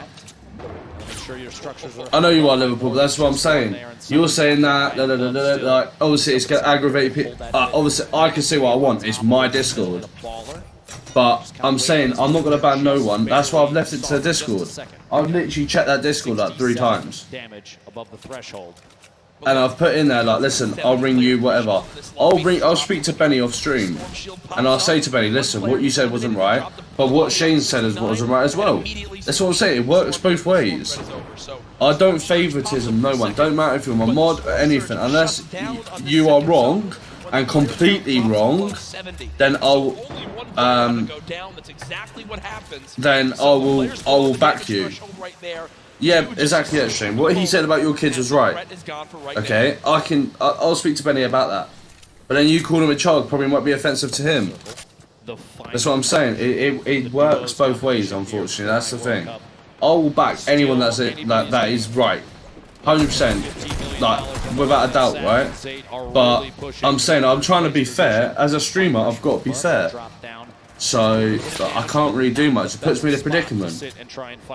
Like, I like everyone in my stream right now. And everyone in my Discord I like. I don't... Oh, shit. I was literally about to say... Sus fucked. Go down to a heavy snipe to the body, and that Sus fucked. Zate's on fucking the hell. At that range, Zate can still pick Saf up. Less pressure What's happening here? That just took that They gotta get him in. Oh, they got him. This is Zate and Saf on your screen, who are our current leaders today. Saf knocked. It looks They got him up. try to go for the revive, and no You said I'm a cunt. Talking You are a about cunt. perfect scenario for them to be able to get a revive. Thank you very much, Tex. Yeah, but I respect that, bro. Thank you, I appreciate that. I'm just trying to be fair. That's all. That's it. That's all I want to try and do in my streams. Be fair. I don't get grief. I don't get grief from, like, so for example, like what Chris has had, like Gaz has had. I respect for most people, but when they mention my kids, it's never love. Of course, Shane. I understand that. That's like someone mentioning like Monica. From my point of view, I understand why you reacted. Of course. Of course, I understand that. That's what I'm saying. Oh, listen, I don't need to speak to you guys. You guys know what you've said and what you've done. I don't need to tell you. But Benny, on the other hand, obviously he's new to my stream, new-ish, let's say, and he doesn't understand obviously what's happened. So that's why I'm gonna speak to Benny, and this will clear it up with Benny. Make sure me and Benny don't have no fucking beef between each other. Oh shit! Mitro's down. Fire down shots and gains multiple eliminations, and there's an 86 tag right away with that legendary infantry rifle. But anyway, back to the final, guys. Just to take any shot he can, any damage he can deal. I'll be honest, I really need a piss, but I really don't want to miss this final. Rush flying in. Right side just a second. Meanwhile, Aqua. Oh, what a shot! Winners looking to pick up their third duo victory royale. 109 to the head. The duo looks to follow That's his through. wall. The wall, the shots through, and the back-to-back healing may happen. Still applying pressure. Mate, I think these guys are gonna win. Every point they get. Every time they get against people, they kill them. And a potential win for the European region.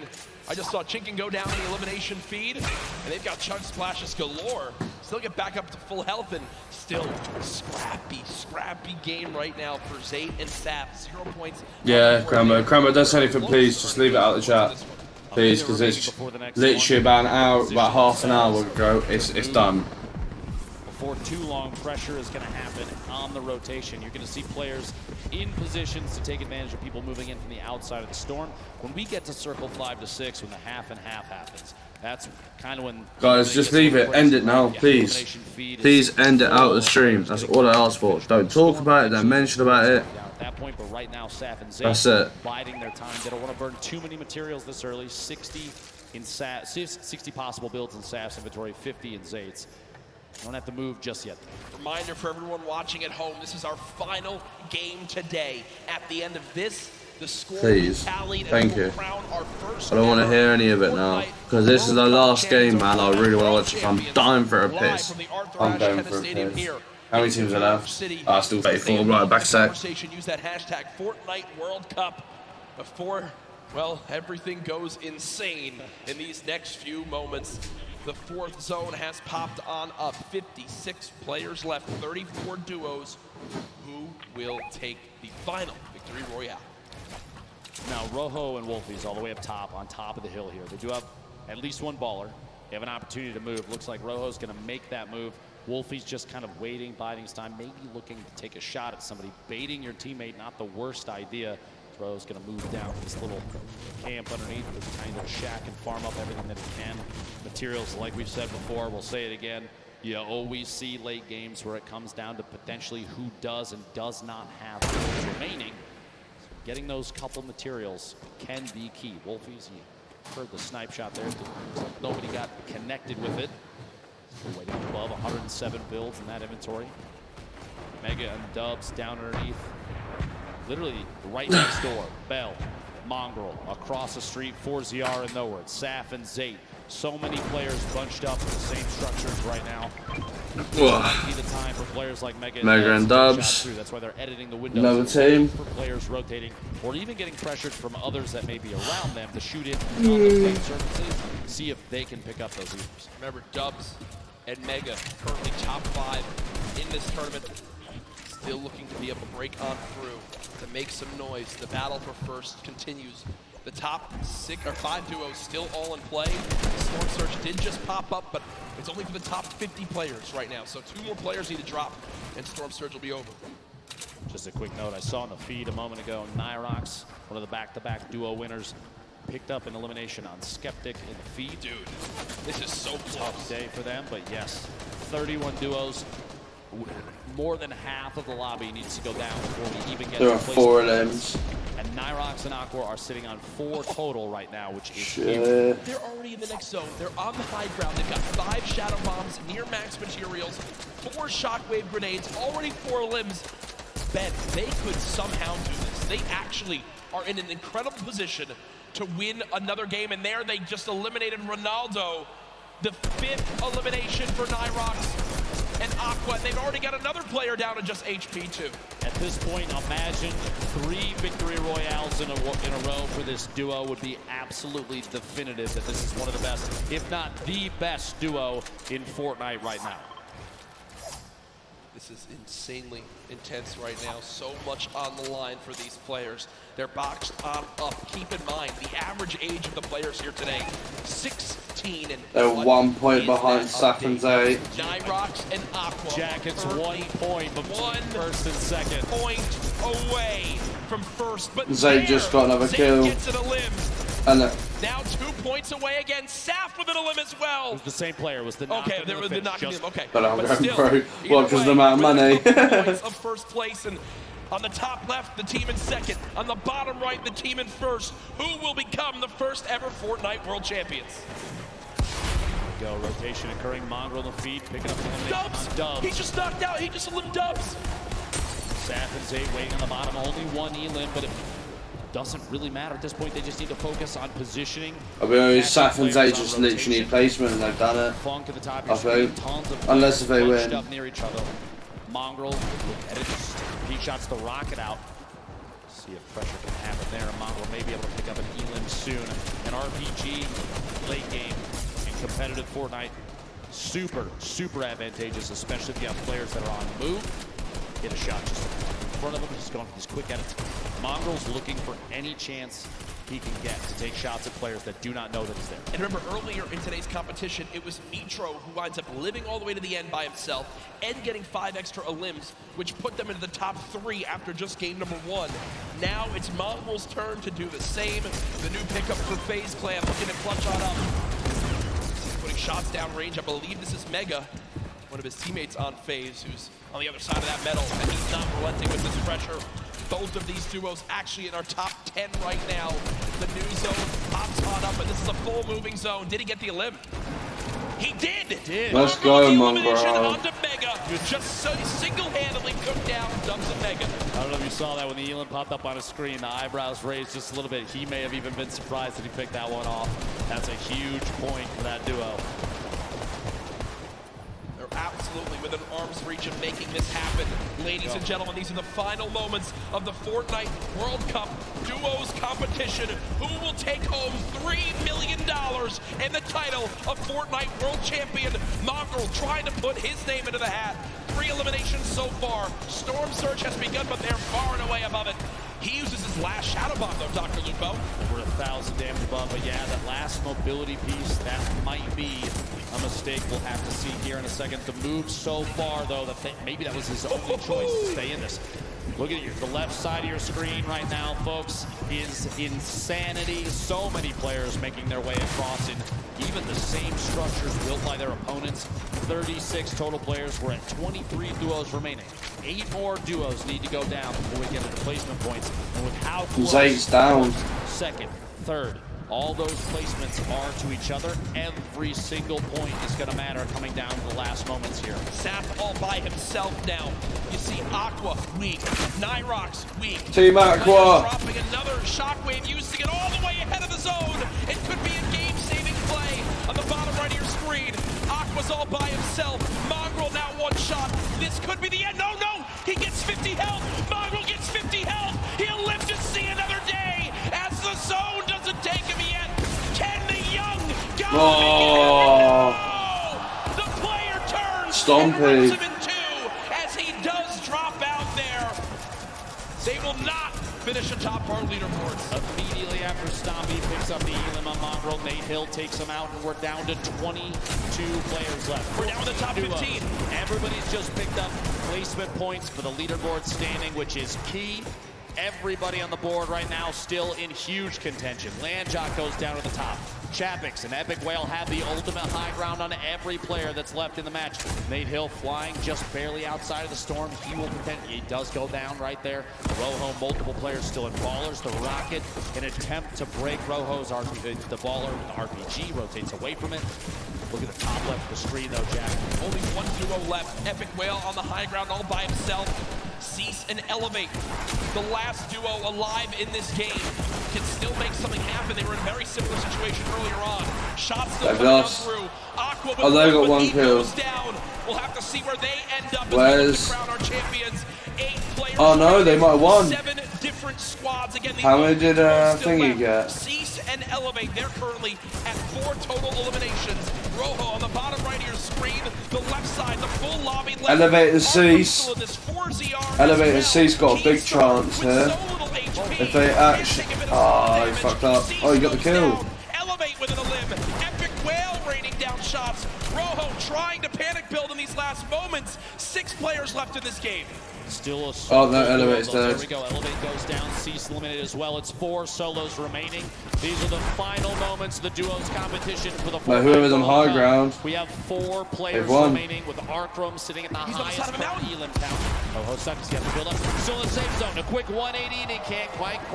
This guy, he's won. Arkrum 1 versus 1. Arkrum versus the player up top. There's just no way. There's just no way. 6 kills. Arkrum though, 6 elims, but 4ZR in the end will take the final game with the victory royale. Bro, that's gonna be tight, man.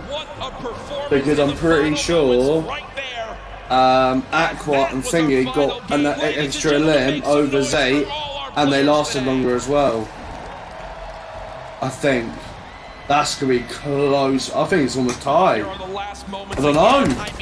It's tight because Zate died, was left Saf by himself. Arkrum did what he could. Still a beautiful performance at 16 eliminations, or 6 eliminations, sorry, and 2nd place in that one. But either way, I think Thingy won, to be fair. I think Aqua did. Exactly how it all plays on out here. There's the I think Aqua's team, Aqua and Thingy won. As what his name is, Zikro, what his name is. Barely put a thought together. I'm not gonna lie. A valiant effort from Arkrum right at the end there to try and hold out the campfire down, but not enough materials and the shots from above from 4ZR. Like you said, material advantage, HP advantage, every advantage in the world. It was his game to win. Yeah, and I'm looking around right now. A lot of people on their feet here in this venue. Team EU. Team EU. Team EU. Team EU. Who will have their lives changed forever as they win $3 million combined between the two. Millions watching online. Send right now. Tweet out who you think took it home. Use the hashtag Fortnite World Cup. Get it trending. Who do you think won? I think we've got an idea, but I'm not saying anything. I'm not saying anything until the official leaderboards come out, or else I will be kicked off this stage and never allowed. I think it's literally 1 point. Actually spear tackle it. Yeah. It's true. They told me before we got up here. Look.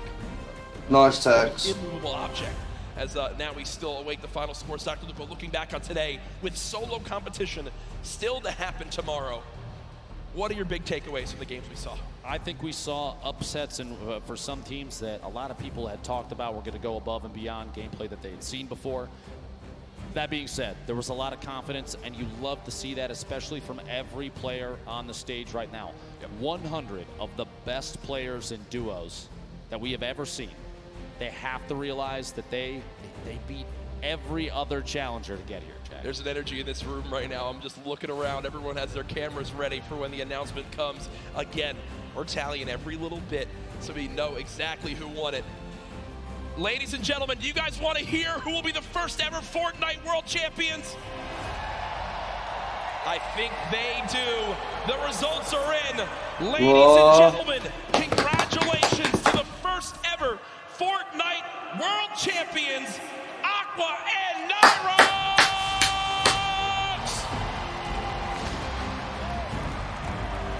Why would you not stream an hour of Fortnite? No, I'm not streaming after the Fortnite period. I've got some stuff to do before I start playing. Make the difference right there. The win. Those 2 wins. $3 million, Dr. Lupo. Ladies and gentlemen, again, your new Fortnite World Champions. Let's go! 2 victory royales, Jack. An incredible day of gameplay for them. The look on their faces, too. I can't believe it. No idea. I cannot believe. Again, you got to remember. How do you react to that? How do you react to that, Jack? They're left in the dark as this loads on up. They have no idea how it's going to break all on down. They are our first ever Fortnite World Champions here for duos. We're going to get you guys the full standings breakdown to see how it all played on out. But again, hey, home King Flipper in the building. To be exact, I think exact. I'm better than everyone. Of course you are, Gareth. One elimination across 6 games made the difference. That shows how close these games are. It says a lot about the score, the skill, and everything, but there it is on your screen.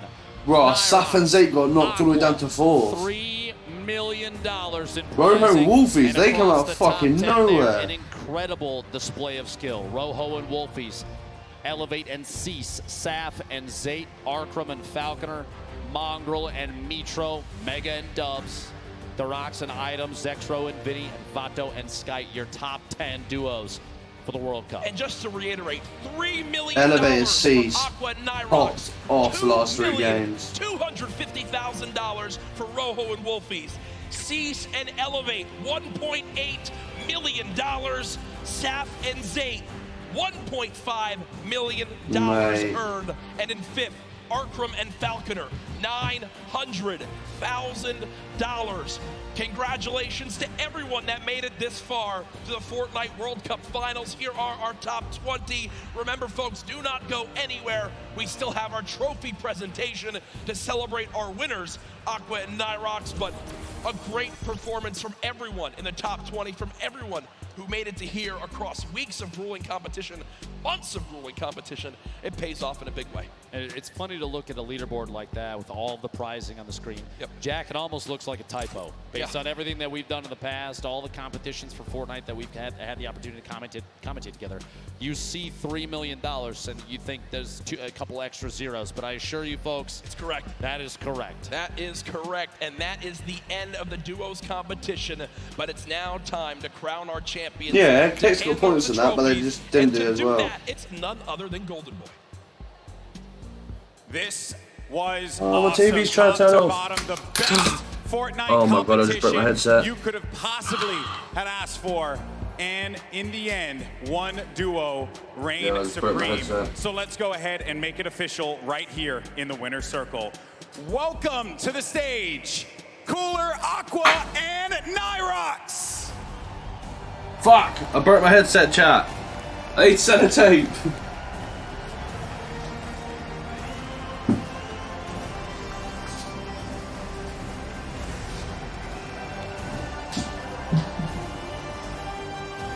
Yeah. I've somehow fixed it. Gentlemen, the trophy is yours. Your Fortnite World I literally just broke my headset. Fuck's sake. GG, man. Imagine lifting that up.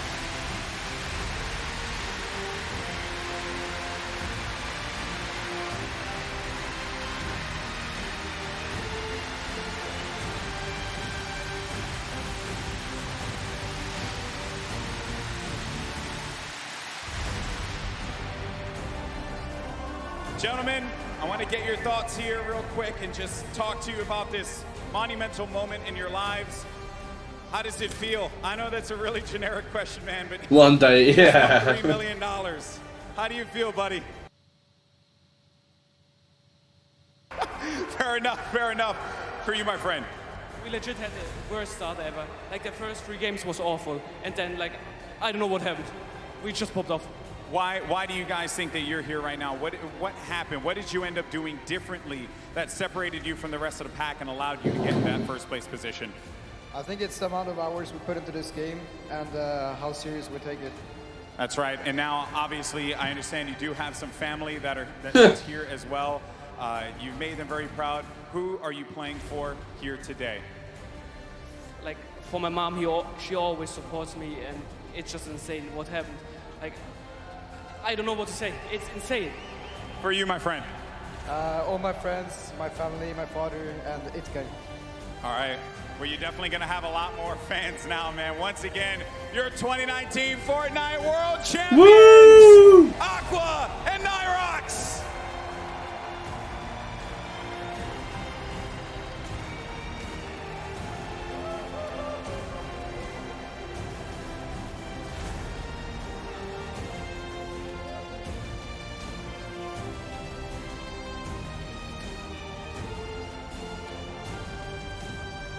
That's going to do it for us here at the Arthur Ashe Stadium. It has been a wild ride, and we have our 2 Fortnite World GG, Champions, man. Aqua and Nyrox. Aqua and Nyrox, Again, they knocked things are lined up for Zayt and Safov, but Zayt and Safov went all the way down to our 5th. One more world champion and a special teaser image for the next season of Fortnite. You're not going to want to miss it. Ladies and gentlemen, this is the World Cup Finals of our Fortnite. We'll see you tomorrow. Have a great evening. Bruh, they just leaked. They just leaked, chat. They're leaking the image for Season 10. I don't know. But guys, that is going to be it for today. Well, for tonight. This is the Fortnite World Cup Finals, New York City. Where you at? Well, there we go, chat. That is going to be it. Obviously, 4 hours of yet again a bit of Fortnite World Cup. It's not you, Aqua. Shut the fuck up. But yeah, that is going to be it, chat. I've got some things to do before I go, but everyone that did come in, you lot are absolutely fucking G's. Everyone, make sure you smash the like before you leave if you haven't already. But yeah, that's about it. I will catch you guys in the stream tomorrow, 6 o'clock, same again, but this time it's solos, and they're also bringing out a leak for Season 10. So Season 10, obviously, that is going to be in the title too. So let's go Bella Demon if you want to talk. Bro, it's no problem. I will talk to you when I need to. At the minute, I don't really need to, but it's all good. But I love you all. Thank you very so much for